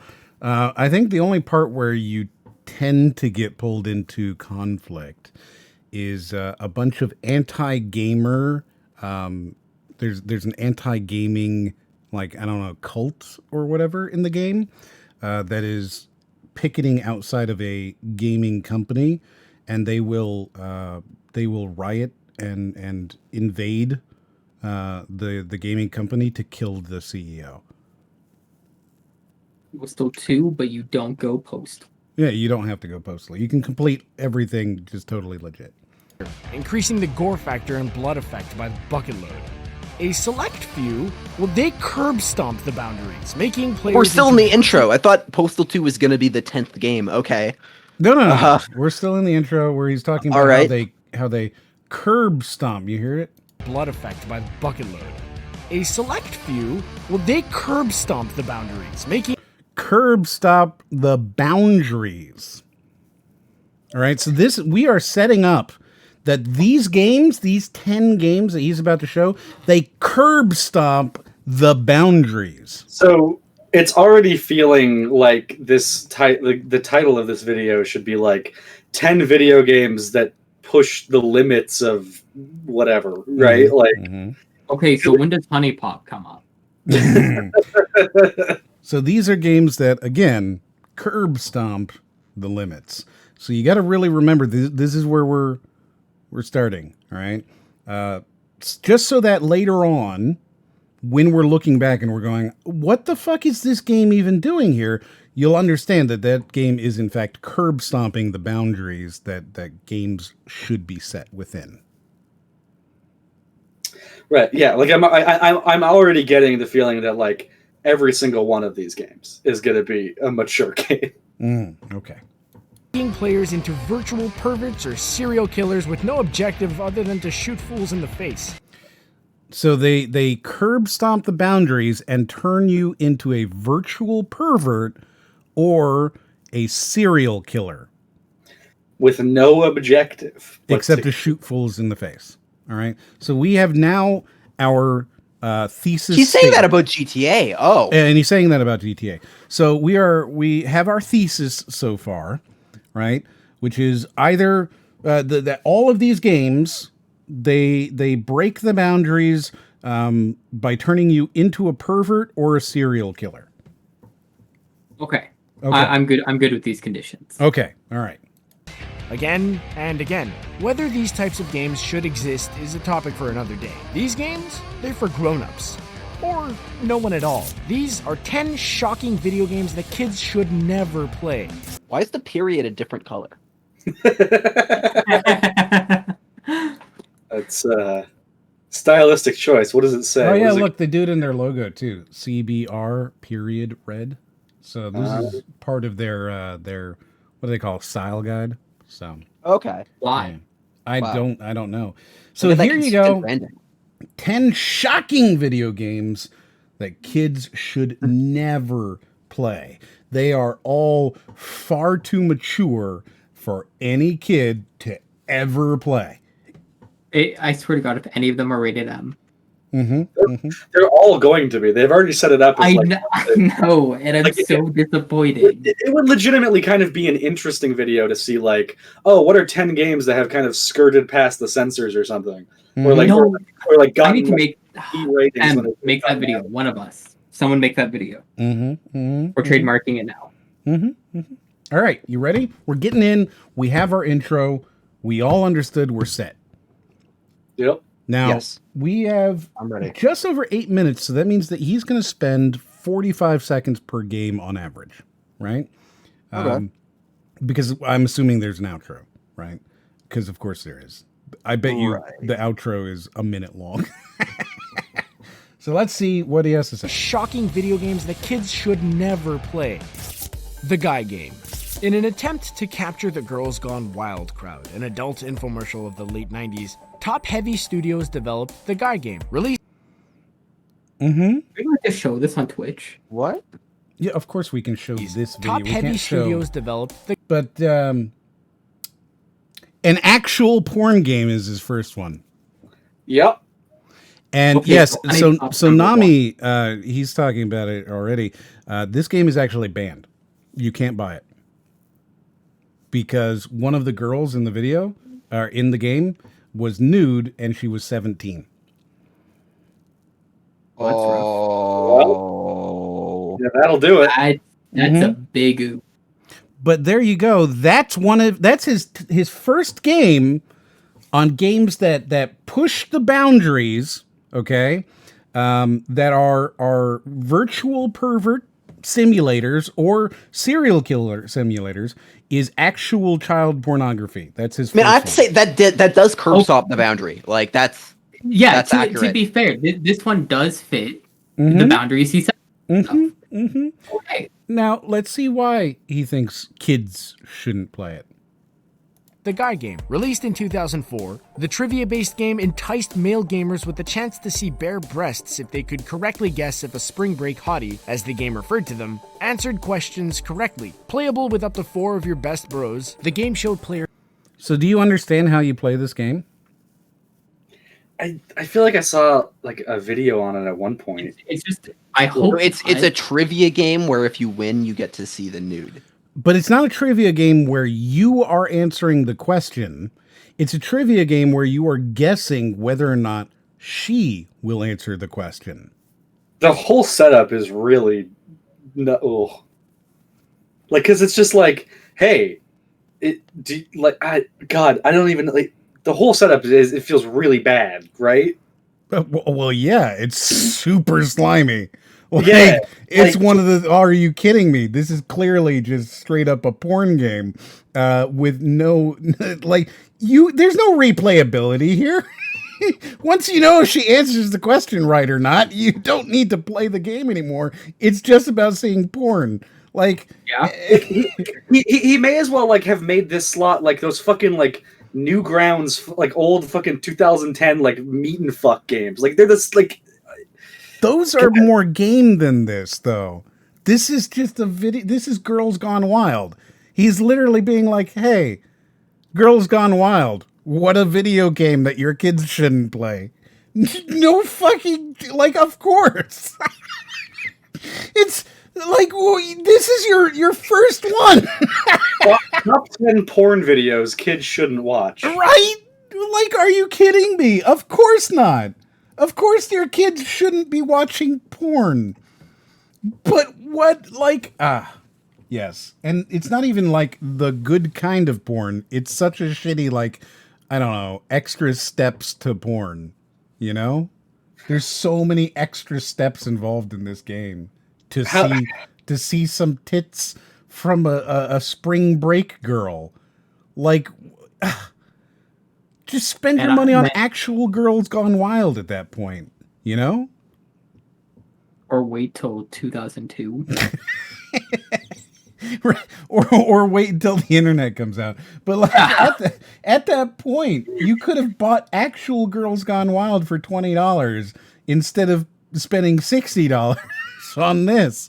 I don't get who this is even marketed to in the first place. It sure as shit wasn't marketed to kids. Well, I mean, it sounds like it was marketed to just guys. Just guys, yeah. The guy game. The guy game. It's for gays. Like that's their demographic right there. It's for guys. It's real popular in Sun Valley. In where?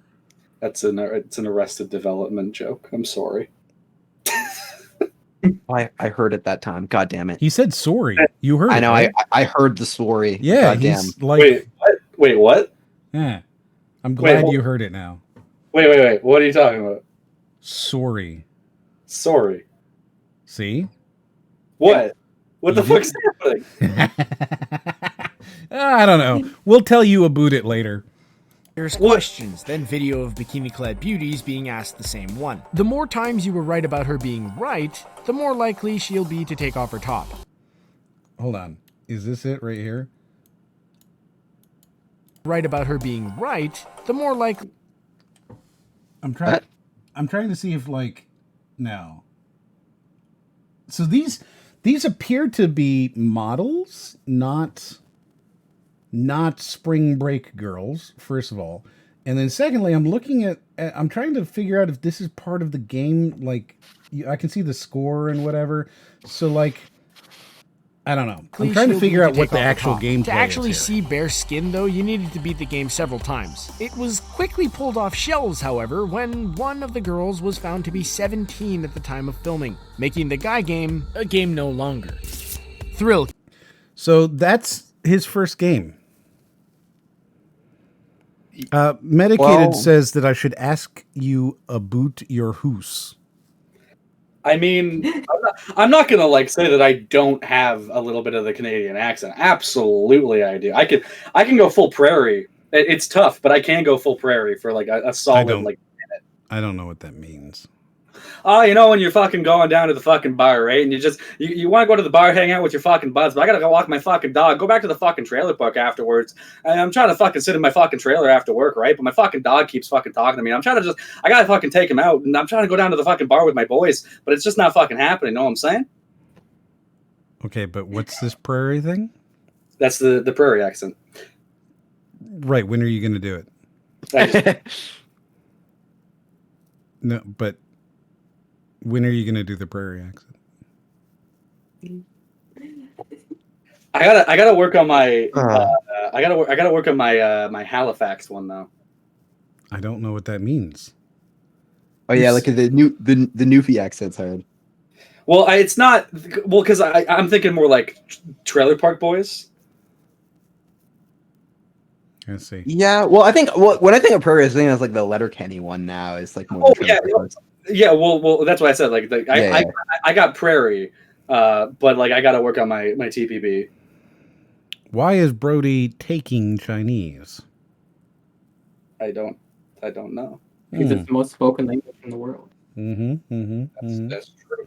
It only makes sense. It does. I didn't hear you do any accent. You just sounded normal. You want to go down? You want to go down to the fucking bar bed? Let's go. Have some fucking brewskis. Again, this is what you normally sound like. Sure, dude, but just let us finish the podcast first. Like, right? Like you sound completely the same. I don't understand. All right, Thrill Kill. This is another popular game to talk about. Also not marketed towards kids. Kill. A lot of games get pulled from shelves after lawsuits or when public pressure becomes too hot, but very few get cancelled mere weeks before launch. Paradox. So wait, is this 10 video games that kids can't play? So this one you can't play because it never came out. So then I feel like if 10 video games that kids should never play, that implies that they could play them. Right? Right, yeah. You could not play this game. It never was released. So I feel like we're already 2 games into like games that should be disqualified from the list. Yeah. Like, okay. Kids literally can't play. Literally, adults also literally could not play them. Yeah. No one can literally play them. In fact, I'm pretty sure, I'm going to go on eBay. The Guy game, and let's see, you can buy The Guy game for $50, so I guess technically you could play it if you have an original Xbox. I think you're on a list now because you just Googled that. Or if you're PlayStation 2, and apparently there's a one here where for $92 you will get the sealed in box version of The Guy game for PS2 And Family Guy, Back to the Multiverse.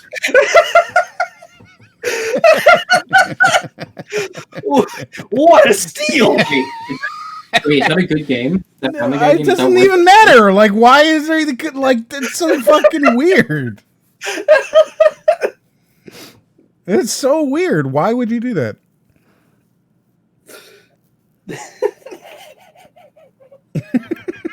So here you go. Learn about Thrill Kill. Created Thrill Kill to be released in 1998. Yet the publishers, Electronic Those Arts, character models are just beautiful. Like, oh look at man, them.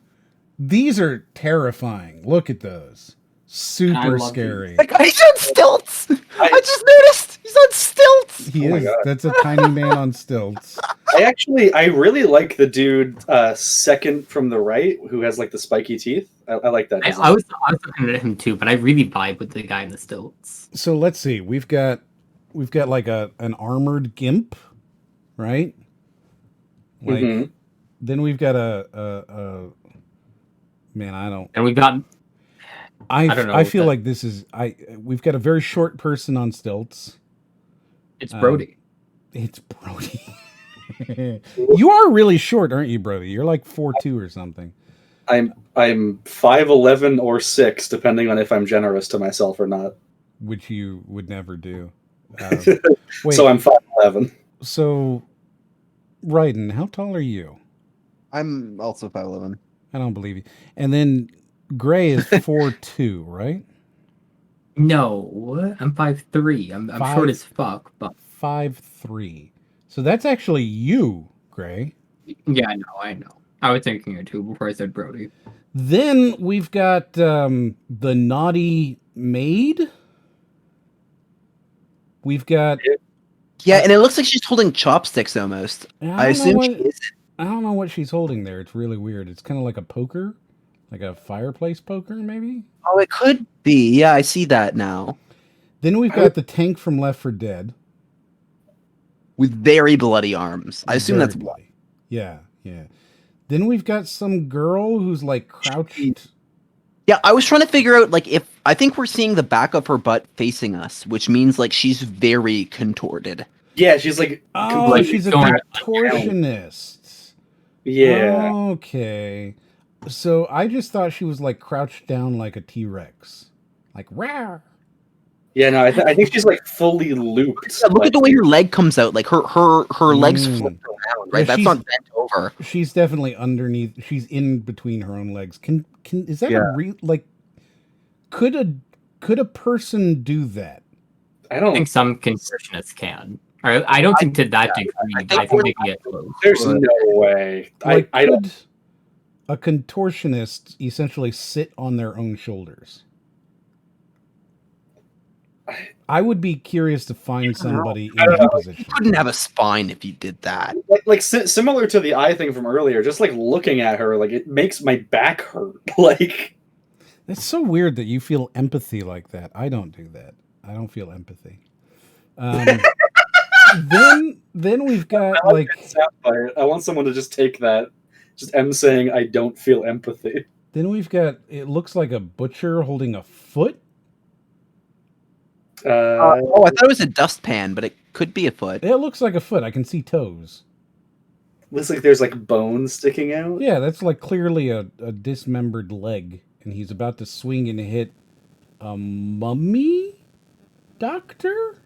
Wait, well, like is it actually a leg? Yeah, it's clearly a leg. You're not wrong. Oh shit. Yeah, like that's clearly a leg, and then we've got the mummy doctor.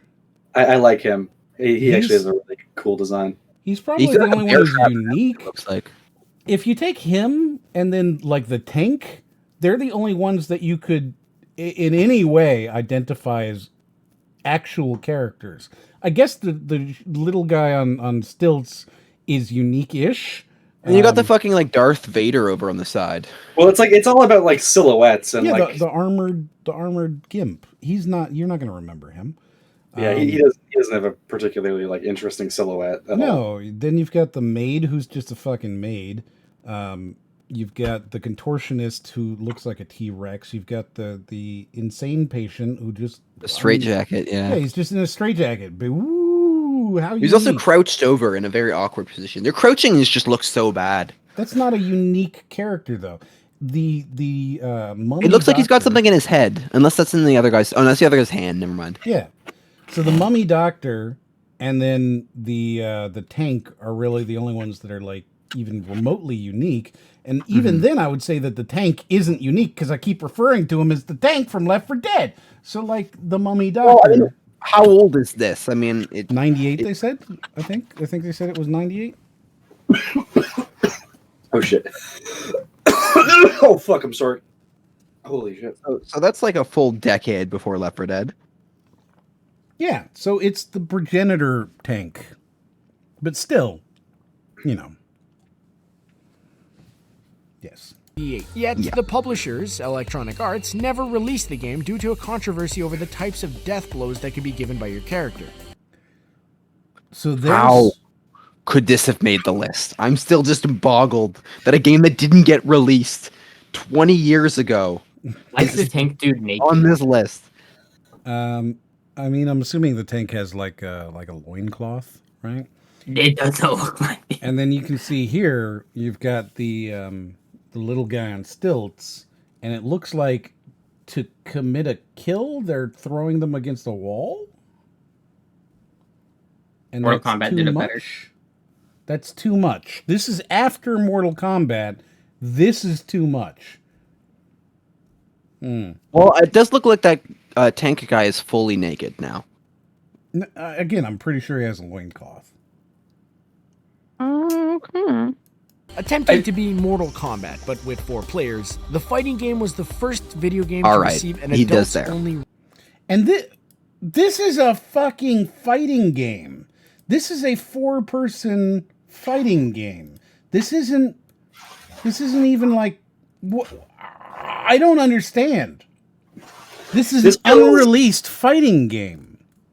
Yeah, it feels like more of a situation where it wasn't even like, oh, it's too bad to release. It feels more like EA looked at it and went, no. Yeah, just no.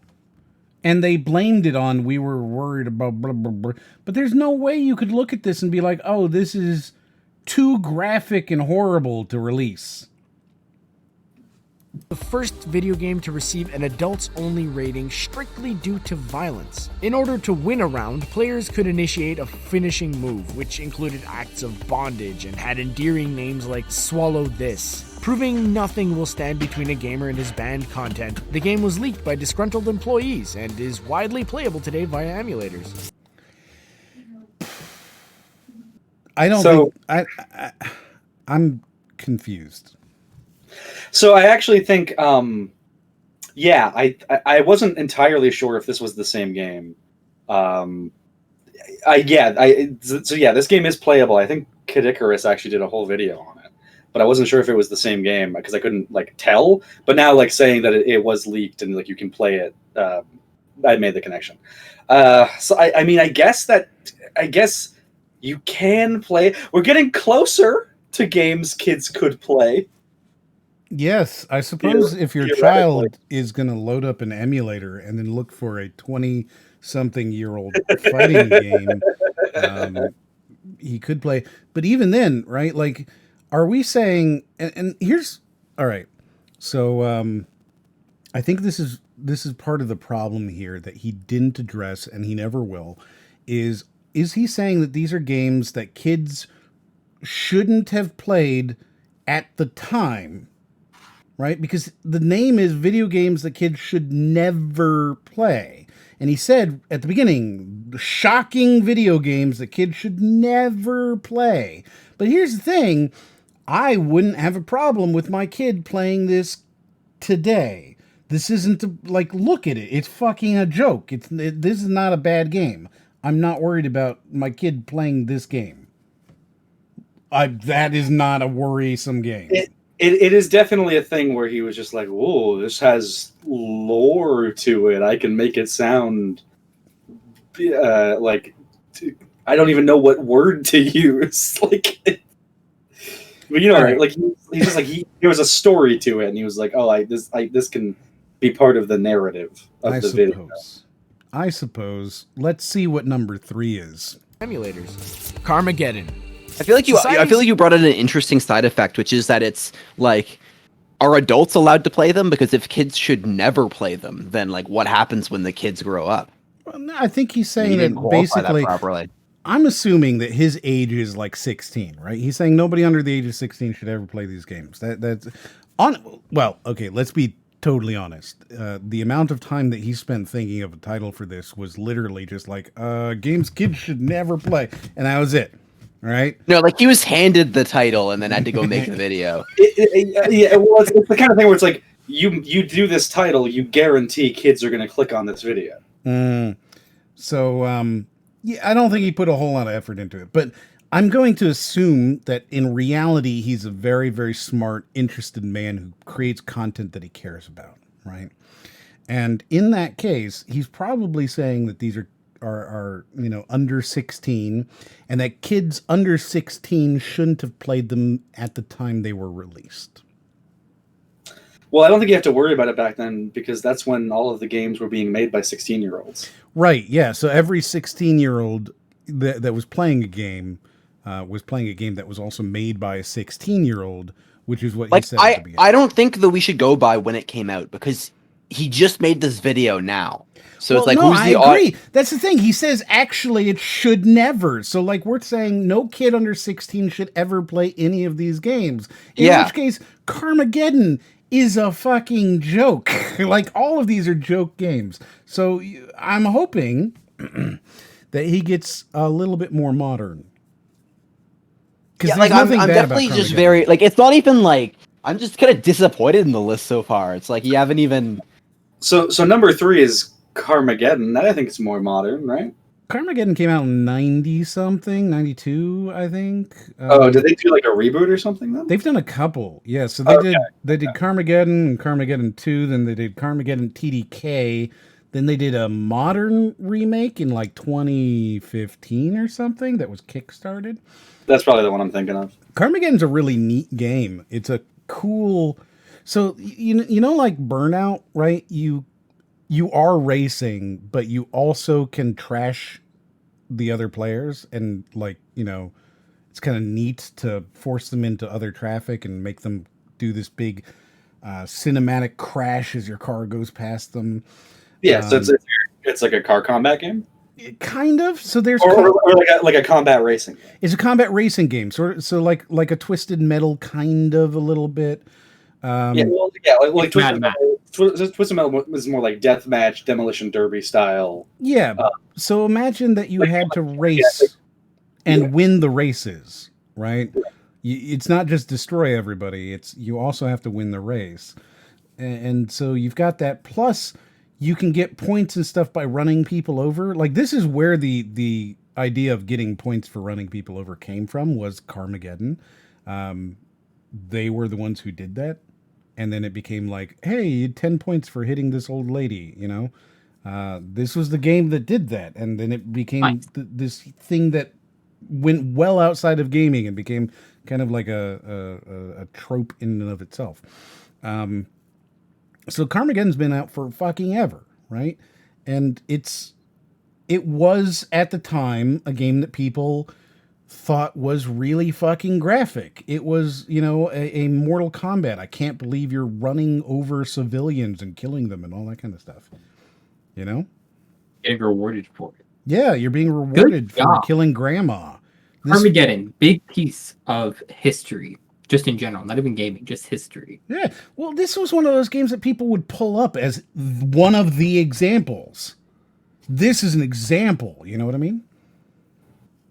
But wait till you actually see the game itself. His acceptance of controversial media changes over time. Hence the reason a game that was heavily censored during its initial release in 1997 is now available as a free download for your phone. Carmageddon, developed by Stainless Games, placed players in a race against... Yes, look at these graphics. Okay. You can see how he is currently hitting somebody in front of that car. Let's see if they placed players in a race. See it? That is him running something over. And you can see, now he's dragging the blood through his wheels. Oh my goodness. It is horrifying. Yeah. Today, though. Right? Like, today, though. It's just like, it really is so, like, quaint. Against Pretty virtual mild. competitors and the clock. It's really the best way mild. to keep playing, run over a few pedestrians. The more you kill, the longer you get to keep playing. Wow. As each vehicular manslaughter Are we allowed to precious show this? seconds back on the I clock. don't know. Inspired by the 1975 movie Death Race 2000, Not in Germany. the game may seem tame by today's The game may seem tame by today's standards. It does. It really does. And the game may seem tame by today's standards, and that's why kids should never play it because it's tame. Like he's by already today's standards. said that like the ratings board has said is like is now free to play. You could just download on your phone. You can literally play it on your iPad. Like, yeah. What? So, like, has this game ever been like re-rated? I don't know. I think actually, I think I remember that Australia recently unbanned it. Interesting. Nice. Progression. Yeah, well, because I'm thinking of how, like, back when like Metal Gear Solid 1 came out, that game was rated M, and now like Uncharted is out, and like all of those games are rated teen. Way, like, not bad games in terms of like that kind of content, but if you compare it to Metal Gear Solid 1, way worse. Like, Metal Gear Solid 1 doesn't have any like hard language or like really like all that much blood or whatever. You go to Uncharted and it's like you have every like bad word up to like shit. Like, you just don't, like, every word except for fuck, and like, and blood and stuff, and that's teen.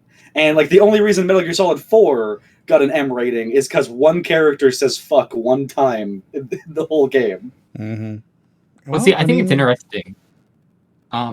Movies have a different rating system than games because for a PG-13 movie nowadays, they can say fuck 3 times as long as it's in a non-sexual way. I thought it was only once. I think it was 3 at least back in like 2016, I think. I just remember Hugh Jackman saying he would only appear in first class if he could say fuck. Yeah, I think it's 3.5 hour period. I could be wrong though.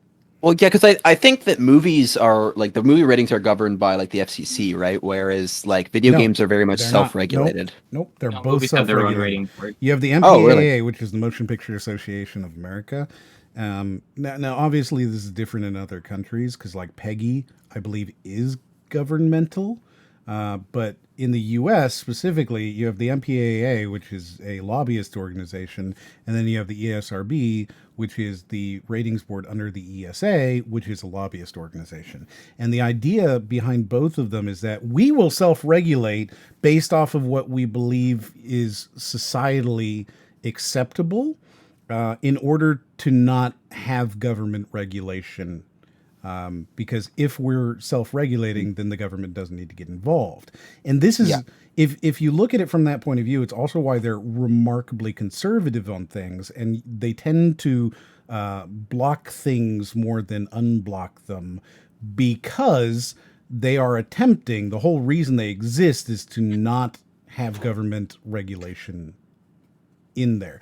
Because at one point, right, there was an argument to be made that, or that was made by, I think, Joe Lieberman, that video games should be regulated by the government because they are affecting our children's minds. They are immersive, and they're not like a video, like a movie. You're actually playing them, and so they're much worse than movies. Yeah, the only time I ever kind of was like, yeah, I mean, I could see or rationalization is during the whole like Battlefront 2 loot box stuff, where it was like, no, there probably should be, you probably should like not be allowed to do this stuff, at least in kids' games, if not any games, like namely gambling mechanics, right? Well, in a monetary way, anyway, because I think loot boxes in a children's game would be fine as long as they're in-game drops and they don't cost any money. Well, of course, if it's like if you're going to the casino in Pokemon Sapphire, like that's fine. Yeah. However, I think there very much wouldn't really be a reason to use loot boxes unless you're trying to make money, because they're not a very like enjoyable mechanic.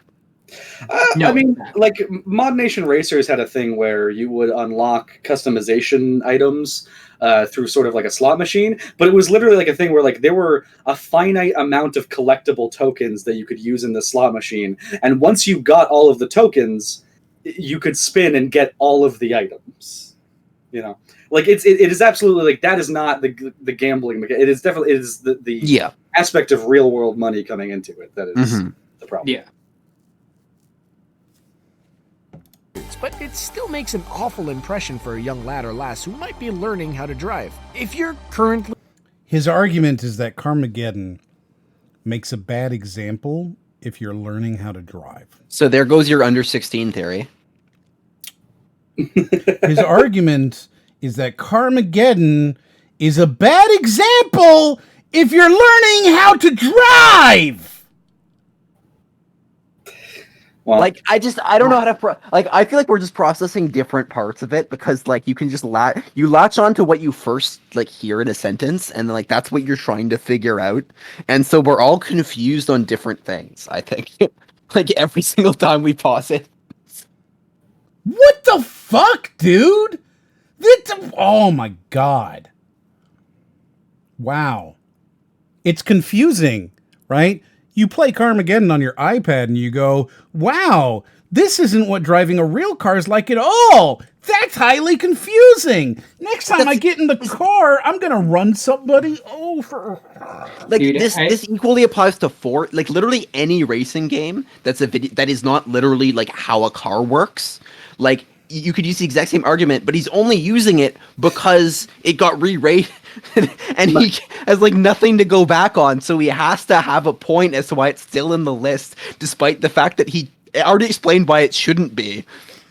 Like Speedy says this guy's giving Mark Brown a run for his money. Yeah, stupid statements that make no sense.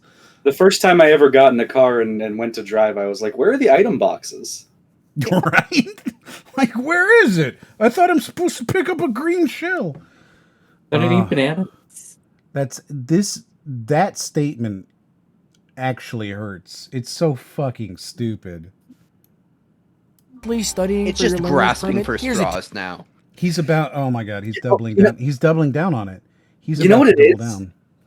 You know when you see like though like you know when you're in a movie theater and like some like thing comes on where it's like, look at this. I don't know. Literally, look at these new tech things. Like you get like this sort of Linus Tech Tips kind of thing, but it's not like Linus Tech Tips. It's just like some guys the movie theater hired to like do it.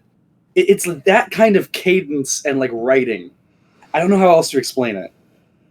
He's about to double down on the driving thing, by the way. Currently studying for your learner's permit? Here's a tip. Keep your car off the sidewalk and your bumper off of people's butts. Custer's... Why? Oh my god! That's how I drive exclusively. We'll talk about Custer in a second. I'm still trying to process how his whole reason that kids should never play Carmageddon isn't that it's a violent game.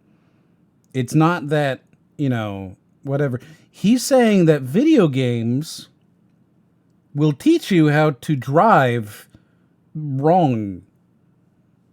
Like that's exactly like I already know it. Like he got 10 games, went through it, started writing the script, realized he like explained that it shouldn't be on the list, and then had to re-justify it at the end. So he just like grasped for whatever it could be. Like that's clearly just made up on the spot after he already had the game and he decided to. Sorry, go on. No, it's fucking insane. It in his one defense, there are so many movies I have seen where like the main dude is like some like nerdy dude or whatever, and then they get in a car or a helicopter and like the love interest looks at him and goes, "Where'd you learn how to drive?" And he just goes, "Grand Theft Auto." And like that's the whole scene. Yeah. Like I feel like that's been in like at least 10 movies by now. I just don't. I still remember that. Yeah, that, like Stakes on a Plane. The one guy knew how to land the plane because he played video games.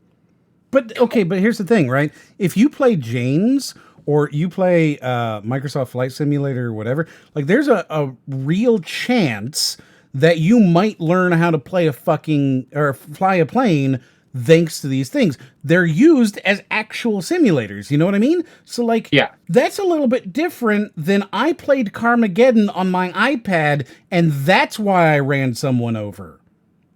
You know, I tried using that argument in court once and the judge went with it. So this guy might have a point. I don't understand. And then Custer's Revenge, okay? So, like, if you know what Custer's Revenge is, you know why this is on the list, you know why it was not well received. It is, like, one of the I guess, gold standards for culturally inappropriate, you know? Yeah, well, like, earlier when it was like the first one, the guy game or whatever, like I literally wanted to, I was like, I want to like just say, hey, who wants to take bets that Custer's Revenge will be on this list? And I was like, some part of my mind was like, no, it can't be. Like, it can't just be like the same video that everyone makes on like inappropriate games. There's got to be a chance that Custer's Revenge, like, just if I say Custer's Revenge, if I guess that it's going to be on this list, the ironic consequences will kick in, and it won't be. And now I'm sitting here regretting that I didn't say that because, like, God, like I've seen this video like 10 times from like different people. So Custer's Revenge, for those of you who are not aware, is a very old Atari, I think, game where you play as Custer, and your job is to walk naked from the left side of the screen to the right side of the screen, where you will then, I guess, rape a bonded native. Yeah, it's not. It definitely deserves to be on the list. It's not a very good game in that regard or any regard. But it's also not a game that any kid would have played, I don't think, ever. It's not a game that was released for children. It was, you know, I guess technically it was on Atari, but it was very much an adult game at the time. It wasn't sold to children, you know, like it was... It famously was one of the first games to have like a warning on it. You know, it was not for sale to minors. I remember, let me look it up because I remember it had that Custer's Revenge, not for sale to minors. And like it had it on fucking, yeah. It says it right on the thing, right in the front, not for sale to minors.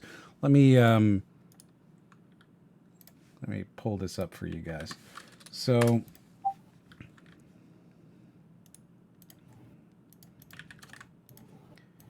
not for sale to minors. Adult video game cartridge, not, it says adult on it twice. Right? Adult video game cartridge and adult video game cartridge, not for sale to minors. I don't think this is even remotely fair to call it a fucking game that... Of course it's a game kids should never play. I don't know, man. There's some mom is going to buy their kid that game for Christmas. I guarantee it. Dude. Yeah, Mystique presents Swedish erotica. Yeah, it's like that is just so clearly not for kids. Not marketed towards kids, not intended for kids, not sold to kids. And now I don't even think you could buy this. I think it, like, even on Atari, I think it was pulled. It was like really, really, really not well received because of the whole, you know, rape. Yeah. You know? And it's not like it sold a lot of copies either. This is one of those really, really rare, weird games out there where it's like, oh yeah, they released this weird ass game that like a couple thousand people bought, you know? Yeah, I mean, it's definitely one of those games that people only know about because people keep making videos on it. Yeah, nobody's ever seen this game in real life. Anyways. Revenge. The Atari 2600 popularized the use of cartridge gaming systems, kicking off a booming industry still going strong today. When looking back, most smile at the nostalgia of... This is all fluff. He's adding fluff because he knows there's nothing to talk about here. It's movie theater preview level writing. What do you expect? It's just fluff. Remember the Atari 2600? People look back at the Atari 2600 with fondness. They smile. They smile at the nostalgia of the 2600, which they had as kids.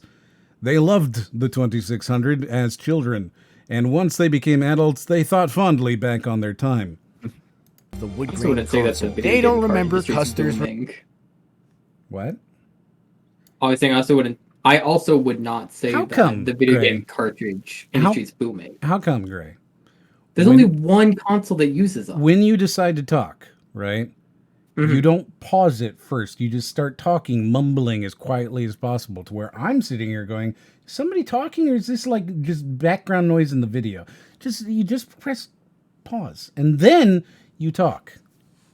Because usually I start right before it gets unpaused and I don't realize.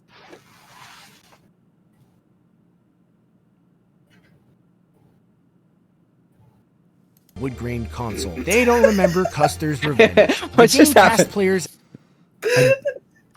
Brody got to witness what it's like to be Brody when you're not Brody.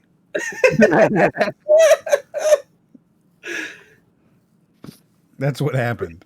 I do have to say, it's just like, I'm so disappointed by this list. Like, they're just all against the spirit of what I expected this list to be. Mm-hmm.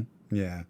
And I also want to point out that he started the video saying the first 2 to 3 decades games were all designed for kids, and then he hasn't listed a game from the modern era yet. Like, they've all been from the 90s or the 80s. This is from 1982, man. It has to have been from before 1982 because 1983 is when the Atari crash happened. So this is at the latest 1982. And I'm pretty sure that he crops off all the adult video game parts of this console. next part. They don't remember Custer's Revenge. Yeah, look, The he game crops cast off where players it as says General adult Custer, only. allowing players. He fucking crops off the adult only. Man, I wonder why. Oh, this guy he's almost as disingenuous as Donkey, man. Almost. That's At least terrible. Donkey, he's I don't think Donkey ever is portraying he's being serious. Yeah, there's a level of no, Donkey is being serious the moment that he realizes people aren't mad about it. But if you ever disagree with him, he's like, it was just a joke. I don't know. I'll watch a Donkey. I haven't watched a lot in recent years, but I'll watch one and it gives me a vibe of okay, well, this is obviously he's. I'll show you a video that's not a joke, and then you'll be like, oh, okay, and you'll get it. It's okay. We're not going to talk Donkey right now, all right, man? Because the last time he reacted to me talking about him, he fell asleep, and I don't want to put him to sleep. As Speedy says, I just woke him up right there. Perfect example of it's just a prank, bro. He is that. He is the embodiment of it's just a prank, bro. I feel that only applies if it's not very obviously. I don't know. I feel all of his stuff is tongue in cheek. You did say you haven't watched his videos in a long time. This is true. I'm mostly talking about the stuff he was doing. He doesn't do that anymore. That's not what he doesn't do donkey videos like he used to do. Now he does reviews and here's this game that I really, really loved. Oh, you guys didn't like it? Well, you're all fucking idiots. That's not a joke. That's not funny. And then he has a whole video. He has a whole video of The Last of Us too, right? Where it's just him belittling his commenters and fans for 18 minutes.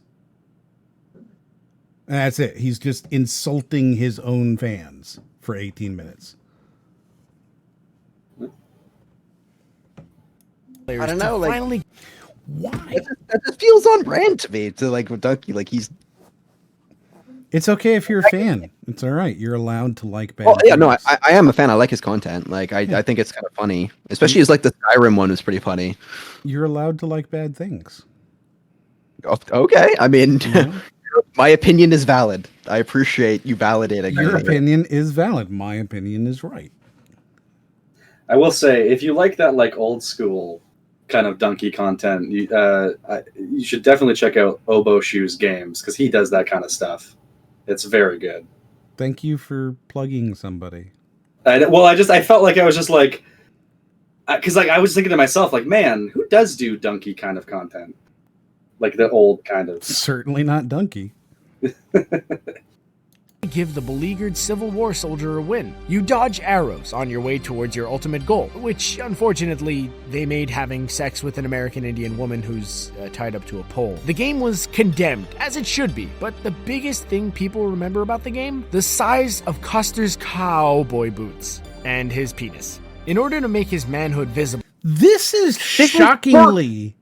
What the fuck? This is like not censored or anything. I can't believe this right now. I can't believe what is happening. I can't tell if you're serious or not. Like, I assumed this was for kids, like telling kids not to play it. Like I assumed kids were supposed to like be watching this video. You know what I mean? So like this just like if like this video is a video that kids should never watch, which is just I brought.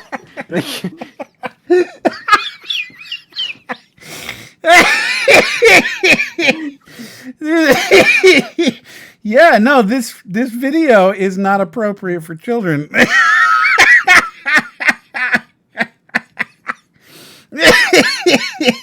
Oh, Righto PP.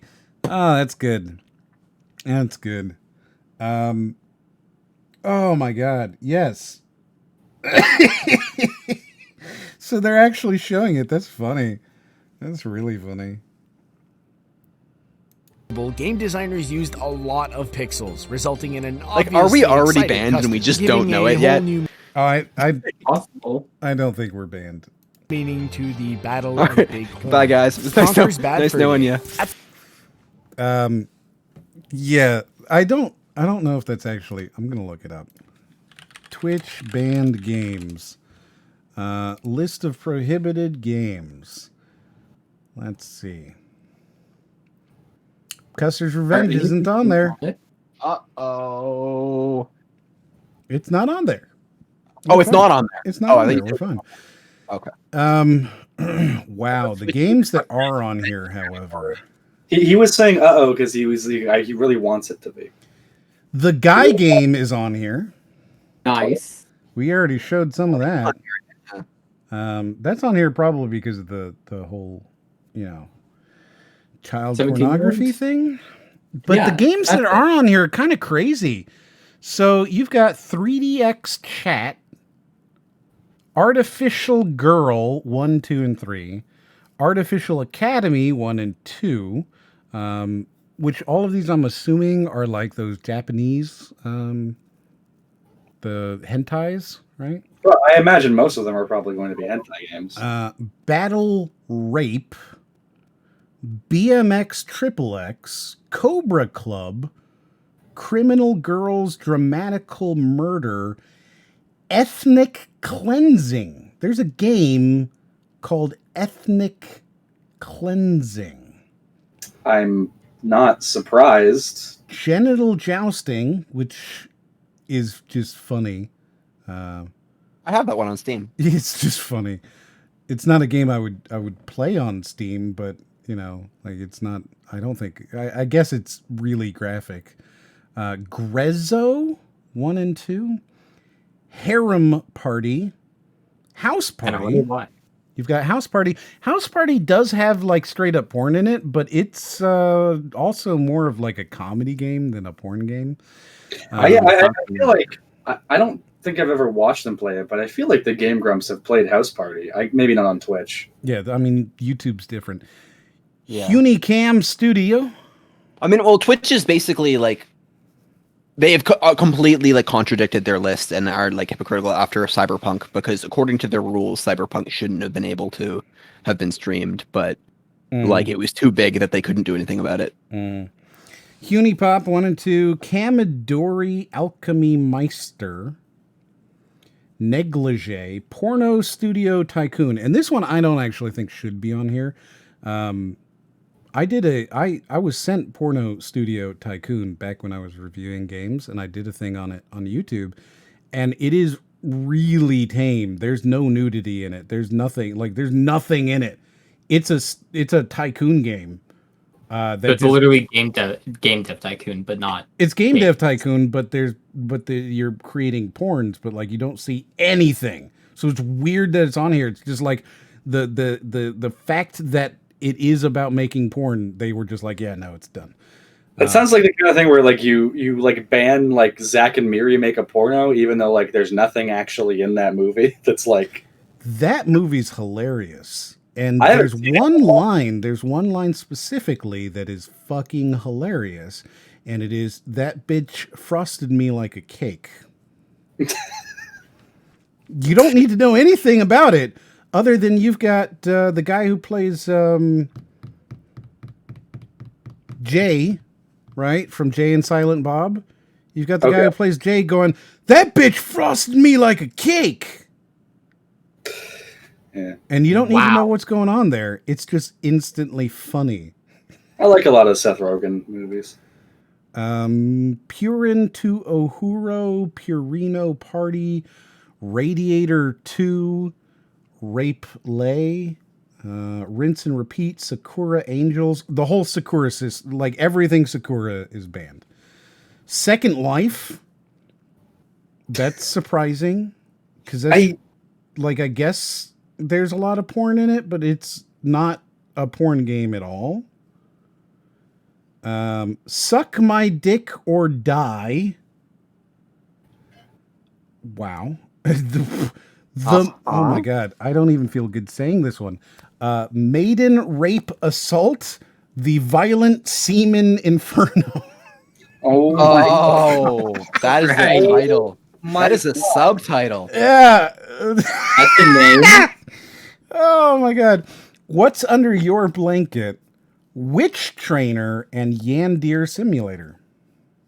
That last one. Wait, okay. So I knew that one was on there too, and I still don't know why. I don't know anything about that game other than like the narrative around it of a like. I haven't seen much of it since it was an alpha and like Markiplier and Jacksepticeye and everyone was doing it. I just know like the creator got like super beamed on for like having that glass of I don't know if it was nut or not, but like that's what the meme is. Yeah, well, the whole reason is because he killed children, school children. Oh, that's fair. That's a perspective I didn't think of it at. Like that's why it's not allowed on Twitch, is because like the whole idea is that all of the girls that you kill in that game are school children. Yeah, they're technically minors. That makes sense. Okay. So like that's the reason for it. Okay, cool. Yeah. So like I don't understand why Custer's is on here other than to be shocking. Like I feel like this is the video that was marketed to Mayim Bialik. Well, also, the prohibited games is prohibited games without an adults only rating. So since Custards has adults only rating, it's already banned. Well, there you go. But even then, right? I feel like this is a video that they made to make Mayim Bialik mad at gamers. I would also like to point out that only one of the games on this list so far has been on the Twitch banned games list, which I don't know. I feel like that negates or it doesn't even negate the video. I don't know. If it's adults only, I don't think it should be allowed on this list. Like just yeah. Even if it's just M-rated, if it's M-rated, it's already not a game for kids. It probably shouldn't be on the list. I really want to remake this video using the restriction that the game has to be rated E or E10. I would accept T even. Like I would even accept teen because it's for teenagers. You know, hypothetically a 13-year-old could play it. And a game I think if there's the popularity to it, like I would accept GTA or like, a Call of Duty, because it's like, yeah, it doesn't have the rating, but it's popular enough to like for a kid to realistically like play it. I guess. I play GTA all the time as a kid, but at the same time, I feel like on a list of 10 video games that kids should never play, an M rating would automatically disqualify regardless of popularity, because that means Halo's also on this list and Call of Duty. There's a lot of M games. Yeah, I mean, like, there's plenty of games that are rated M that probably shouldn't be. Well, I don't necessarily think that, like a kid shouldn't play Halo. But they shouldn't, right? Like, that's the argument, is that because it's an M-rated game. The whole, I think, when you're looking at M-rated, the idea is that your parents should be making the decision, not you, right? That's the idea, is that from the age of 13 up until 18, when you're within that range of playing an M-rated game, your parents should be making that decision, not you, which is fair. I thought M was 16. No, you can, whatever. Maybe you can buy it. Yeah. I don't know. No, regardless of whatever the age is, the parent makes the decision until then. Until that age. I get it. Which is, and then, if you're 13, you can buy it. And everyone else, you can buy every other game with your allowance money or whatever. And you don't need a parent's permission, It looks like M is 17 or older. Okay. And then here it is. Actually, that's sorry. I just realized that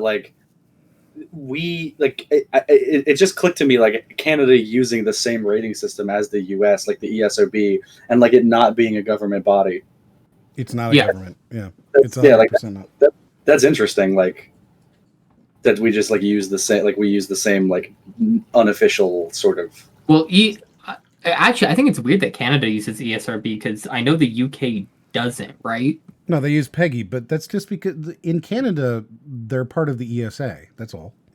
Okay. Makes sense. Gotcha.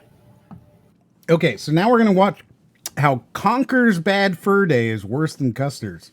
At the turn of the last century, if you didn't have a cute animal mascot, you weren't marketing video games correctly. Sonic is a cute animal mascot. Yeah, that's weird because Sonic, the reason they made Sonic was to be with Mario, which is not an animal. Or cute, arguably. Not an animal, but made it a hedgehog. Damn, Ryden throwing shade at Mario. I would agree that she got kidnapped. Sure, let's go with that one. I would agree that Mario's not particularly cute as well. Come on now. Nobody's like, oh yeah, Mario. I mean, he's no Luigi. Yeah. All right. So, how can you guys say Mario's cute when there's two obvious, the two black sheep of the family are way hotter? Are you talking about Wario and Waluigi? Yeah, you got to go for the tall guys. It's all the Waluigi. I will say Waluigi is peak masculinity. Speaking of which, I guess this is a good moment then to pull this up on stream. Oh no. So this was sent to me today. Oh. This was sent to me today by one Brody. Which is me being Wariarty and my ghost VTuber persona. Yeah, I did a little doodle and I was like, wait, I can reverse the M and just make it Wariarty. And then I just wanted to refine the design more. I made a little ghost and I was like, I just looked at them side by side and it looked like a fucking JoJo stand or something. And I'm like, well, that's not going to be. Em's not gonna laugh at that, so I'm just that. I changed the lore. I'm just it's there's Wariarty, and then the ghost is his VTuber persona that he goes and does VTuber things with. Mm-hmm. Oh god damn it! I have to have an upside down R then. That sucks. Yeah, I mean that's definitely it. Has anybody other than I think Nami drew you, right? He drew you with a faucet coming out of your nose? I don't... Yeah. Yes. Yeah. where you could be milked out of your nose. Wait, I have a question on the lore of Wariarty because Speedy Acorn brought it up. Or at least reminded me of it. Does Wariarty like bananas? No. Well, Wariarty, I've been working on his lore a little bit, and I just, he hates Doom, but he really likes when they added parkour. He thinks Thief 4 is the best in the series.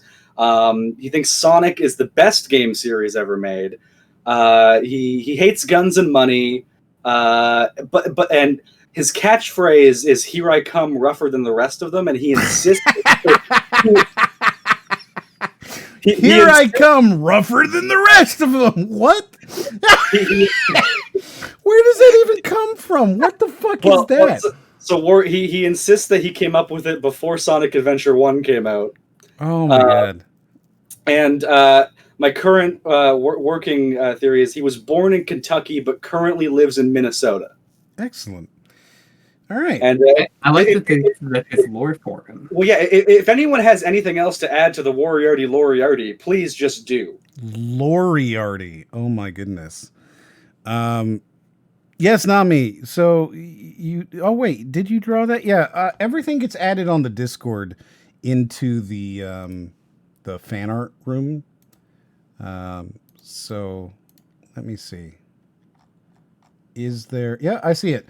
There's a little one of Mojim holding a balloon of me, a balloon, as it were. I think that's the first time I've seen this one. I like it. Yeah. Look at that. Let me pull that up. There we go. Look at the cute little Mojim at the bottom. So all of that stuff always gets posted into the Discord in the fan art room. And there's a lot of really neat stuff in there. The people are so incredibly creative. I am always blown away. It is humbling to have somebody be like, I'm going to spend my time and talent to I don't know if I would say immortalize, but to represent you. It's just super neat. In an attempt to bring some adult humor to the Nintendo 64, game developer Rare, the folks behind Donkey Kong 64 and Banjo-Kazooie, released Conker's Bad Fur Day. Again, this is higher on the list than Custer. I really like Conker's Bad Fur Day as a game. Really? I've never played it, but I like the idea. Okay, because it's always been one of those games where I'm like, I should play it at some point. It feels like it's kind of like a piece of history, and like I like Banjo, Kazooie, and Tooie, so I'm like, there's probably something fun here. And then I played it, and I was like, this isn't a great platformer, and it's an okay adventure game. And then you get like halfway through, and it just becomes like actually a pain to play. It actually just becomes a terrible, awful like pre-shooter. Mm-hmm. Actually, I had a great idea. I'm not going to say it now, but I had a great idea. And it involves Conker's Bad Fur Day. Thank you. Okay. So just hold on to that one then. Right? I'm imagining that this is bad because it has adult humor in it. And by adult humor, I really just mean that I'm pretty sure. What's the big bad joke in here? It's about poop, right? It's the poop monster. Yeah, one of the bosses is the Great Mighty Poo. Right, that's it. That's the reason it's going to be banned from here is because of the big poop monster. I mean that, and like probably the D-Day segment, Saving Private Ryan segment. Well, he's not going to have played the game. He's not going to talk about that. I bet you. Or actually, there might be. He might show the gear segment, which is actually like that one. That one's dated. Oh my god, that one's a little. Well. All right, let's see what he says. Debuting in the spring of 2001, the game flipped the platform genre upside down by having the game's main character a swearing, smoking, and heavily boozing squirrel. His simple quest was to return home to his girlfriend after getting hammered one night. A quest that was often interrupted by giant wasps, Nazi-like teddy bears, and opera-singing pieces of poo. Yeah, you heard that right. The cover art and gameplay look exactly like a kid-friendly game, but it dropped F-bombs from the time you pressed start to its fourth wall breaking ending. Okay, so his reason seems to be that it curses, right? Well, no, I think this one's fair because, well, I think his point. This one I think like fits the list better than the rest of them because like yeah, it's a cartoony character. You could be tricked into thinking it's meant for kids.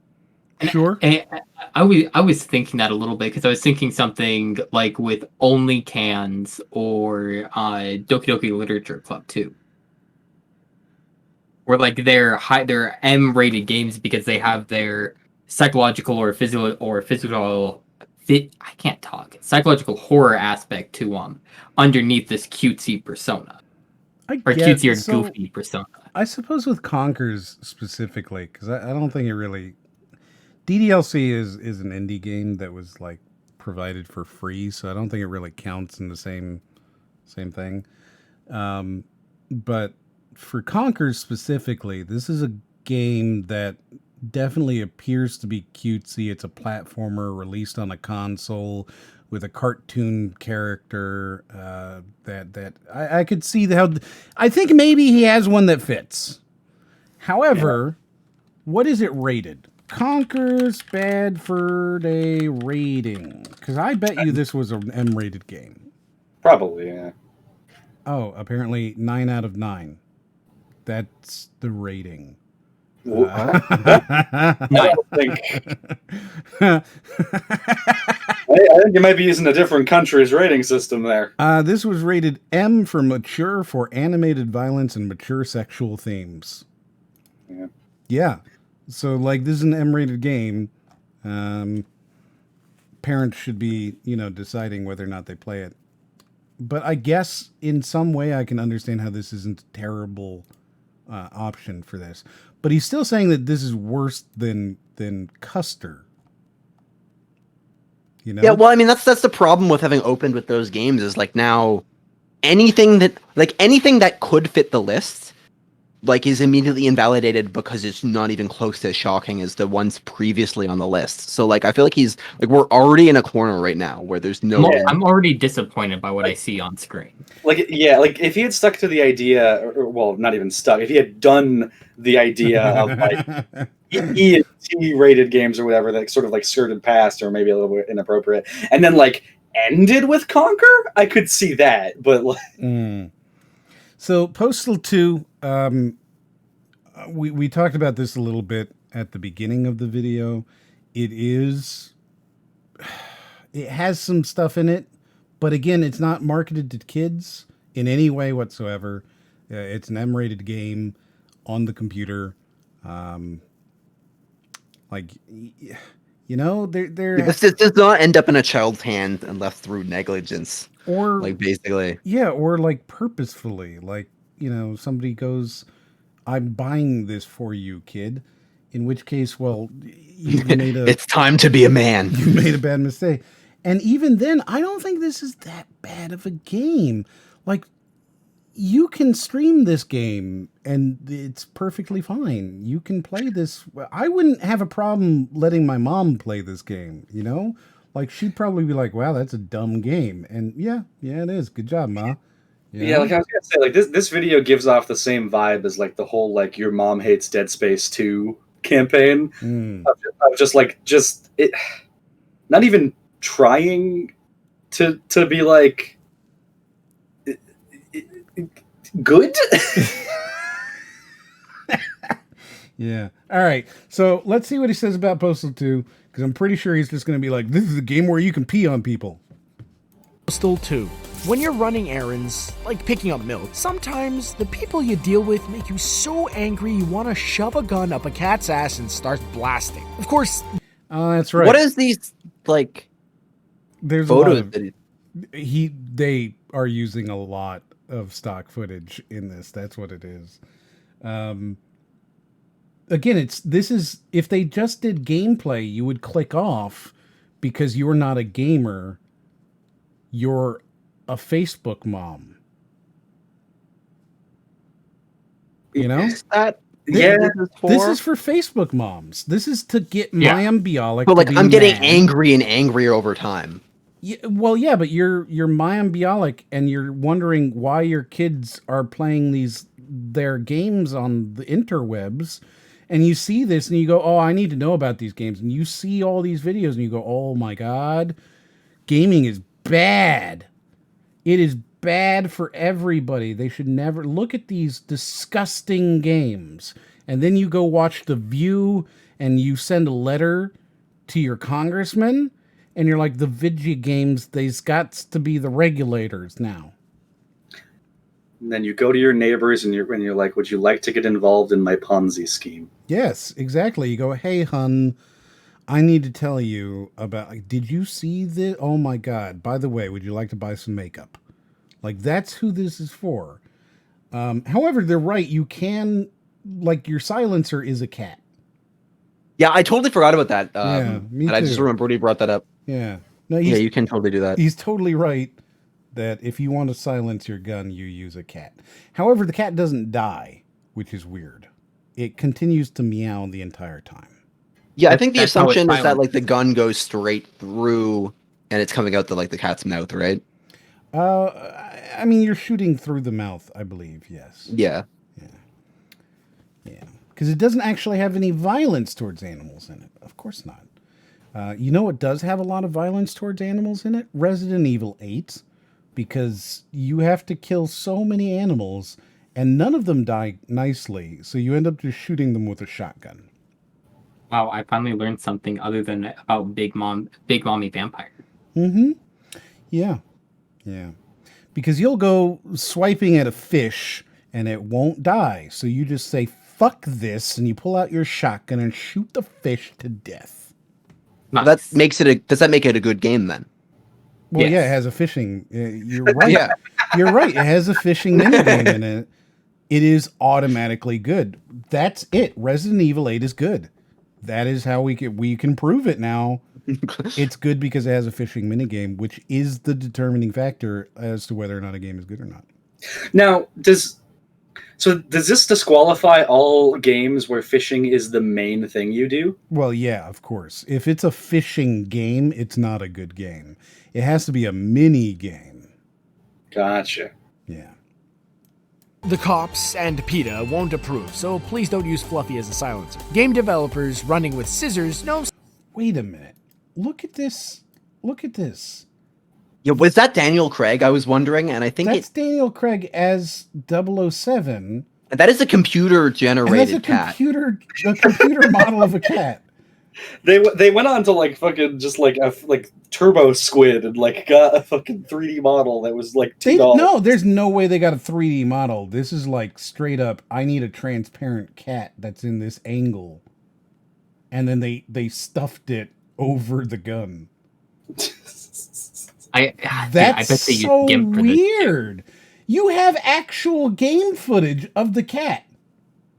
Presumably, right? Like, they're going to show actual game footage of this. They showed it at the beginning.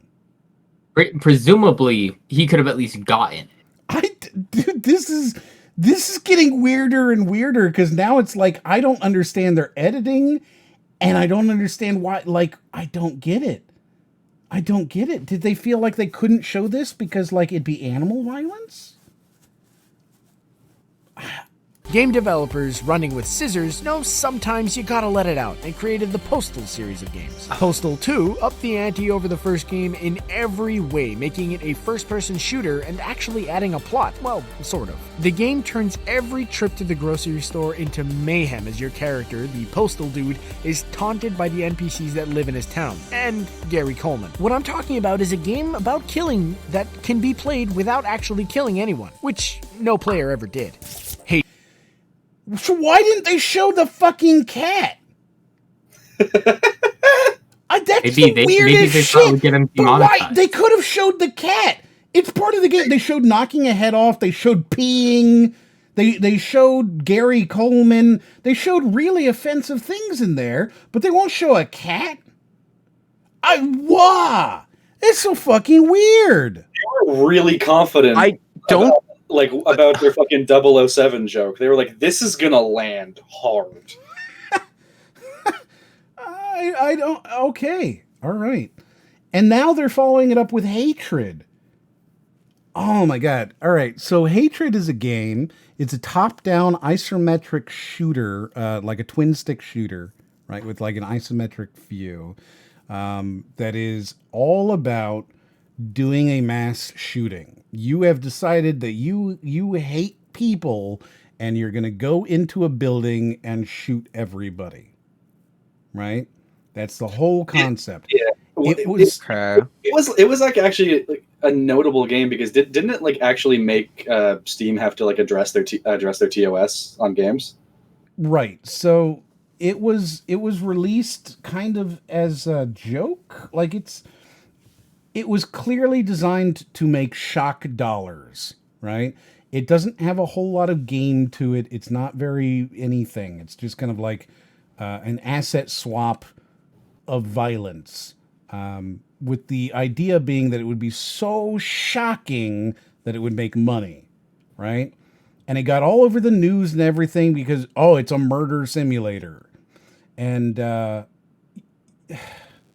it's not a good game. It's not fun, and it's pretty expensive, and like there's nothing, and it's certainly not aimed towards children. I don't think, yeah, this is a game kids shouldn't play, but they never would. As are most games on this list. Oh man! All right, so that's like half the list doesn't even count. Let's see if they already can show anything, because I can't imagine they're going to show any footage of this game if they won't show a cat. Hatred. The only game on our list for having... Well, they showed the fucking custard. That's true. They show custard, but not the cat. I don't know. And yeah, I think this is an AO game. I think it's the only game to get AO for violence. Really? Wow. Right, and it doesn't really deserve it for violence, but it is graphic. Well, wasn't there also like a Columbine game that was like literally you go into Columbine? Yeah, so there was a game that was going to be, it was called School Shooter Simulator or something like that. And it was going to be released, and then people got all up in arms about it, and it was banned from Steam. And then the guy actually was never going to make it. He was just doing it to make money. So he wasn't going to put it on another platform. It was an asset swap again with just a bunch of generic shit, and it just happened to be taking place in a school. Uh-huh. Yeah. Only game on our list for having ridiculous amounts of cute puppies and balloons.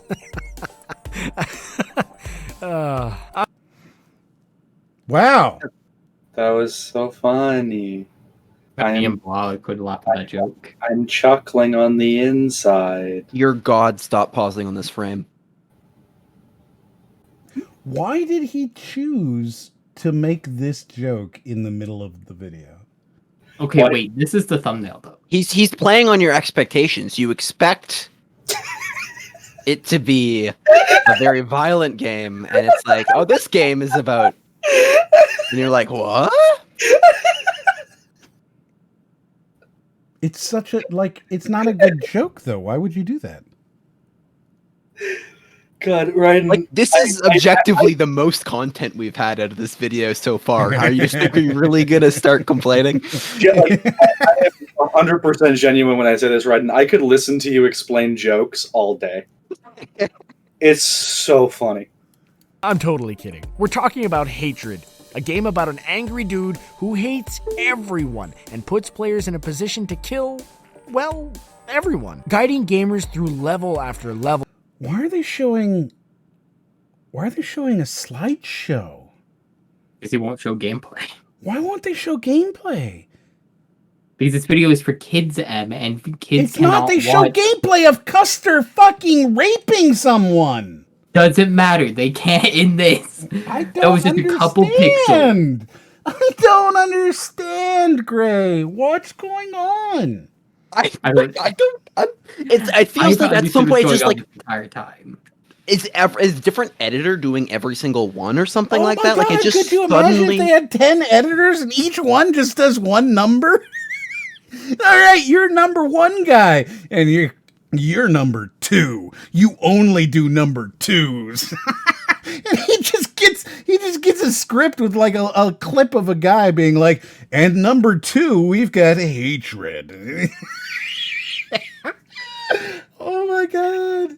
That would be really funny. When you're crafting a video, right? Like there's a story to it, right? Like there's that introduction, there's a rising action, and then there's a climax. So if you just start a top 10 list, then that won't work. Like you need your dedicated number 2 expert to have just the right amount of tension at that point in the video. Right, yeah. You know? Your number 2 needs to feel like it leads into the number 1. Exactly. Yeah. You really gotta dude, this is mind-boggling how advanced CBR is. Why no gameplay? Spoiler alert, you keep killing your way to a nuclear power plant with the ultimate goal of blowing up New York City. It's just like the trailer from before. Okay, but hold on. Is this the only game he's actually spoiled the whole plot for? Yes. Like, did he spoiled the whole plot for this game for no reason? Well, I guess he did spoil the entire plot of Custard, too. It doesn't have a plot. I mean, to be fair, you should never play it. I guess as a kid, but yeah, you should never play it, so you wouldn't play it, so there's no harm there. This is not like I would happily show game footage of this. It's. I guess you could say it has glory kills for civilians. Right? Where you like knock somebody down and like shoot them in the head with a shotgun while they're begging for their lives on the ground kind of thing. But it's not like bad. I don't know. Developed by Polish gaming company Destructive Creations, the game was dubbed a mass murder simulator by several media outlets. Fox News. Shortly after its release on Steam, it was... So you can see right here, this is like a glory kill, right? So he shoots her, and then you see the red, which is the only color in the game. It's a black and white game. So he'll shoot her, there will be red on the ground, and her corpse is there. And then you go on to the next person and kill them as well. So it's Shadow of Mordor with civilians instead of orcs. I guess, yeah. You know, but like, that's the whole game. It's not a good game. It's not a game you would want to play, and it's not a game that's marketed towards kids. It's a shock. It's for shock. It's a game you would play for like 30 minutes and then set down, kind of like Sea of Thieves. Yeah.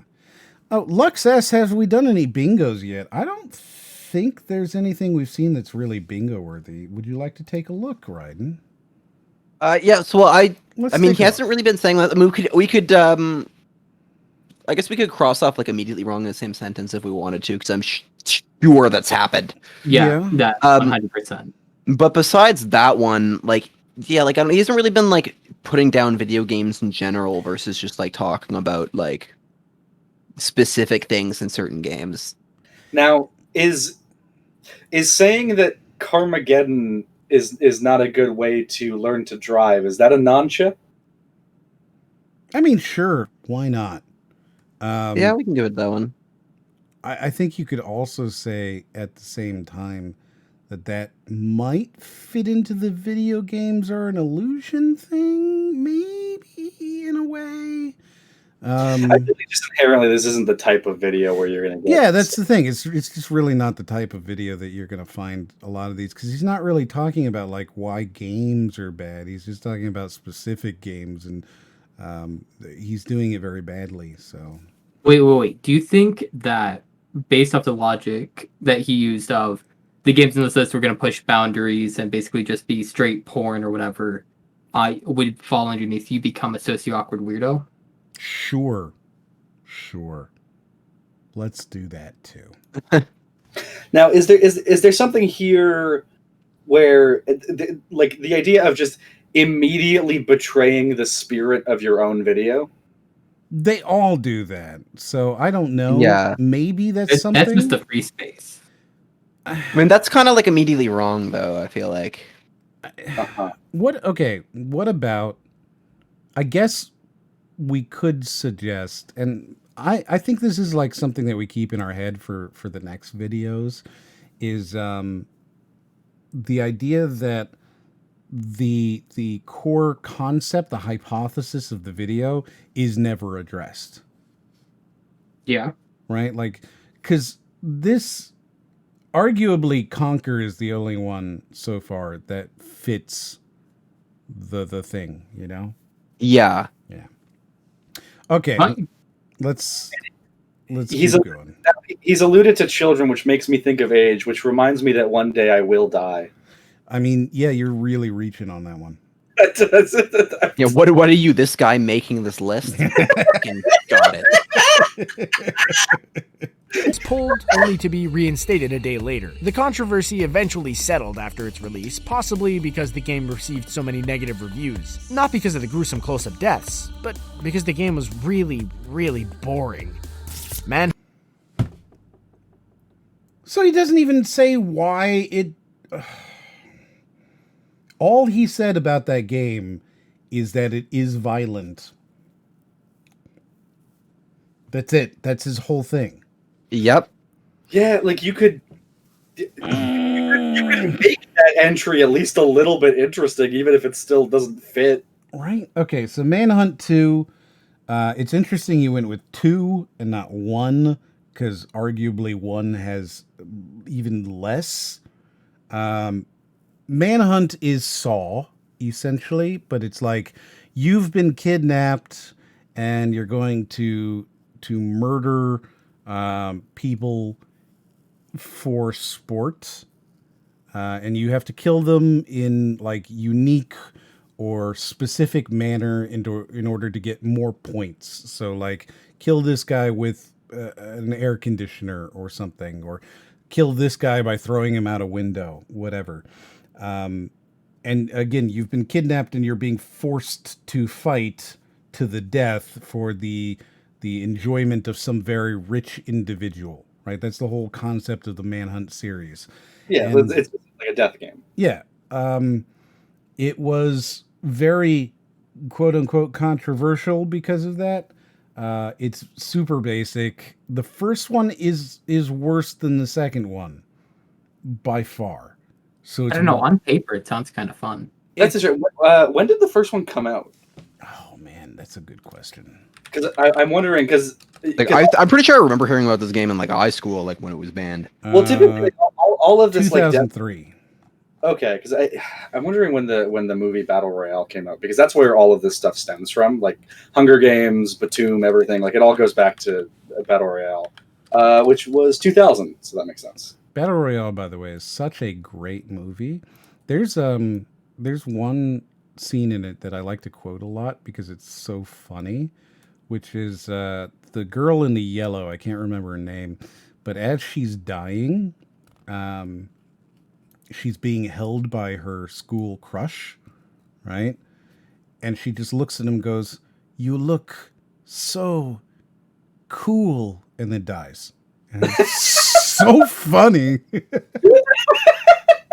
I really need to watch that movie, man. It's so funny because like there's this whole thing and he's like, "No, don't die on me, don't die, oh god, I do it, how can I help you?" And she just looks at him and she's like, "It's okay, you look so cool." Man, that's real funny. And I think she goes on to play in one of the Tarantino films. So, like, you know, I guess it worked, but it's super funny. Just super, super funny. All right, so Manhunt 2, you kill people. Manhunt 2. Again, an M-rated game, not in any way, like, yeah. The second game to receive an adults-only rating. Adults only, not even M. It wasn't, though. That's the thing, right? Like, he's wrong. Manhunt 2 had a version that was adults only,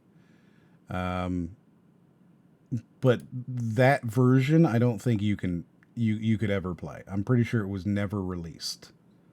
An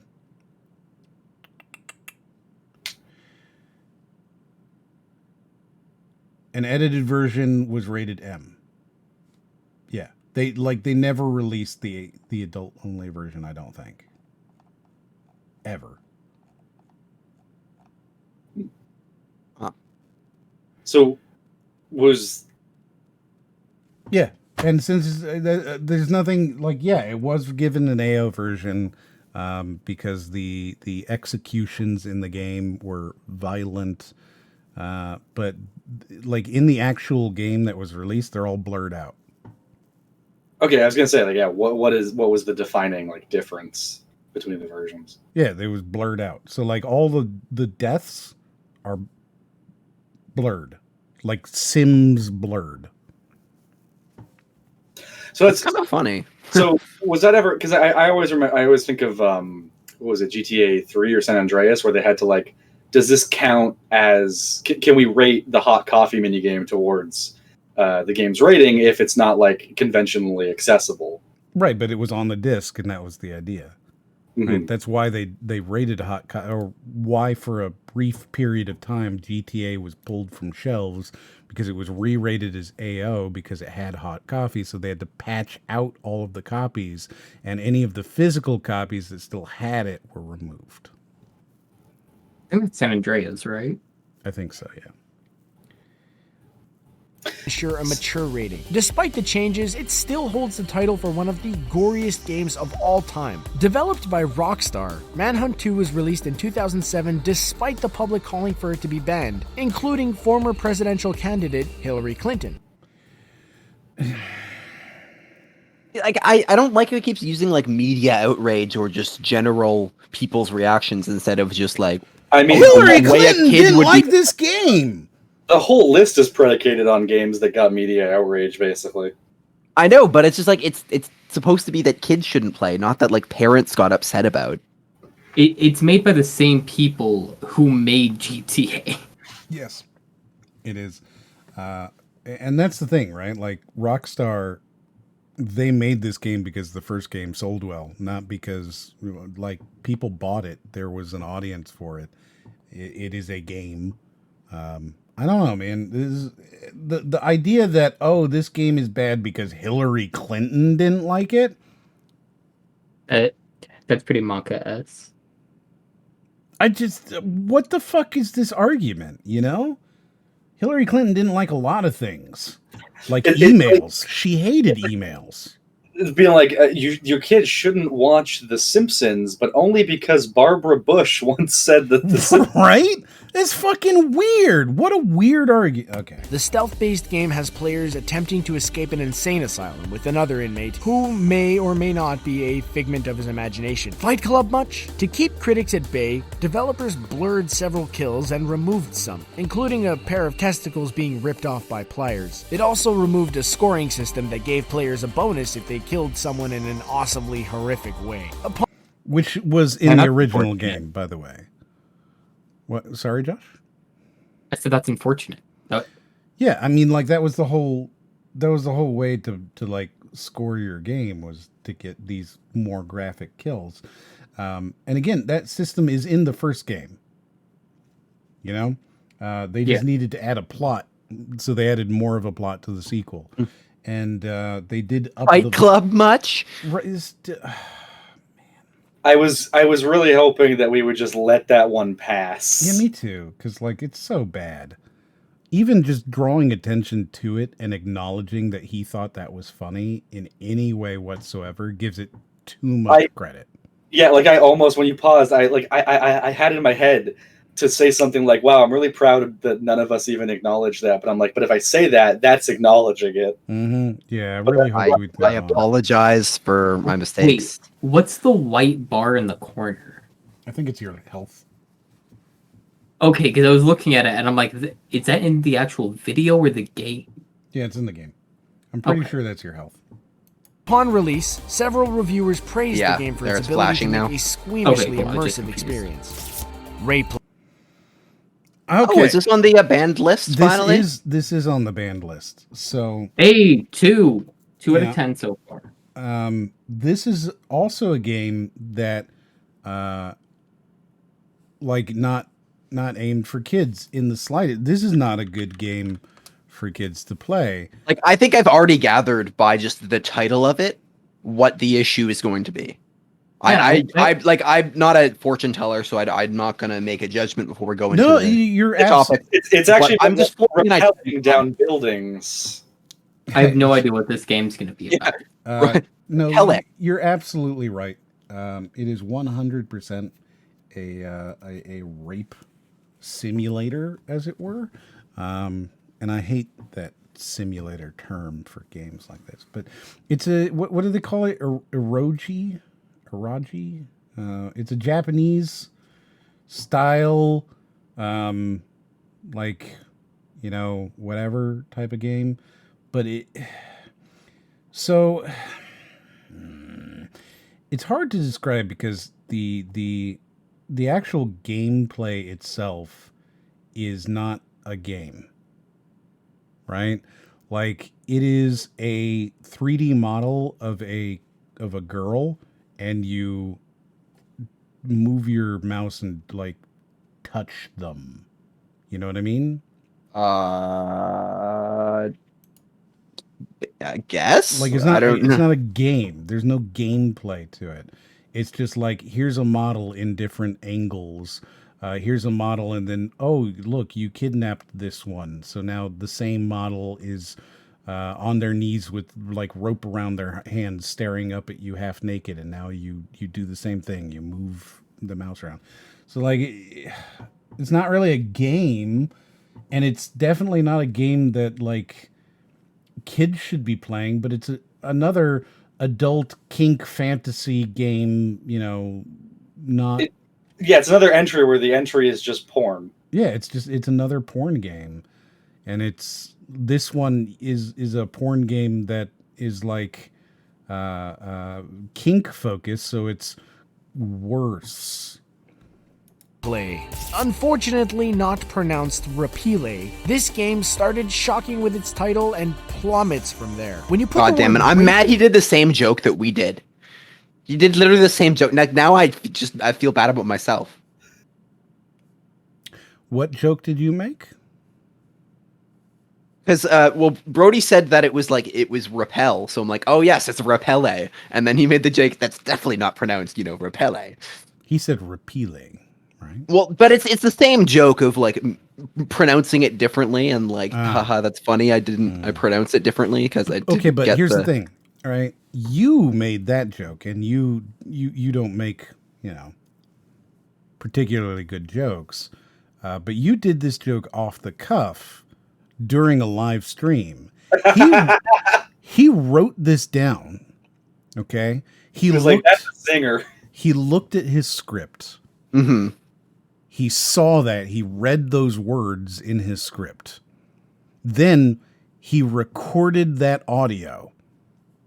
He took the audio. No. I honestly don't think he wrote this joke into the script. I think he didn't want to say the word, and then so he had to come up with a joke to not pronounce it. No, he wrote this down. He read it. He said the words. He listened to his recording. He sent this to an editor, or he edited it himself, and he really doubled down on that joke. There was potentially, right, many minutes devoted to that joke, whereas we did it off the cuff, and it came from you, a well-known not funny person. Now, I will say though, now that it's both of you have been talking about it, we have spent many minutes considering this joke. Well, yes, but that's because we're considering whether or not Raiden is worse than this guy. I would say yes. I am positing that no, he is not worse than this guy. Wow, that's the most. Well, I didn't realize we were debating whether I was worse than this guy or not. I just said the nicest thing you've ever said to Raiden. Right? You know what, man? You're not worse than this stranger we've never met that we've been making fun of the entire time. For 2 hours, we've been making fun of this guy, and you're not as bad as him. Congratulations.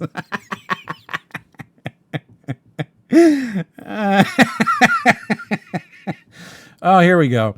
M says we as though he's taking credit, but remembers he thinks the joke isn't funny and reminds us that it's Raiden's joke. Yeah, like that's about M in a nutshell. Yeah, you've got it, man. Like I'm multifaceted like that. Into the title, it's probably... Okay, it's absolutely a game no one should play. Released in 2006 by Illusion Games and sold only... You know what's weird is that, like, I'm watching this editing and stuff, and it seems like he's doing more at the end of the video. They might actually have multiple editors for this, my dudes. Yeah, I've come to the conclusion they do. Well, like it's either It's at that, least 2. like sometimes when I'm editing a video, like I will sort of like I block it out, right? Where I'm just like, okay, here's the basic, and then once I have like that basic of like here's the beginning, middle, end, then I'll start to go in and like add stuff to like make it like fancier in places. But it feels like in this, he like got to that point, but was just like, only the end is on my timeline right now. I'm just gonna do it for this part. Yeah, it's So weird. you admit to adding fluff to your videos? Well, yeah, of course you should be adding fluff to videos. What are you talking about? I don't know. I don't make videos. In Japan, Rayplay attempted to make a story from one man's retaliation against the family of a woman who reported his... Do you see what I'm talking about? When I said, I can't believe they're showing gameplay of this on, like, anyways. So there's a model and you are moving your mouse around and touching it. Do you get it? Yeah, I mean this has all the nuance of just Newgrounds. It's not a game. Perverted subway riding behavior. It starts bad and gets worse as the man captures the woman, her mother, and her sister and virtually assaults them in a variety of ways and settings. Yes, someone actually made this. Then they attempted to defend it, eventually relenting and ceasing distribution completely. You wondering how bad it could be? Well, it had an ejaculation meter to ensure you don't impregnate your victims. If you do, you die. I'm literally shaking my head. Grand Theft Auto. So okay, wait, hold on. I know we have to deal like, oh my god. So first we need to talk about so like obviously that's not a good game. Nobody should be playing it right for kids, right? Like kids should definitely not be playing it.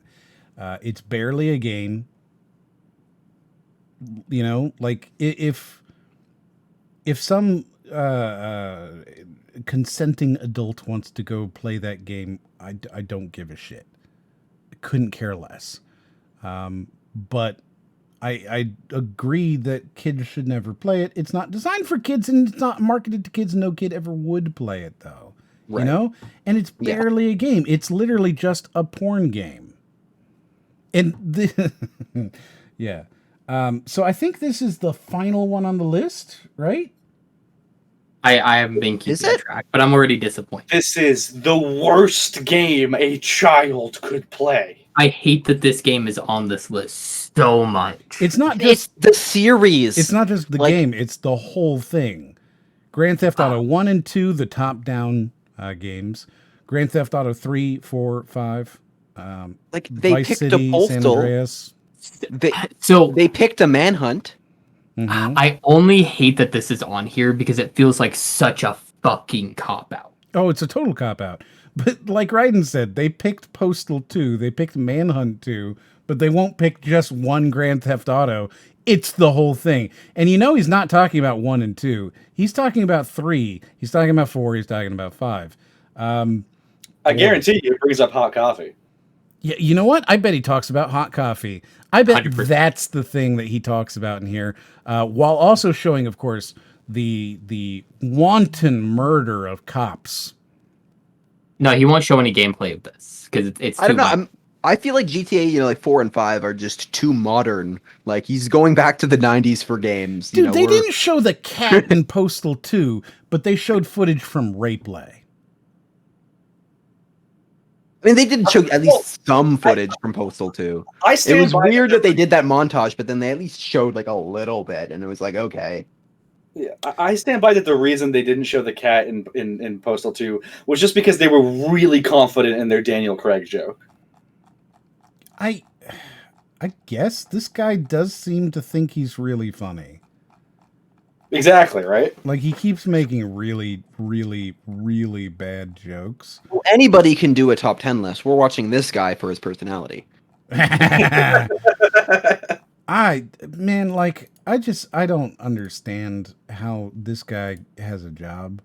I don't understand it in the slightest, you know. Right. But yeah, I'm pretty sure that this is the last one on the list. And so this is the worst game of all time. Right? And like 7 games. And it's several games, but it's the worst game of all time. It's worse than Custer, which, by the way, they showed. And zoomed in on. They zoomed in on Custer. This is worse than Rayplay. This is worse than the unreleased fighting game. This is worse than Guy Game. This is worse than the Guy Game. This is the worst game of all time. All 7 of them are the worst game of all time. Like, arguably, Guy Game is like the only game that actually had something like blatantly illegal in it, and that was just the first one on the list. Mm-hmm. Yeah. Been disappointed at since after that. All right, let's see what he has to say about GTA, right? Like, you got to know all he's going to say is hot coffee and you can kill cops. But he's going to talk about it for a minute. You got to know he's going to talk about it for a full 60 seconds. Let's see. Series. When a game series becomes certified by the Guinness Book of World Records as the most controversial video game series in history, you might be onto something, especially if your series sells more than 250 million units. I'm curious about that. Is that true? Let's see. Grand Theft Auto. I think Guinness, with 5, Guinness probably. World Records. Most controversial. That's what he said, right? Which you could compare like Guinness World of Records, Gamers Edition 2009, specifically has awarded Grand Theft Auto the franchise as the most consistently controversial game franchise.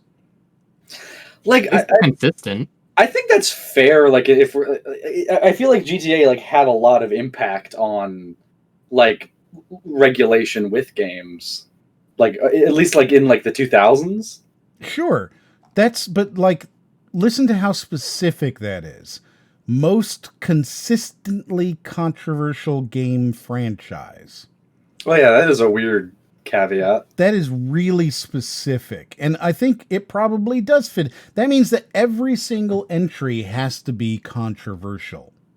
I mean, it does kind of feel that way because I mean, it just has to be consistent. As long as none of them are controversial, then you're very consistently. That's true. That's true. So, like, Mario is the most consistently controversial game. No, because of Hotel Mario or whatever. Yeah, Hotel Mario loses. There's been controversy with Mario. Now you need to find the least controversial. Is there like a Paddington Bear game? I'm sure there is. Like a franchise, yeah, though. It's definitely controversial. The Reader Rabbit series. No, it's got to be. Oh, that's a pull. It's got to be like a franchise, though. So I don't know. Wait. What about the purple car guy? Circle car guy? The Flash game. I have no idea what you're talking about, my dude. Big Thinkers 1 and 2. No, hold on. Putt Putt. Hell yeah, love Putt Putt. So Putt Putt might be the most consistently controversial game series of all time because it has never been controversial. Let me double check Wikipedia, but yeah, I don't think it's ever been controversial. there was that one Putt controversy. The big Putt Putt controversy of 2008. No. You know who makes it? Huh. Humongous Entertainment. Oh, yeah, that's no good. Yeah. No Wait, good. what do you all have against Humongous Entertainment? Well, it's the name. That's a controversial name, my dude. Yeah. I think it's obvious. I don't know. Since the first Grand Theft Auto rolled onto the scene in the late 90s, its protagonist. Pretty sure. Like if you walked up to a group of kids and said, "Hey, you want to see my Humongous Entertainment?" Like you're going to jail, okay? Like that's. I mean, they made Pajama Sam, they made Spy Fox, Freddy Fish, Putt Putt, but then they also made like they made the Big Thinkers games, which are like fucking preschool games. And I'm just like, I'm thinking of that in that context now, and I'm like, man, I wish you hadn't said that. Mm-hmm. Protagonists have been shooting first and never really asking any questions. The third edition introduced improved graphics and killing hookers for fun. San Andreas. Killing hookers for fun.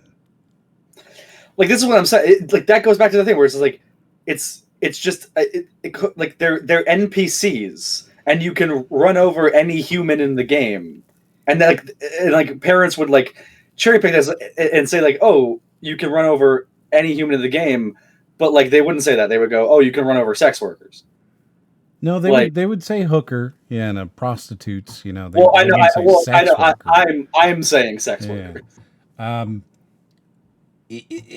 It's kind of like in that same thing as Postal, where it's like you have the ability to kill NPCs. You also have the ability to pay for sex. So by the systemic combination of those two things, you can kill a sex worker after paying for sex. And get your money back. Yes. But they boil that down to the game where you can kill hookers. And this guy's good. This introduced sex minigames, forever changing the meaning of a hot cup of coffee. He did it. Yeah. Called shot. I mean, it's the lowest hanging fruit in the fucking world, but I called shot. You got it. Latest iteration, GTA 5, had players waterboarding NPCs to get information. Fun for the whole family. With almost... No, it's an M-rated game. It's not fun for the whole family. It's a game that your kids shouldn't be playing in the first place. None of these... Have any of these games been T-rated? No. Well, I don't think so. I think... Conkers? No, Conkers. Conkers is M. So... all of these games are not meant for children in the first place. You're an idiot. 15 titles, including expansions, these games stand as one of the biggest success stories in gaming, while being a game young kids wanted to play but parents wouldn't allow, because they were too busy playing it themselves. I'm sure... What kind of argument is that? I don't think it's an argument. I want to hear exactly how he says this again. Young kids wanted to play, but parents wouldn't allow, because they were too busy playing it themselves. It's the game that kids wanted to play, but couldn't because the parents were playing it themselves. Okay, this reminds me. I do have a GTA 5 story, which it's one of the greatest, one of the most overwhelming senses of Schadenfreude I've ever had in my life. Which, on the day that GTA 5 came out, I walked over to I took a half an hour walk to the GameStop because I was just like, I'm not a big fan of GTA, but like I'll get it, whatever.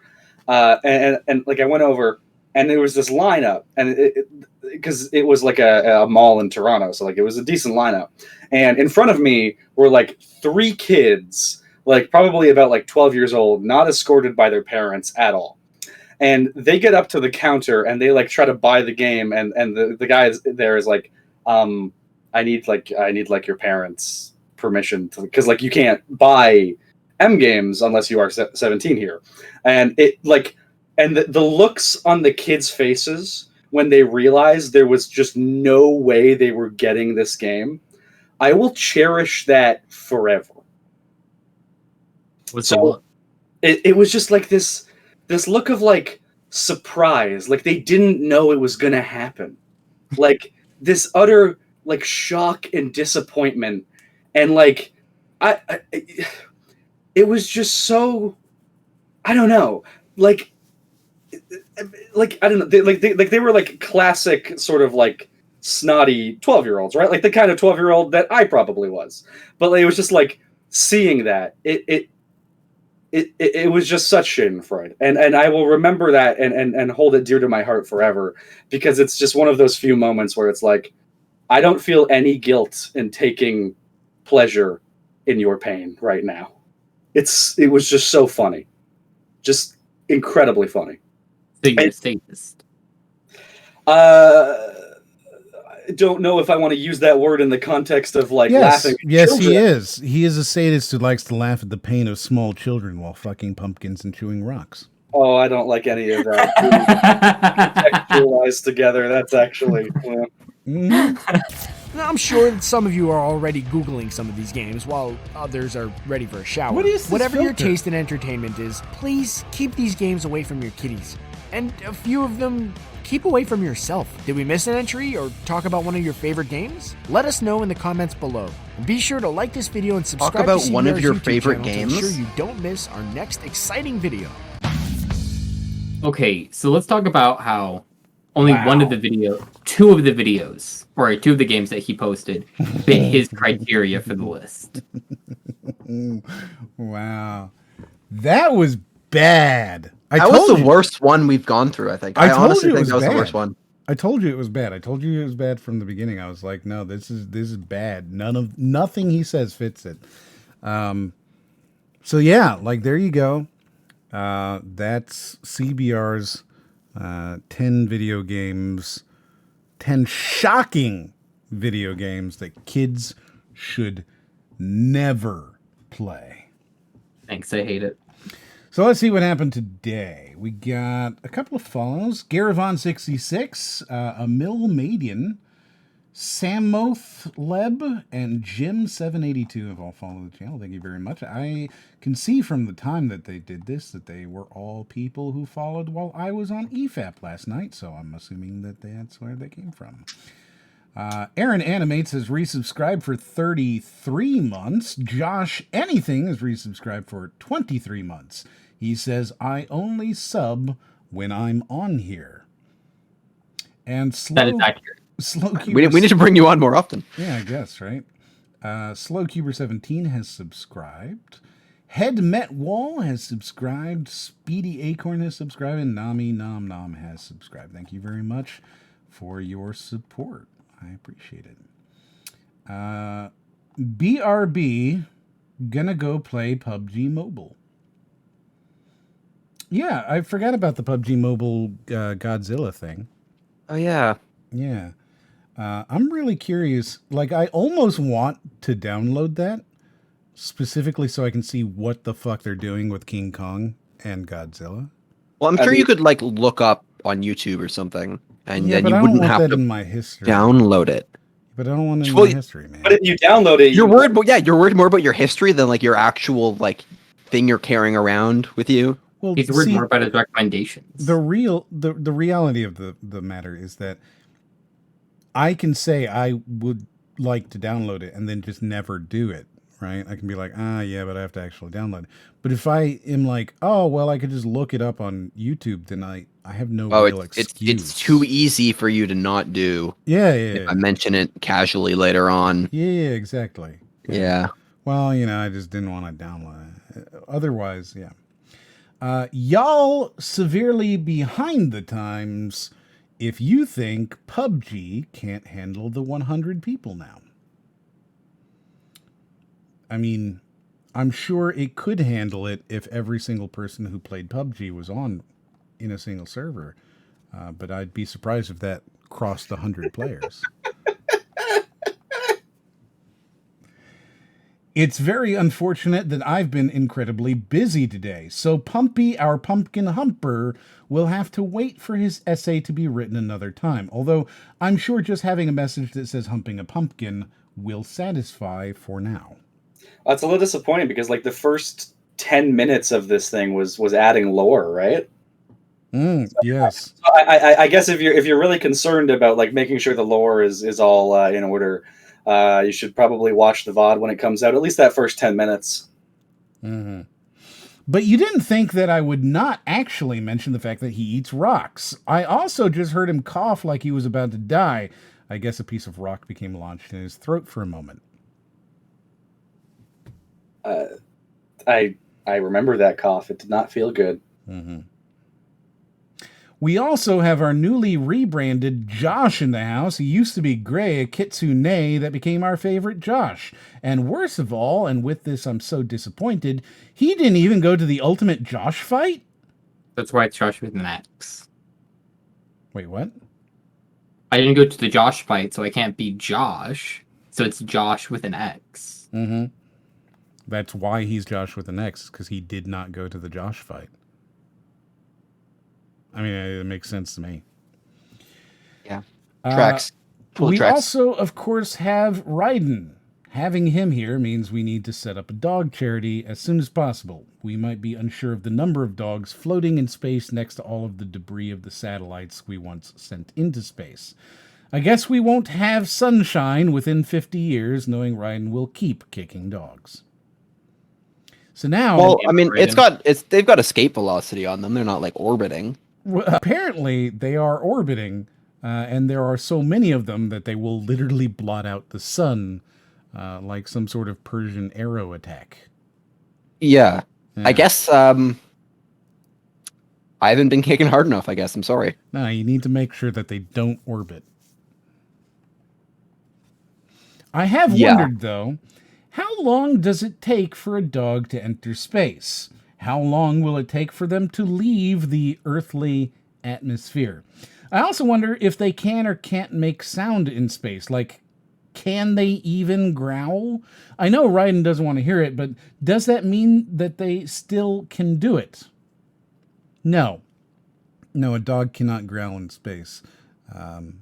I mean, unless... Well, okay, I guess it could growl in space if it were in a suit. Yeah, so the reason there is no sound in space is because space is a vacuum, and sound is actually the vibration of the air molecules. So with no air, you can't have sound. You could inside of a suit, but it wouldn't, like, transmit anything. So, okay, like, but you mean your suit would vibrate. I mean, you could.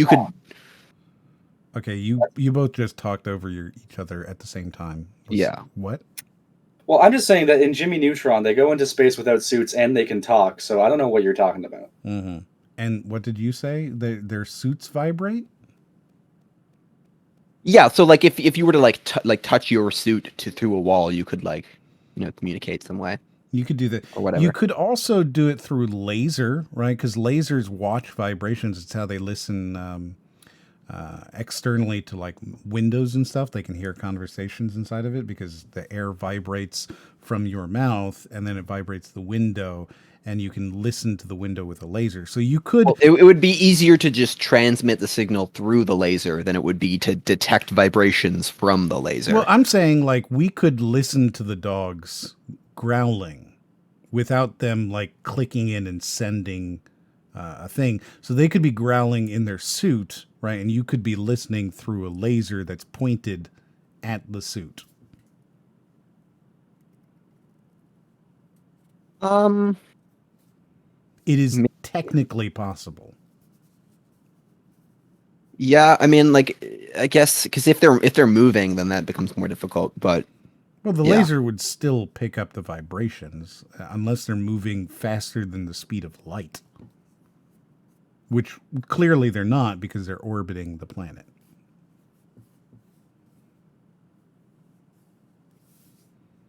I feel like you're thinking through the physics of this. Well, yeah, you could orbit. Well, obviously you can't go faster than the speed of light if you have mass at all. But yeah, you like the laser would need to return, right? You're bouncing back. So if it's moving, then every laser bounce is like being lagged a little bit, which would affect your signal, and you would need to calibrate it to the speed at which it's moving away. And if it's orbiting, then it's accelerating away from you, and that's kind of hard to do. Well, there's nobody is saying that you are not also up there, so you could be orbiting with it. So you could actually be moving quite steadily together, synchronized. You might even be in front of it. It could be moving towards you if you were, higher or lower. Oh, that's terrifying. Yeah. Yeah. So you could absolutely listen to it growl with a laser in that particular way. Yeah. Sure.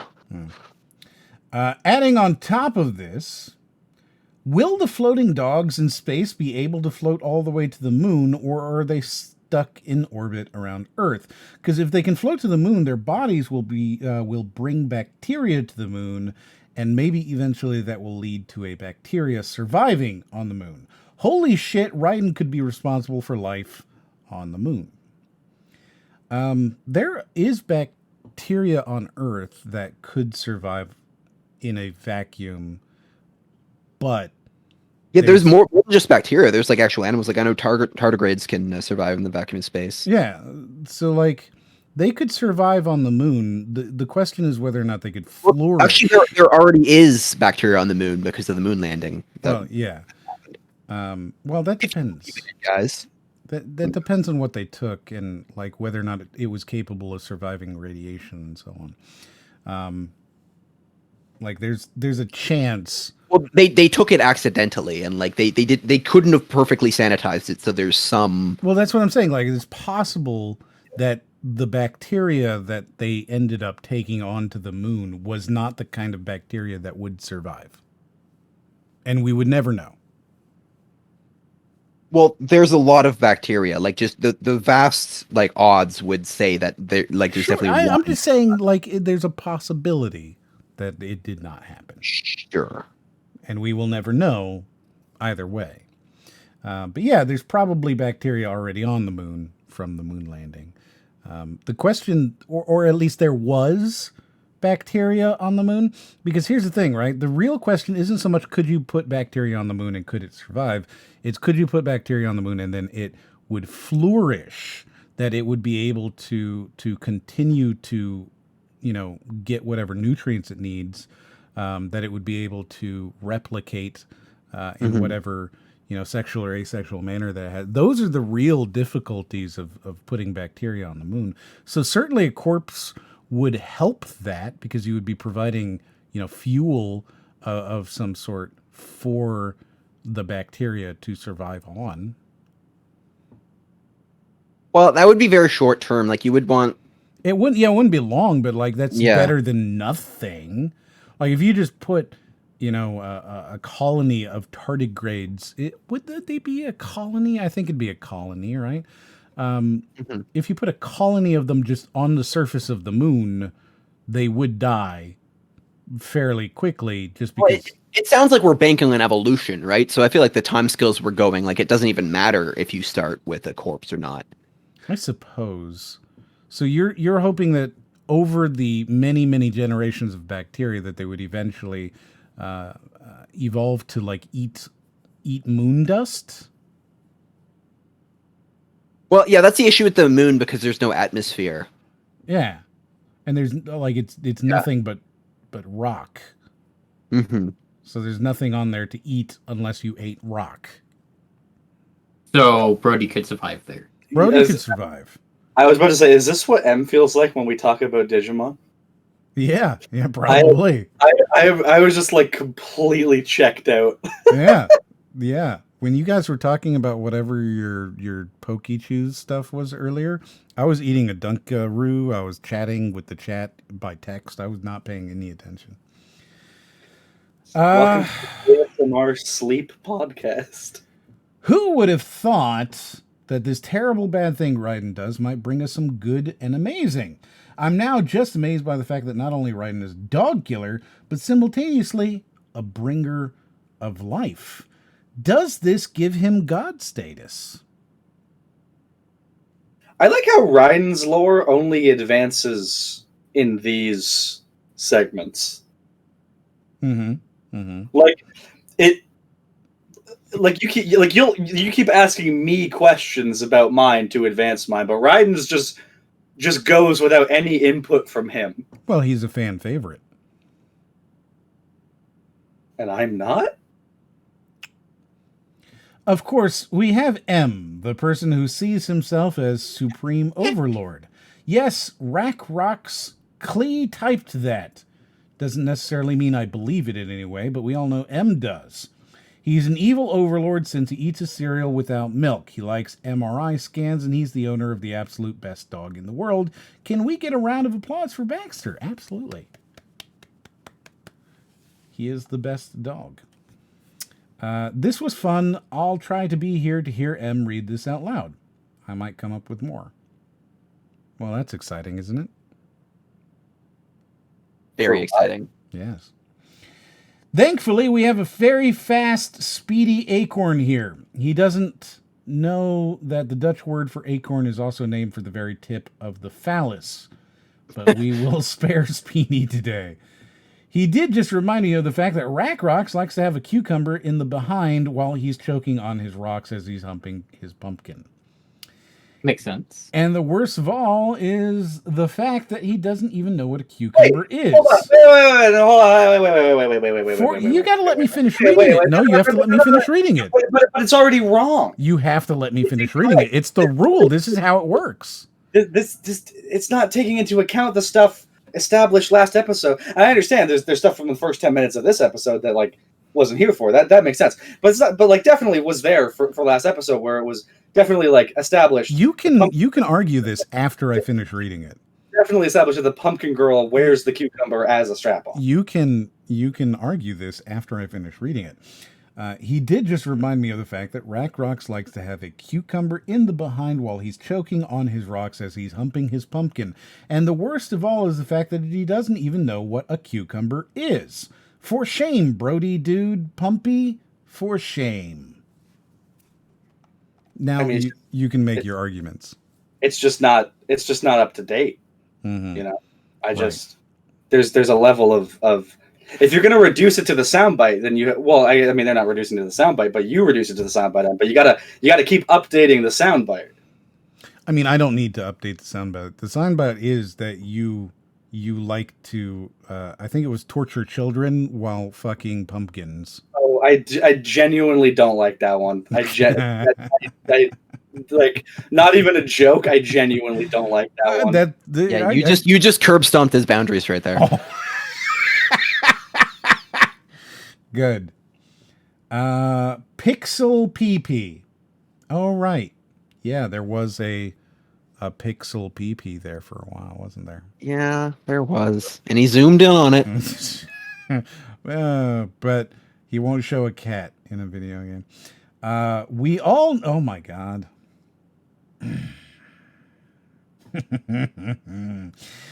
We all know RACROX needs an ethical cleaning.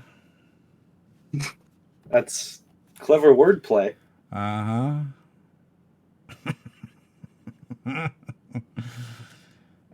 Too bad he can't play the ethical cleaning game on Twitch. It's a shame. It's not ethical, by the way. That's not the game. It's not. I believe it is wordplay from that. No, I think perhaps. So Klee, you do realize it's not ethical cleaning, right? Okay, you heard that. So it's ethnic cleaning. So RACROX needs an ethical cleaning. Cleansing. Ethical cleansing, maybe, yeah. Not an ethnic cleansing. That's a whole different thing to say that somebody. You really shouldn't say that.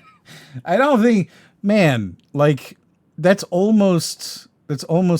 Is that a crime to say that somebody needs an ethnic cleansing? It's not good. I mean, yeah, I guess that could be said you're inciting something, right? Like that's. I don't think you can say that. I don't think you can. At this point, who's the deplorable one, me or Klee? Right? Like that's a pretty harsh thing to say about a.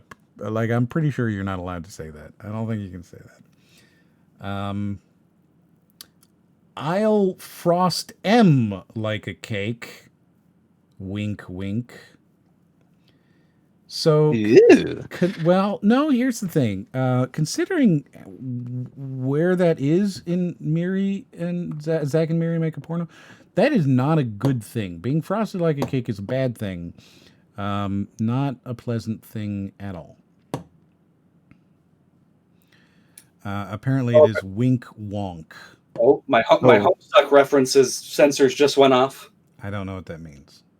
Well, to my knowledge, I don't think it was ever anywhere before it was in Homestuck, which is Roxy Lalonde does a wink wonk whenever she's flirting.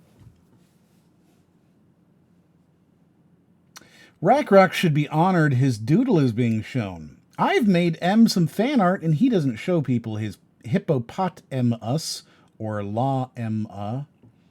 Weakling, you are M. So they're all in the fan art channel. and I show them like I basically show off stuff that like comes in while we're streaming or stuff that is interesting or relevant to what I'm talking about. There's a lot of fan art. Like I don't just go through it and be like, hey, here's some fan art for 4 years ago for no reason. Sounds like M is just bad at games if he can't kill a fish. Okay, first of all, Resident Evil 8, it's hard to kill the fucking fish, okay?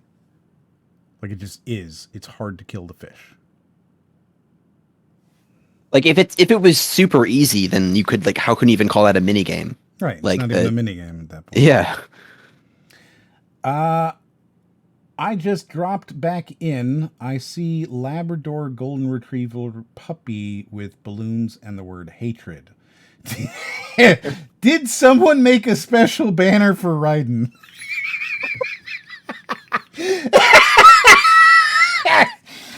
Oh, that's funny. Okay, that's good. That's good. Funny. That's funny. Oh, wow. That's really good. Because I didn't even make that connection, but that's really fucking funny. I made the comment of like, because I saw the puppies there, I'm like, get that, screen, like pause screen off my, or like don't pause there or whatever. I didn't but then I didn't notice like the thing with the hatred, and then just like something better. That's so funny. good. At least I can actually shoot a gun in PUBG instead of CSGO's shooting from your face. So almost every single gun in every single game, the guns actually shoot from your face, right? Like you have your line of sight, and that is where the gun actually shoots from. There's almost none where they shoot from a different location. That's because they do a kind of thing. God, I can't think of it off the. It's not ray tracing, but it's like that. What am I thinking of, guys? The way they do bullets. No idea. The way they do bullets in video games. Hit scan. Yeah. Hit scan. So because it's hit scan, it has to be they use your vision to determine whether or not the thing you're shooting at is in your vision, whether or not you can see it. And if you can see it, then they just ping it instantly. There is no travel time between the bullet, from the gun to the person. It's just instantly, and it scans to determine whether or not you hit. So literally hit scan. Almost every game does this. There's very few that don't. One of the few that doesn't, interestingly, is the new Insurgency, which has a hybrid. So within a certain distance, it has a hit scan, right? If I don't know what the distance is, but let's just say like 100 meters, right? So if you shoot something and it's within 100 meters, then the hit scan will see that it's 100 meters, and it will use hit scan damage. So it's instantaneous damage. If it's without that, right, like so the hit scan goes, oh, it's not here, then it will use, at the end of that 100 meters, it will create a projectile that actually has drop. That's interesting. That's cool, right? Interesting, yeah. I think that's neat. It's a neat... Yeah, I know, like Overwatch, like when I was into it, like you had to know the difference between the two ones because they had projectile and like, but they were obviously like, yeah, it wasn't like a bullet. No, it's clear. Like you would have your bum. Yeah, because I'm sure like, like if you go into like the rocket launcher or whatever, like those are all projectiles, but then you're still like down to the bullet physics using hit scan. So yeah, I've never heard of like hybrid in the same weapon. I don't know. Yeah, it's super neat. So that's a way that Insurgency, whatever, Sandstorm, I think, is unique, is it uses that hybrid method. There are some games that do bullets as projectiles, but they're rare. They're really, really rare. Almost all of them are hit scan. Let's see. The strap-on goes in the behind. thank you for that. Yes. I mean, yeah. I mean, yeah.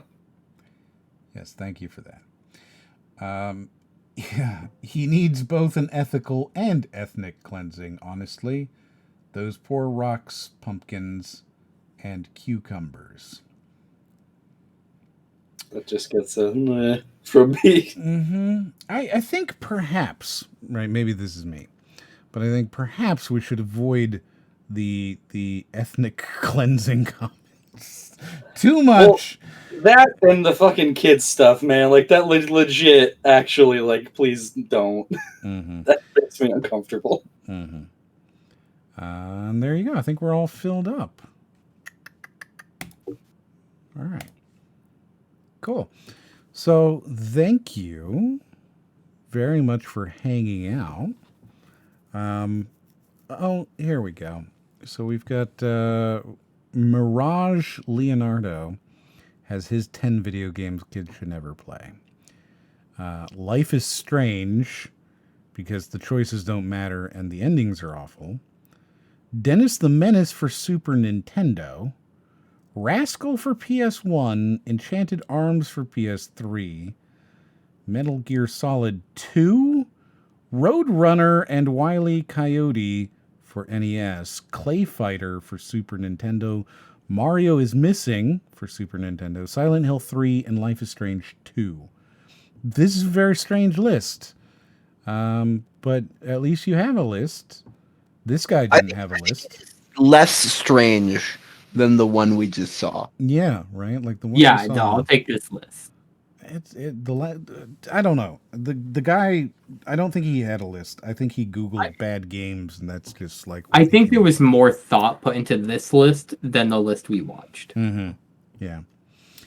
Okay, so there you go, everybody. That's it. I think next week I clicked the wrong button. I'm sorry. I think next week. Shadow the Hedgehog week? Huh? Is that Shadow the Hedgehog week next week? Finally? No. I don't know why you're even saying such a weird thing. I don't know. I was just wondering. So next week, I think we have. Oh, here we go. Video games you should never play around your partner. Ah. Mm-hmm. So that'll be interesting. Is this from the same people? Or? No. I found some top 10 makers. Yeah, I could definitely not tolerate. I don't know. Yeah. Another videos like next week. Oh God. Yeah. No, this guy's very bad.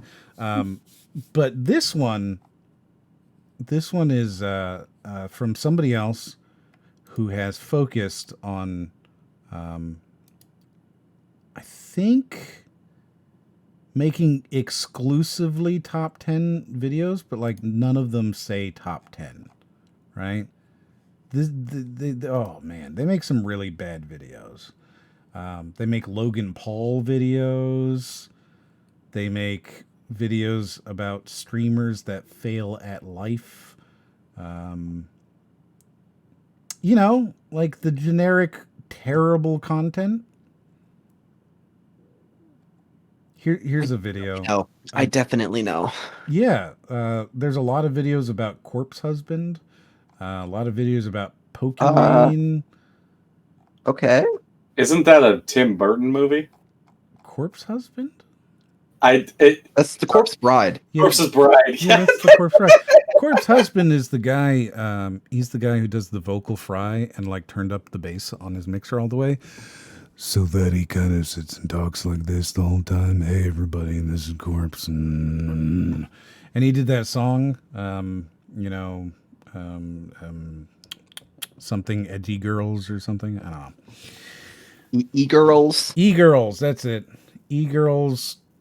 I not dating e-girls, or e-girls just want to fuck or something. I don't know.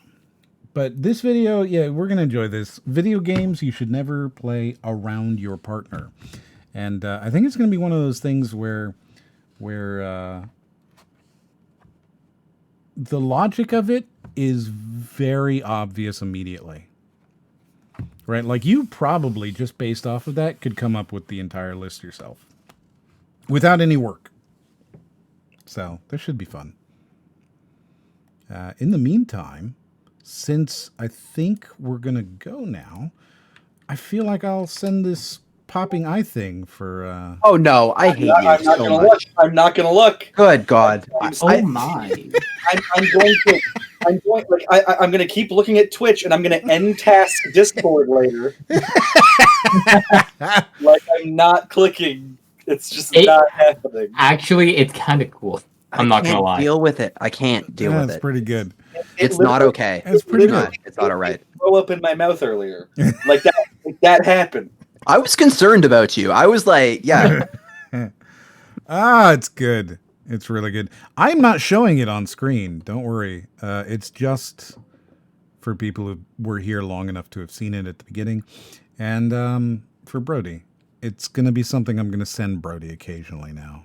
Please do not. Oh. Just occasionally. Very occasionally. It'll be like, here you go, Brody. This just once a week occasionally. This is for you. Oh, God. It's so good. All right. So we'll be back next Sunday at 7 p.m. U.S. Eastern, and we're going to be watching. This video about games you shouldn't play in front of your partner, and then I think the week after that we have a rant, so that should be fun. Okay, so say goodbye. Goodbye. Bye. Goodbye. Where's the energy? Say goodbye. You're saying goodbye to the lovely viewers.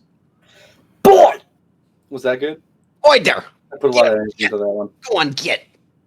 You Skedaddle. people. You're so like a little bit of energy would be nice. You gotta Skedaddle. Thank you very much. Have a good day.